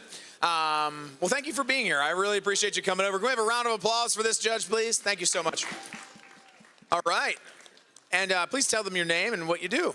Sure. My name is Jennifer Brodsky, and I own Pie Bird Farm. So I'm a neighbor of Painterland Sisters there, and I've been an organic farmer for over 20 years, and I'm also a baker. I specialize in sweet and savory pies. Pie Bird, right? The Pie Bird. Does everybody out there know what a Pie Bird is? Can you tell them what a Pie Bird is? Yes, it's a little ceramic pie with a hole in the bottom and a hole in the beak, and that goes in the center of the pie to allow the steam to release. It's a great name. I love the name. Their pickled hot peppers are particularly good. We had their pickled fish peppers on the stage earlier this week. They used them in their breakfast stuff in the morning on TV, and those fish peppers are fantastic. So, and what made you decide to go with peppers? Is that something you specifically are growing there, like lots of peppers, or you just did you have a banner year for peppers, or where did you go with that? Great question. Actually, I'm very passionate about fruit. So I worked on organic fruit farms in Pennsylvania. We grew strawberries, and the hot peppers, actually, we purchased a business called Home Sweet Homegrown, and we had 4,500 rare hot pepper plants in the ground, and we ship them all over the country. I did not know that. So that makes it. We have a hot pepper CSA. Okay, and so that explains it. I think I did know about the hot pepper CSA. That's awesome. And so, yeah, this probably isn't your first farm show, but I will ask, what did you see anything that surprised you at the farm show, or anything? Because we're about done here, as the last day. Did you see anything that was like, wow, this is great this year, or maybe just something that was a little out of the ordinary? Well, this is I think it's our 12th year. We host the So You Want to Be a Farmer area on behalf of the Department of Agriculture. And so I spend most of my time over there in the high tunnels that you were talking about. And this year we brought in a lot more plants. And my favorite thing that I saw was a 10-year-old little boy who laid down on the grass with his hands behind his head and just relaxed, like amongst all the plants. And it reminded me just how much we all love to be connected to nature. And for me, that's what farming's about. Yeah, thank you. A round of applause for Pie Bird Farms and for Jen. Thank you so much for being here. All right, Chef, what are you doing here? And what do you do? I think we know what he does, but tell us a little bit about where you work or, that kind of thing. So my name is John Fabian. I'm the executive chef at the Hilton downtown. If you're familiar with that, we have 2 restaurants down there, one of which is 1700 Degree Steakhouse. We're going on our second year of Best Steakhouse in Pennsylvania. Yeah, we love it down there. I come down every once in a while. It's a great spot. So I was saying on the stage, we were talking about something that came out, and somebody that changed their whole idea of what they were going to do on the stage after this stuff came out of the basket. Tell the folks a little bit about that. So Chef Mike Riddle, and tell him his position and what he came up with. Yeah, sure. So he's the executive sous chef of the hotel. He oversees all the restaurant operations, and he had mushroom day, so naturally he would think it's going to be a vegetarian dish, and there was duck in the basket. So he had about a meltdown and then ended up winning his competition, so he figured it out. He did a fantastic job. If I haven't said it enough, he did a really great job. And it's not that it was surprising, because we know the chefs down at the Hilton are great. It's just he really knocked it out of the park. So I almost feel like we can't put him up against anybody now. We have to get somebody else. So we're gonna have your sous chef next year, I think. That's the plan. Or maybe you even. Maybe. All right, we'll see. Maybe come do a demo. We'll talk about that another time. A round of applause for Chef John Fabian. All right, we need a time check here, and let's check in with what we missed. We're at 7.5 minutes, everyone. So while you were gone, some apple butter went in the pan, some sausages rolled around in it. It's in the oven. It's glazing them. There was a lot of debate over the sauce over here. I don't know. There was a lot of things happening. I'm not sure what happened, but I saw the heads nod at the end. So it came together. So they have apple butter on their sausages. They do. Awesome. Fantastic idea, guys. Delicious Great idea. That looks awesome. Yeah. Nice caramelization on them. Yeah, absolutely. Love the way that came together. That's amazing. We got the cotija cheese out there, too. Awesome. It's dairy day. Cheese on, more cheese.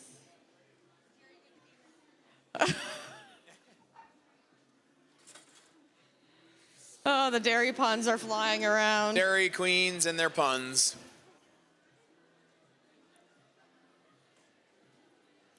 We're at 6.5 minutes, chefs. We're chopping garlic feverishly.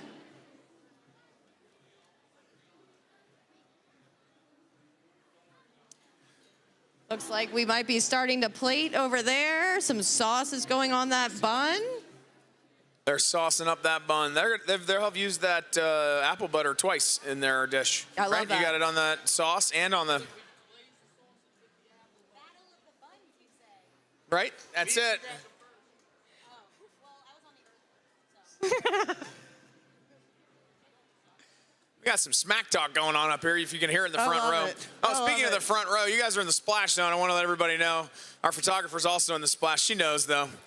We had Chef Jay Varga on our stage earlier in the week, and he did like a modernist-style plating of a patatas bravas. And right here, we had this romesco sauce, and he slapped his spoon, and the sauce went all over. So just be careful if anybody does that. I suggest just, like, maybe, you know what I mean? To get a little of the romesco, because it was delicious. That sounds great. Yeah.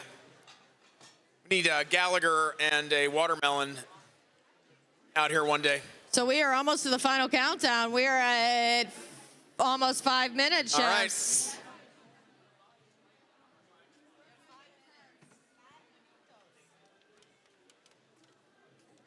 right. Looks like there's assembly happening.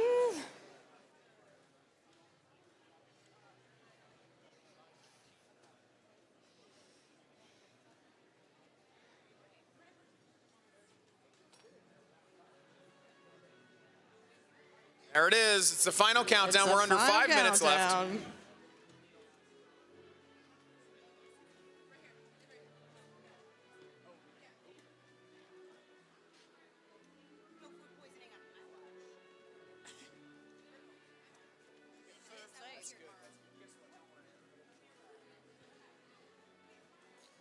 So we've got a little bit of a debate on how to serve the sausage on the bun. I think so, yeah. A little bit of debate of Considering plating. slicing it.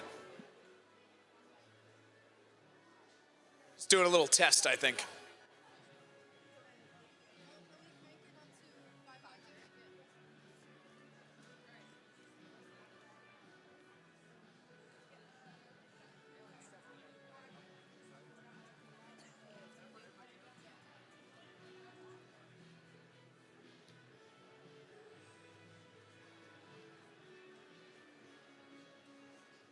Still debating on how is it? Banging, her. Banging? He said it's banging. All right. They got apple butter glazed cheddar bratwurst. It's banging. I mean, that sounds like it's good. It sounds good, yeah. I'll trust him. Huh.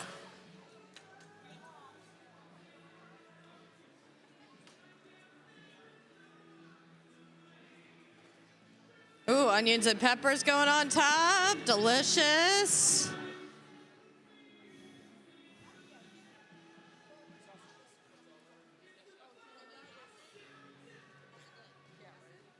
Three minutes left, chefs. 3 minutes. 3 minutes, chefs. 3 minutes. It's game time. Very good. Always they're tasting it to make sure. We always taste our food as we go. Every element changes how the food reacts, and so you kind of have to taste it the entire time. 2.5 minutes, chefs. 2.5 minutes. She said it's really good. I heard it. She said it's really good. All right, we better 2.5 minutes. 2.5 minutes. Looks like they're gonna assemble their sandwiches on that tray, which is a smart idea. You don't have to wipe your plate then after. Yep. You never know. Get all those onions all over the plate. You don't want to do that. Oh, there's more. There's a secret spy over here, I think. Uh-oh. From the other team.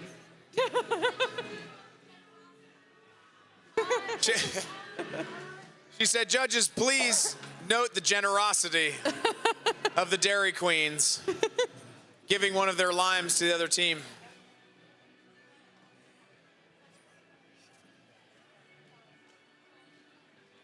Checking that zucchini. She said, we'll see. I don't know. We're approaching 1 minute, gentlemen. 1 minute. 1 minute, chefs.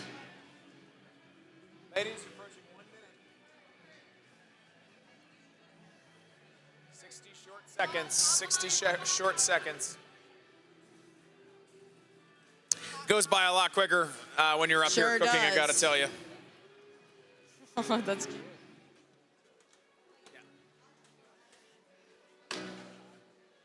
They did a little swoosh. Really cute. Very cute. That's such a good idea. Is it on the sandwich too? Yeah, yeah. All right, chefs, we're under a minute, 56 seconds. Wide swoosh too.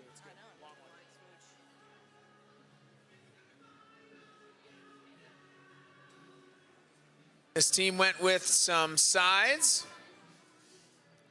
40 seconds. You guys are down to 30 seconds right now. We got 30 seconds left.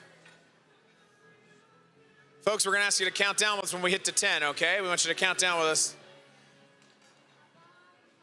Lots of teamwork happening. Looks like they might be done. We're at 20 seconds. Looks like they're done. 20 seconds. 15. All right, ladies and gentlemen, count down with us. 10, 9, 8, 7, 6, 5, 4, 3, 2, 1. We are in negative time now. All right, we're into negative time. That's okay. Take That's the all full right. minute. You have a full minute now, take the so whole minute. you might as well take it. You might as well take the whole minute. Yep, make it look nice. Exactly. The extra time music is over the top. I forget about it every time. Looks great.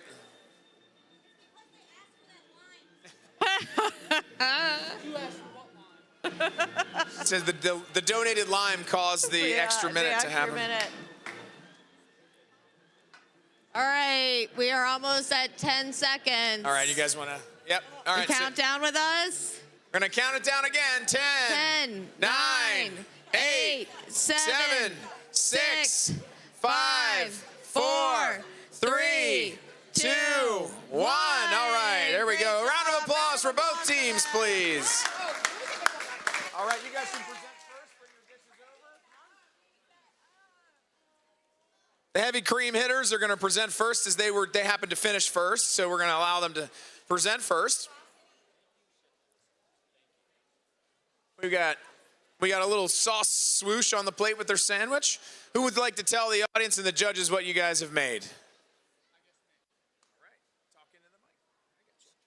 So we made a sausage, pepper, onion sandwich with we glazed the sausage with the apple glaze, and then we got a sauce with the yogurt, the lime. We got some Slap Your Mama seasoning in there. We got, what else we put in there? Worcestershire sauce and Did the apple butter spread, made a nice little sauce out of it. A little spicy, a little savory. Should be a little sweet. We put a little honey in there too. Good job. Sounds delicious. All right, judges, get a bite of that one and get to your judging, and we're going to bring the other plate over right now. You guys can head back. Thank you so much. Great job. You guys did a great job. Fantastic job. Heck yeah, great job. All right, you guys can bring your dishes over and present now. Come on over. Who's going to tell them about the dish? I think they want me to. Okay, stand on the end with me. Yeah, you just want to kind of get like one bite and then do your judging. You know what I mean? You can finish the whole plate if you want after, but you're going to take like You're going to All right, go ahead. Tell them about what you made. We made a cheddar bratwurst sausage and pepper sandwich with a skyr apple butter lime schmear. And then on the side, we have some roasted zucchini and we have some roasted squash seeds. And then we have sauteed onions and red pepper with some lime and seasoning. Oh, and garlic. Thank you. Sounds delicious.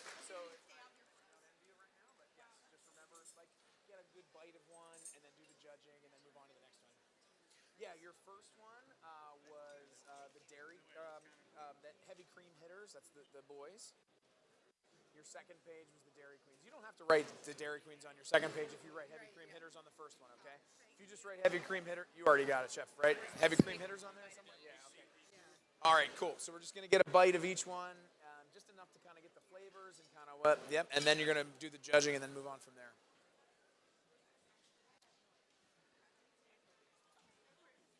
All right, guys, what do we do after we finish cooking? We clean.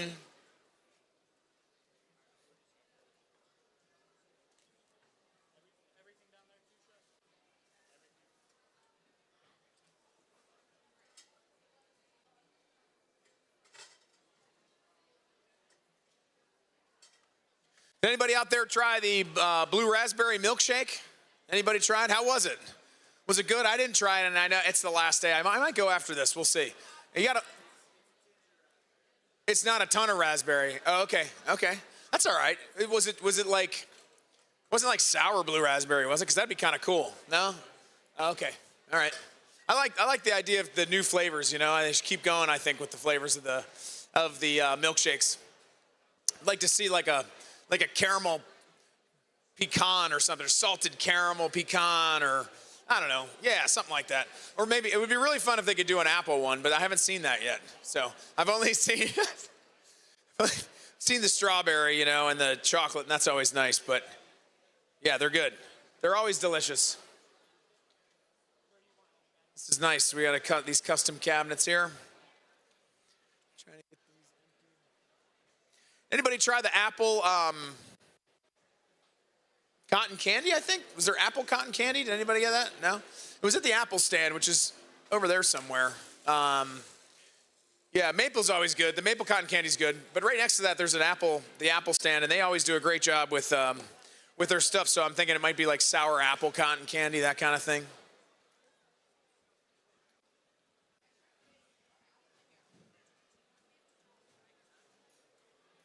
Nothing left to give away?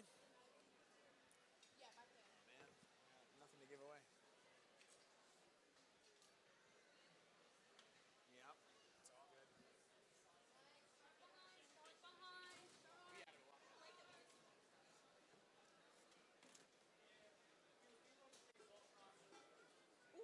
Yep. Thank you.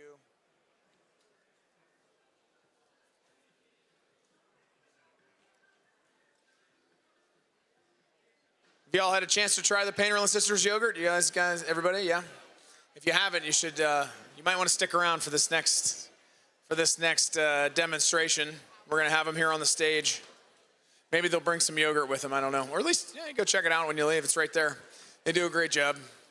What was everybody's favorite foods this year? I know the milkshake's always number one, but what else? Anybody? Cider donuts? What else? Anybody? You had ramen. Where did you have ramen noodles? In the food court. Not here. No. What favorite food at the farm show? How about that? Fish and chips? Fish and chips? Maple lemonade. Applesauce. Applesauce. I wish my kids would say their favorite was applesauce. French fries, yeah. How about you, buddy? Burger? Oh, yeah. I heard someone had what was it called? A porker, maybe, as a sandwich? Is that right? If you can't tell, I don't make it far from the stage because I'm kind of tied here, kind of handcuffed to the stage. How about you, sir? Which one? You had Hershey's chocolate candy. Are you from around here? And Hershey's chocolate candy was still your favorite at the farm? All right, I love that. Central PA, South Central PA, all the way, man. I am too. I had a potato donut that was really good. Anybody try a potato donut? No? They're good. Yeah, they're good. Our friends at the potato stand always give us some great potato product, and the donuts are one that they always bring us every week. What did you have? What did you have? The grilled cheese? Hershey's, something Hershey's. Okay. What else? Just cheese. Oh, just right? Yeah. Cheese cubes. That's a good one. Cheese in general is always good, right? What about you guys? Did you have anything good this year at the farm show? Which one? The one that our chef made, Chef Tony Hicks. Oh, good answer. Someone told me that there's this sandwich called a porker, and it's like beef and pork maybe or something. I don't know. I haven't had it. If I went all the way to the food court in between when our demos were going on, I wouldn't make it back in time to start the next demo, so I just don't do it. It's usually better that I'm here. I do need a gopher. Sir, what are you doing next year? I would love to have a gopher.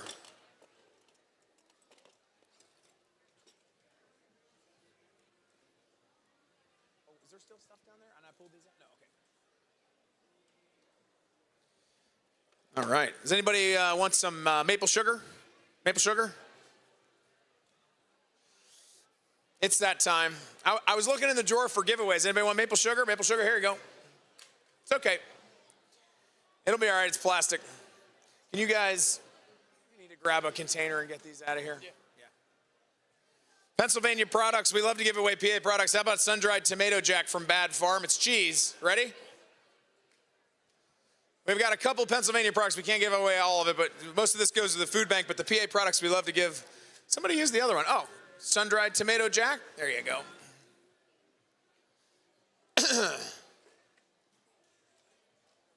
Okay. You guys can. The equipment can go back in the kitchen to the office.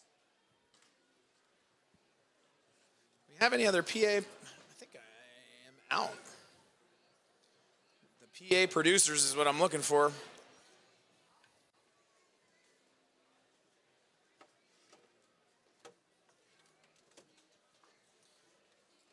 So everything actually has to come out of the refrigerators. I know you guys just cleaned it, and that was great. So how tough was this, huh? Right? What do you think? I was really intrigued to see the use of the skyr in the sauces, and it's just exciting to see the development of flavors that the chefs were able to achieve. So yeah, it was really tough, but I think so many people, and no fault to anyone, but I think so many people think of yogurt and they think sweet. But as a chef, like it's savory. Yogurt itself, before it gets anything added to it. I mean, I make yogurt every week for my family out of skim milk from Apple Valley Creamery down in Adams County, and before it's savory. It's before it even gets anything added to it. So you take it and make a savory sauce. Maybe add some harissa or something like that to it. That's a good one. And a little lemon. But we don't even add sugar to it until like the kids insist on the sugar. You know what I mean? But what did you think? What did you think? Was it tough? I thought it was actually great that they ended up making essentially the same concept. So it really allowed like a, one-for-one comparison. I had a clear favorite personally, so it was easy for me, but it was really nice to see how differently they approached it. And I think the sauce was really the key in both of them, and it really like distinguished the two of them from. When they make the same dish, it makes it really hard, you know? It makes it hard. Yeah. Yeah. Okay, we've got some results here. Yeah, it was pretty close. But where do the teams go? They're not here. Hey, you guys wanna come on out here? That'd be good to have the teams to tell everybody who won.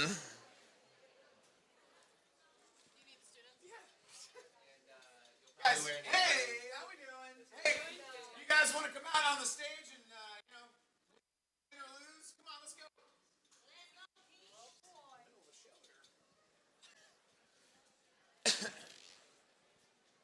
I think I found them. At least they didn't run off to the potato donut station. Then we would have been out of luck. All right, come on out. You guys want to stand right here? And this team stands right here. All right. All right, ladies and gentlemen, the winners of the 2026 Dairy Day Student Cooking Competition are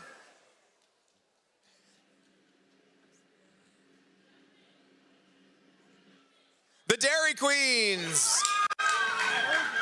Hey, gentlemen, great job. You did a fantastic job. Yours looked really, really good to me, too. You did a great job. You guys want to, come on. Don't go anywhere. Ladies and gentlemen, thanks for hanging out with us. That was a lot of fun. Another round of applause for both teams, please. Stick around. We're going to have the Painterland sisters coming up next. They're going to be making apple coffee cake with their amazing yogurt.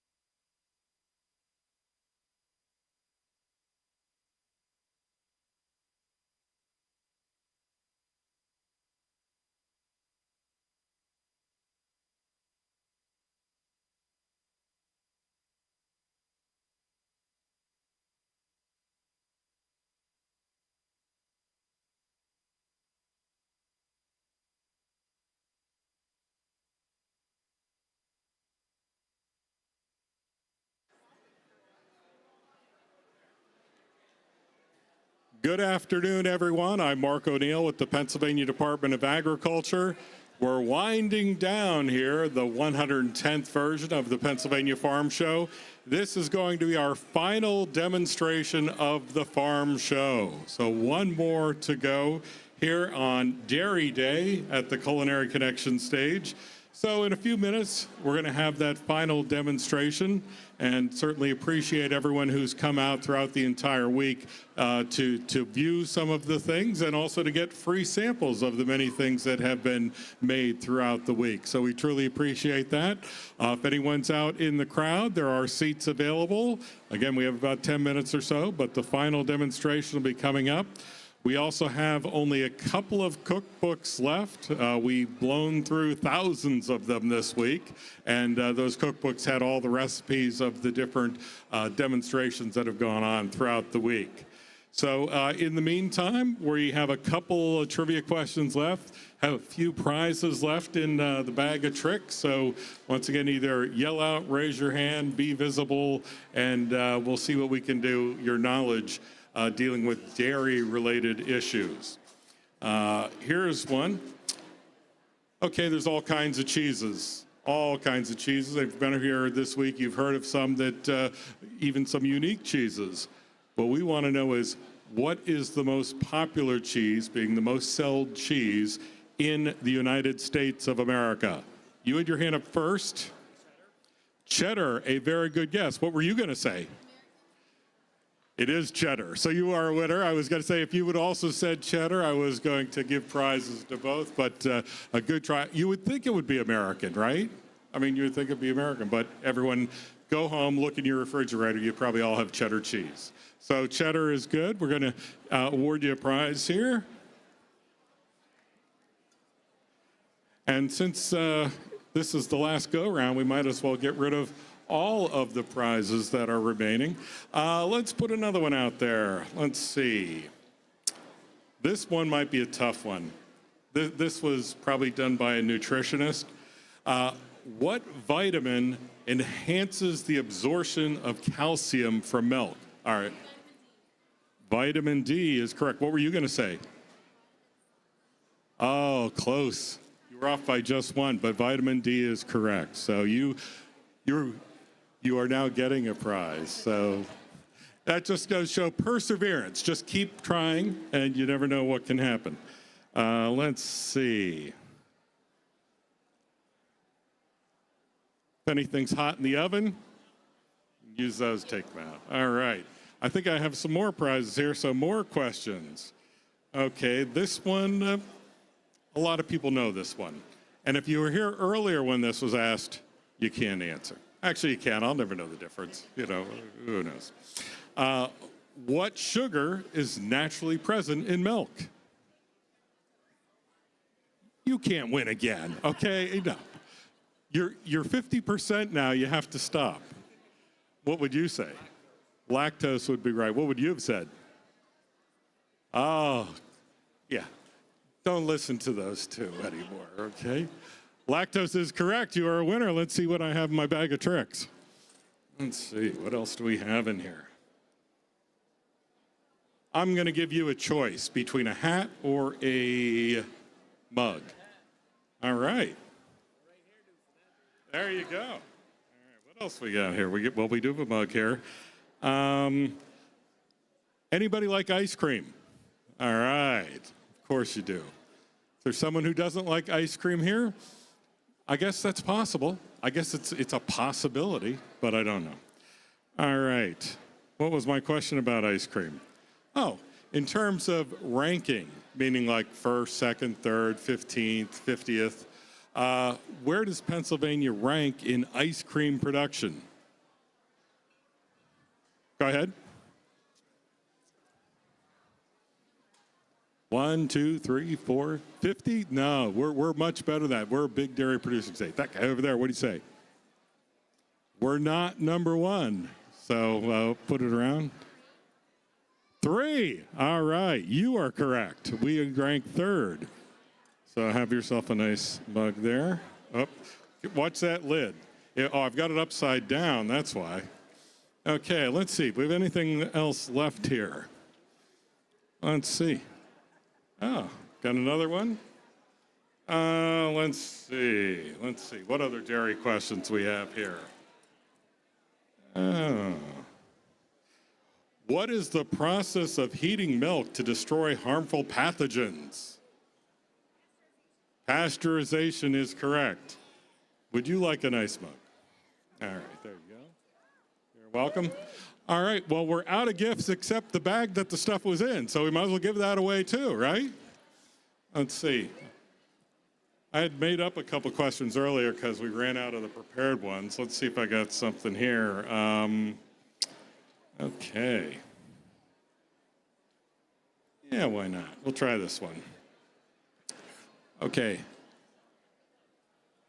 Dairy cows produce a lot of milk. Per day, how many gallons of milk does the average dairy cow produce? All right, I saw you first. How many? 16. If you could only cut that figure in half, can anybody do math? Look at this guy still trying to win. Oh my gosh. You get the bag. There you go. And that's it. We're out of prizes. So we're perfect timing. In a few minutes, again, the final demonstration here at the Culinary Connection stage will take place. Thanks for playing, everybody. Thank you very much.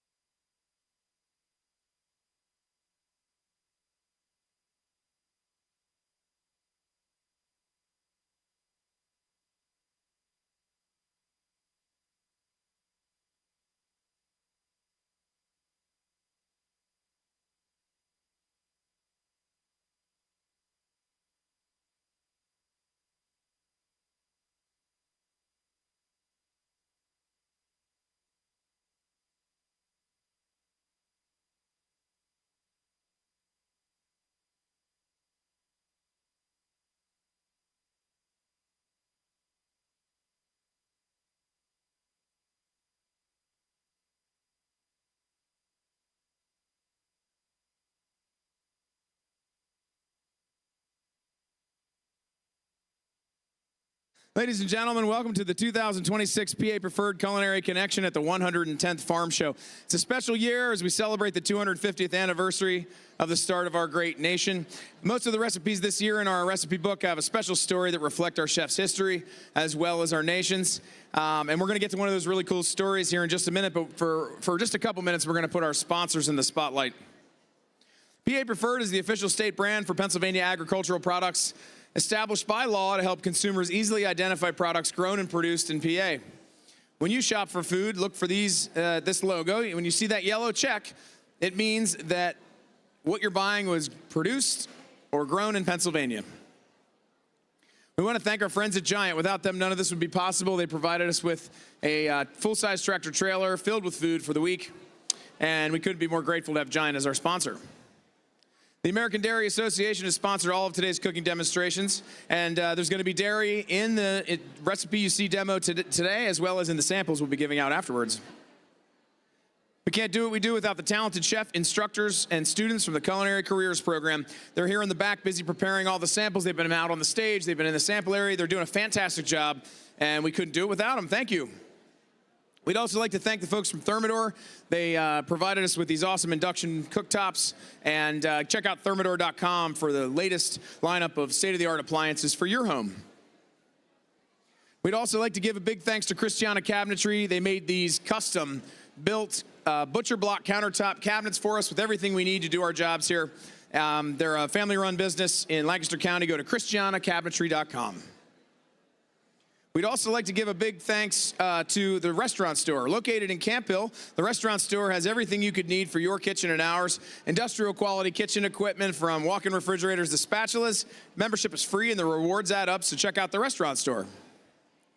Last but certainly not least, we want to thank our friends at the Pennsylvania Winery Association. Every recipe in our book that you will see demonstrated today was thoughtfully paired with the wine, just like this. If you want to check out Pennsylvania wines, you can head down in that direction past the Pennsylvania Hardwood exhibit and check out the wine booth. So this next presentation, our last presentation of 2026 Farm Show, celebrates the next generation of Pennsylvania farmers, blending tradition, innovation, and a deep commitment to the land. Stephanie Painter, who is at home with her newborn, and Haley Painter, who's backstage waiting, are the sisters and co-founders and co-CEOs of Painterland Sisters, an organic Icelandic-style skyr yogurt company rooted in their family's fourth-generation dairy farm in rural Tioga County, Pennsylvania. Growing up barefoot on Painterland Farms, Stephanie and Haley were immersed in farm life from an early age. They returned home after college and traveled to sustain their family's regenerative organic dairy operation and to better connect consumers with the source of their food.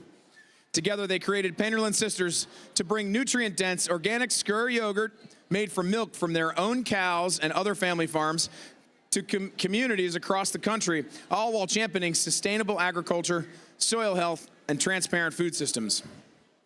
Stephanie and Haley Painter epitomize the new generation of farmers, passionate about the land, committed to quality, and dedicated to building a thriving future for family farms and the people who enjoy their food. So ladies and gentlemen, along with Haley Painter, we have Abby Brandner, Kim Larson, and Gabby Lee. Please give them a round of applause. Watch your ear thing. Okay, good, right? Your ear thing is not on. 4? He didn't say it yet. Thanks. Champagne there. Ooh. For Pennsylvania, it's paired with your recipe, okay? Thank All you. right. I think my ear thing. Let's do this, girl. Oh. Little technical difficulties. Hi. Well, thank you for joining us on the very last day of 2026 Farm Show. I'm Haley Painter. I am here, like we said, with Abby Brandner. Hi, everybody. I'm a fifth-generation dairy farmer from all the way from Wisconsin, so I'm excited to be in Pennsylvania. Abby and I will be cooking today. We are here with our team, Gabby Lee and Kim Larson. Painterland Sisters started March of 2022. That's when we had our very first cup of skyr yogurt. Today we have around 25 employees. 3 of them are here today, and so that's our team. Abby heads up our impact, Kim heads up our sales, and Gabby heads up our customer experience. And we're excited to share this with you. My sister Stephanie and I have been here for 4 years cooking on this stage, learning as we go from you and each other and the many mistakes. But that's okay, that's what we're here. We are making the apple skyr coffee cake. So, to start with, we are going to grab our dry ingredients. We gotta.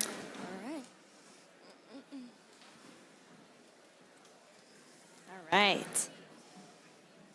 So, using our recipe, we're going to add butter, sugar, and eggs creamed together. Yeah, so we have the butter here warming up. Who here has ever made butter before? Oh, yeah. When we first started Painterland Sisters, we were like, oh, we're going to make butter. We're We're gonna sell that nationwide. We're glad we stuck with skyr, but man, we do like a lot of butter. We think it makes every ingredient just a little bit better. So use this we're going to. That one's good to keep there. We're gonna use the stick of butter here. Haley, she's Wrong ahead butter. of schedule. She is ahead of schedule right now. Get this in here. So, So she's sugar. creaming together the butter, the sugar, and the eggs. All right. Let's do this. Pasture-raised chickens have been really trending with homeschools, with homesteads, all the above. So everyone has a chicken nowadays. How many here in the audience has chickens? Not as many as I would thought, but in a homestead, coffee cake, you just grab a little bit of these eggs, whip it up in your morning coffee. How do I open this up? She's gonna cream it together with this KitchenAid that we are learning how to use at the moment.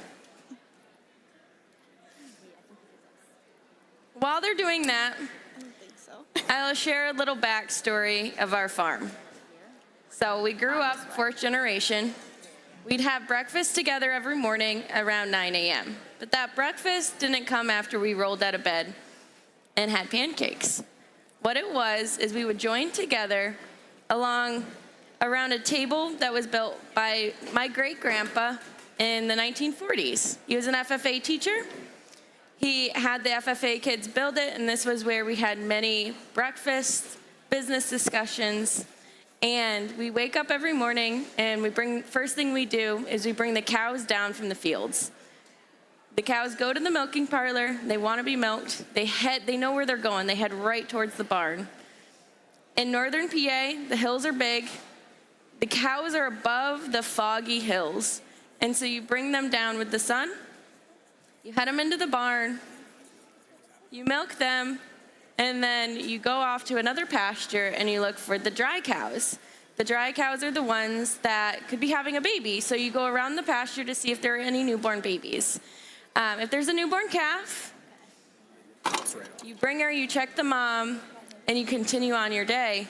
You feed all the cows, you feed all the calves, and then about 4 hours later, that's when we sit down together as a family and we have breakfast. Our breakfast typically consists of a 5-course meal that typically has nothing to do with breakfast. It is a roast, potatoes. We usually have a dessert, a pie. And so before we bring the cows in, we always have a cup of coffee because we're not going to eat for another 4 hours.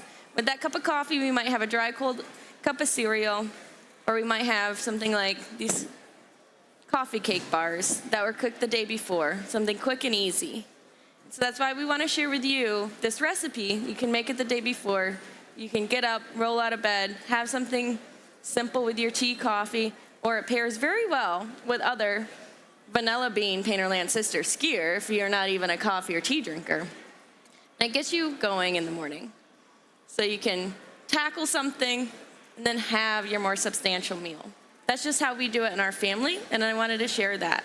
Each farm family has different traditions, and each one is important. It's always surrounded by food, stories, and laughter. All right, so we're creaming the sugar, the eggs, and the butter. What is next on the agenda, Abby? We are just about ready to add the incredible Painterland Sisters skyr yogurt, which is the most exciting part of this recipe, I must say. We're gonna add that, salt, vanilla, cinnamon, baking powder, baking soda, and the flour, all once this is ready to go, which I think it's looking good, Kim. What do you think? It looks good, yeah, it looks great. All right, let's add it in.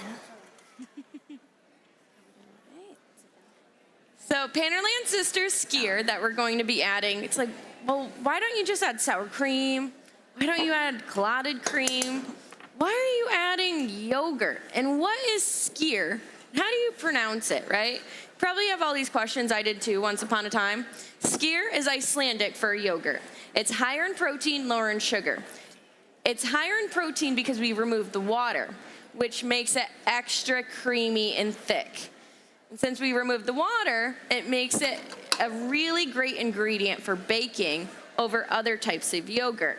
It also, you sneak in all those nutrients. Our Skyr's lactose free, so it's a great product for anyone who has a lactose sensitivity. Fun fact, 68% of our population has some sort of lactose sensitivity. Lactose free, it's a really easy process to do when you're making the yogurt. You just add the lactase into the culturing process, and now you have a lactose-free yogurt so everyone can enjoy. So all of our yogurts are lactose-free, so when a busy mom goes to the store to buy the product, they can buy it for the whole family, whatever the reason, whether they're looking for high protein, they're looking for a lactose-free option, maybe they love the billions of probiotics. And so that is why we sneak in that plain yogurt into these recipes. It has 4 cups of milk in every single tiny cup of Painterland Sister Skyr. The Skyr cups, Gabby, would you be able to pull out a Skyr cup for us so we can show everybody? Each Skyr cup has 4 cups of milk, and each cup of milk has 13 essential nutrients. So you're getting 13 of your daily essential nutrients in every single bite of your coffee cake. So if that doesn't give you a reason to eat a little bit of something sweet in the morning, I don't know what would. So here's the cup. Can you imagine that? 4 cups of milk concentrated down in here. Putting that into your baked goods. Or you can just eat it by the spoonful. So that's what we like to do. You can put it in sweet recipes or savory recipes. All right, we're still creaming the sugar, eggs, and what's the last one? Sugar, eggs, and butter. There. Yep. And now we're gonna add in the apples. I think it's about ready. It looks great. The flour that we added was a gluten-free flour. That is what is in the recipe book. The recipe books can be found over there. You do not need to add a gluten-free flour. Why did we add a gluten-free flour? Our yogurt's gluten-free. Might as well have a gluten-free flour. It's not needed though. Do what you please, do what you will. We just got a grain mill for Christmas, so our whole family can use it. So we've been just taking grain that we get from the local co-op and grinding it. We'll see if we can grow some grain on our property this year. That's food grade. But yes, do what you want, do what you will. Gluten-free is what we have in here. So Abby just added that into the recipe. She's adding the apples. Tell us about the apples that we're adding in here. Yeah, so these apples, you can use just about any apples. These are Honeycrisp apples. Another good alternative would be like a Wolf River apple, if you've ever heard of those. They're really big apples. I have a lot of them at my house, so it's nice. We use them and make tons of applesauce and apple pies and freeze them, and then we get to enjoy them all winter long. So yeah, and Pennsylvania, they're really known for their apples. I mean, we have a bunch of incredible apple producers in this state. You can clearly tell over there we have a wonderful apple stand where they display all their apples. They have wonderful apple slushies, I think is what they're called. Did anyone try an apple slushie yet? Oh yeah, I'm seeing lots of hands. Those are top tier. I don't know, would you go for an apple slushie or a milkshake? Is milkshake still top tier? Apple slushie, I'm hearing. I have had 4 apple slushies, and I've had 0 milkshakes. So I think I'm a little biased to the apple family, even though I'm a dairy farmer. I probably shouldn't have admitted that. Hey, but we've eaten a lot of yogurt. I'll tell you that. We live off of yogurt at the farm show, for sure. So the apples that you pick, they can be, if you want a little sweeter of a coffee cake, then do something like a Macintosh. You can use a Golden Delicious. You can use a Luda Crisp is a apple that we've recently heard of. I mean, that one got my interest, so we tried it, and it is definitely sweet. So if you want a sweeter apple cake, then just add sweeter apples. If you want a little more tart, add your Granny Smith, add your Wolf River, add your Cortland. And again, look up what those Wolf Rivers are if you've never heard of them. They're like the size of your face. I am not kidding. So now that you have that, how we cut them up are in very tiny chunks, and they got added right into the KitchenAid mixer. What is next on the recipe, Abby and All Gabby? right. We're getting ready here to do the toppings. This is gonna happen in a whole separate bowl. Obviously, we're in a separate part of the kitchen. We are gonna combine the melted butter that Haley's got over there, some nuts, sugar, cinnamon, and mix it all up. Seems pretty simple. It seems simple. Let's see if we can handle it. Let's see. Butter time. All right, we're gonna add in the cinnamon now. If you're a cinnamon lover, add more. If you're a cinnamon non-lover, add less, right? I love the color of cinnamon. It reminds me of those nice brown Swiss cows, Haley, or a Jersey. Oh yeah, cows come in all different shapes, sizes, and colors. And from our viewpoint, it's important to mix them all up so you have the healthiest animal, just like in dogs, right? Mutts are typically the healthiest. And so the breeds that Abby was talking about, the brown Swiss, they're a beautiful breed. They're large. They have white features around their nose, browner color around their back. They have the biggest ears, with super feathery because they graze in very cold conditions, Switzerland. So they graze up the hills on the summertime. And typically in Switzerland, you have a herdsman that goes with them, milks them, and they make cheese every day. Have you heard of Alpine style cheese? It's also the same as Swiss style cheese. And so that herdsman brings those cows up there, lives with them while it's warm out, and makes cheese so big because it's easier, and he leaves it there until it's time to bring them down when it's getting cold. He'll bring these 100-pound wheels of cheese down with these cows, and the whole town has a parade. They dress the cows up with flower crowns, bells. The community comes out and has all sorts of festivities. This happens every single year in Switzerland. And so that's a style of cow that we have here in Pennsylvania, here in the U.S. And so they're very hardy, they're good for weather, they're good for hiking, and they make a very nutrient-dense milk. It's high in fat and it's high in protein. So it's good for making butter and it's good for making skyr. You bet. All right, ready for the next step? So now we're gonna take our cake batter. We're gonna spread it evenly in our pan.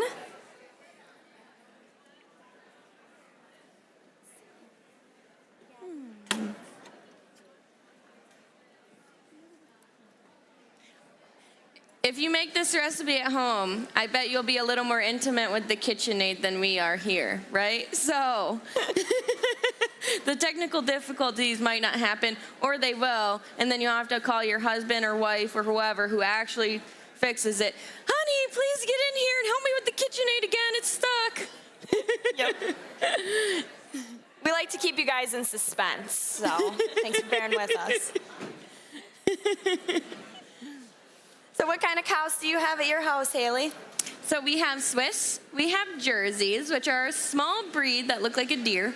We have milking shorthorns, which are really sturdy cows. They have thick legs and thick bodies, and they don't make that much milk, but they're so hardy. They're great for walking up the hills, and they're the brightest, deepest red color. We have linebacks, which are what they sound like. They have a line down their back. It can be a white line, a red line, a blue line, and then the color of their body is the opposite of that, and they're very hardy as well. I think that is majority of the breeds that we have. Oh, The brown Holsteins. Swiss. Yep, The Holstein. brown Swiss, and we have Holsteins, the black and white cows that you typically see everywhere, are the Holsteins. Holsteins and Jerseys are the number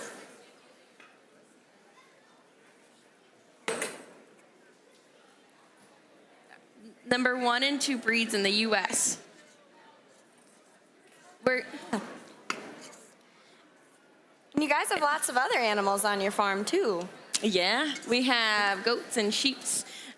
We have one horse. We have chickens. We have pigs. A little bit of everything, but that's kind of like a hobby farm.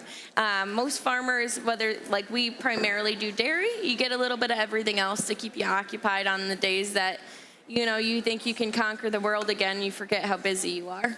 You bet. Abby, what kind of cows do you have on your farm? Yeah, so at our farm in Wisconsin, we have a lot of the same cows that Haley has. A lot of brown Swiss, Jersey, Holstein.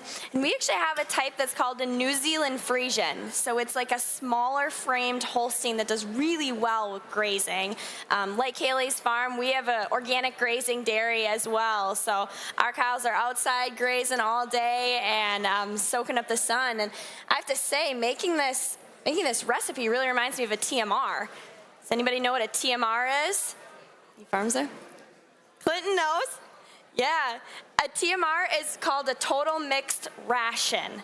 So that's a scientifically measured meal that we put together for the cows. So we'll get a majority of it from grass and forages. That's when you can also add in the bits of grain, some minerals, a vitamins, salt, whatever else they need to make sure that their diet is completely balanced. And you can top dress the TMR. So it really is like this recipe. So now what the ladies are doing over here, Gabby and Kim, they have put the base layer of the coffee cake on the bottom, and then they've taken our top layer of things like cinnamon and nuts and butter, and they're just dropping it on the top to make the crumb of the coffee cake, and that would be like top dressing it for the cow. We love to relate what we do to how we support our animals, because it is very similar and we have similar basic needs. And that's how simple the recipe is. It's not crazy. You have your base, you have your topping, and then we're gonna throw it in the oven. It's going to stay in the oven for 30 to 35 minutes, enough time for you to brew your coffee, maybe brew in a second cup of coffee, and then take your coffee cake out of the oven and eat it hot. So let us throw it in here.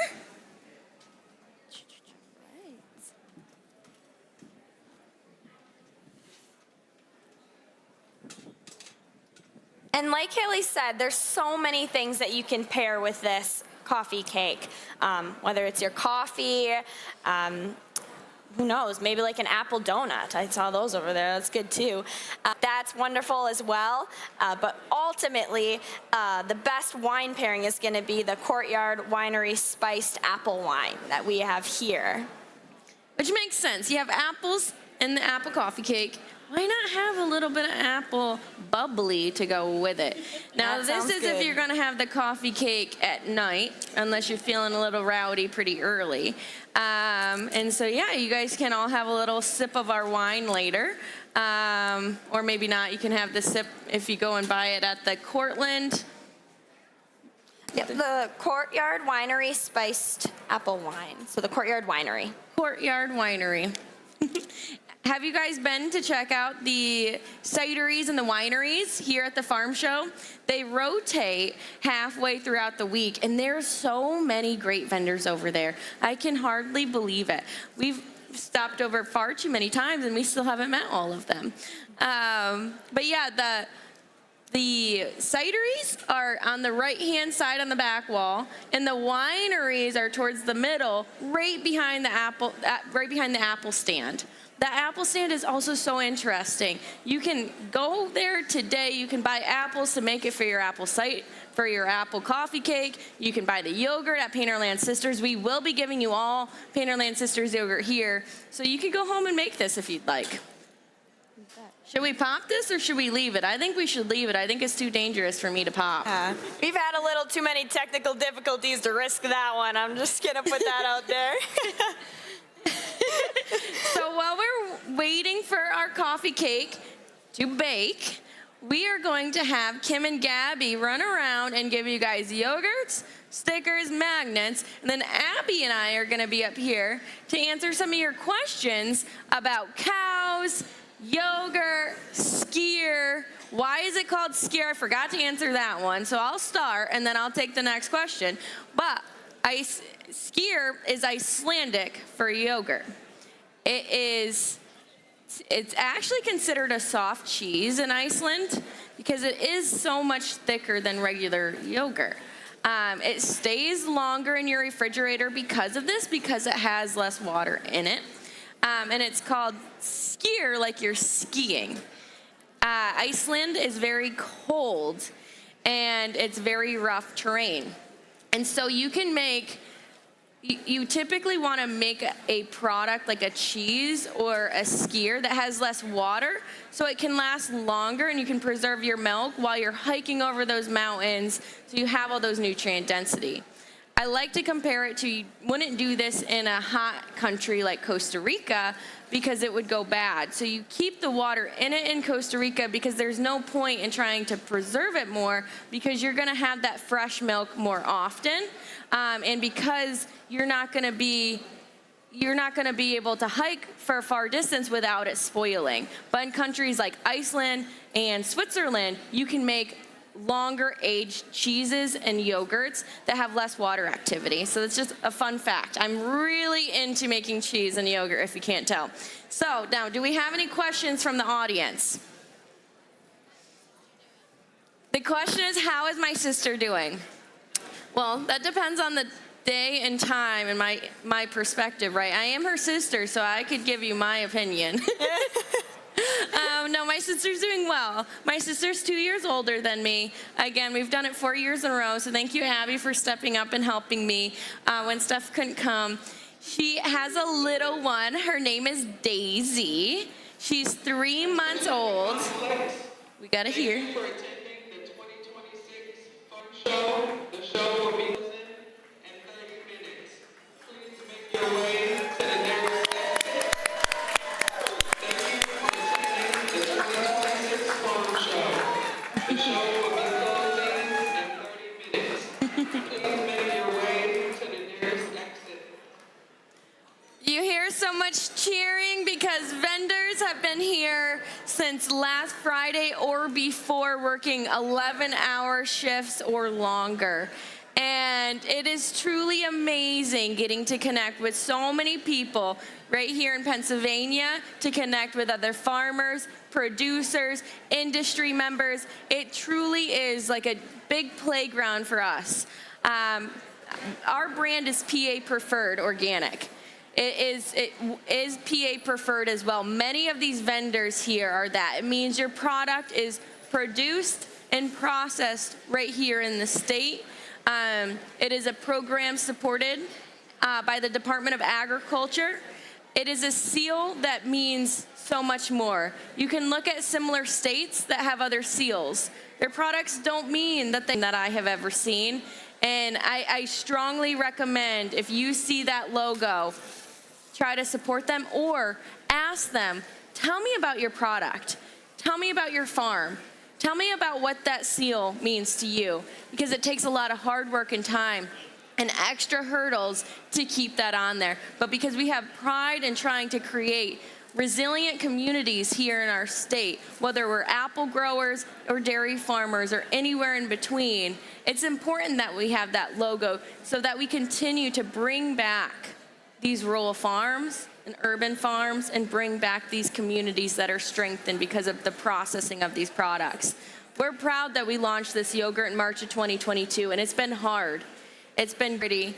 It was more scary to not do it, though, because if we didn't do it, we would have had the risk of not having a stable milk market to put our milk into. There's Falkland Brothers over here. They're potato farmers. They're 5th generation, I believe, or 4th. They're 4th generation potato farmers. They started a French fry company this last year, and now you can find their French fries nationally. They're a PA Preferred brand as well. There's so many other great stories out there. And shop with your dollar. Shop by asking the questions. Go on their social medias and support them. It makes a world of a difference. Sometimes it might be a little more expensive. Maybe it won't. Ask them why it is if it is more expensive. For instance, our yogurt is slightly higher in price, but you get 4 cups of milk in there in every single cup. It's more bang for your buck. And that's why it is. You can find our product in places like Giant, Delivered Fresh in Northern PA, Carnes, Kimberton Whole Foods, Leg Up Farmers Market, Giant Eagle, Giant Food. You can find it nationally in Sprouts. We pop up in different Costco's. Find our yogurt by going to painterlandsisters.com and where to buy. Or go to the PA Preferred website and find other brands and find our product there. Okay, so The question was, how is my sister before we got the announcement for the 30-minute break? My sister's doing great. She's got little Daisy, 3 months in. She's got her other 2 kids, Meadow, which Meadow Berry Yogurt is named after. Savannah's Peach, which is named after Savannah.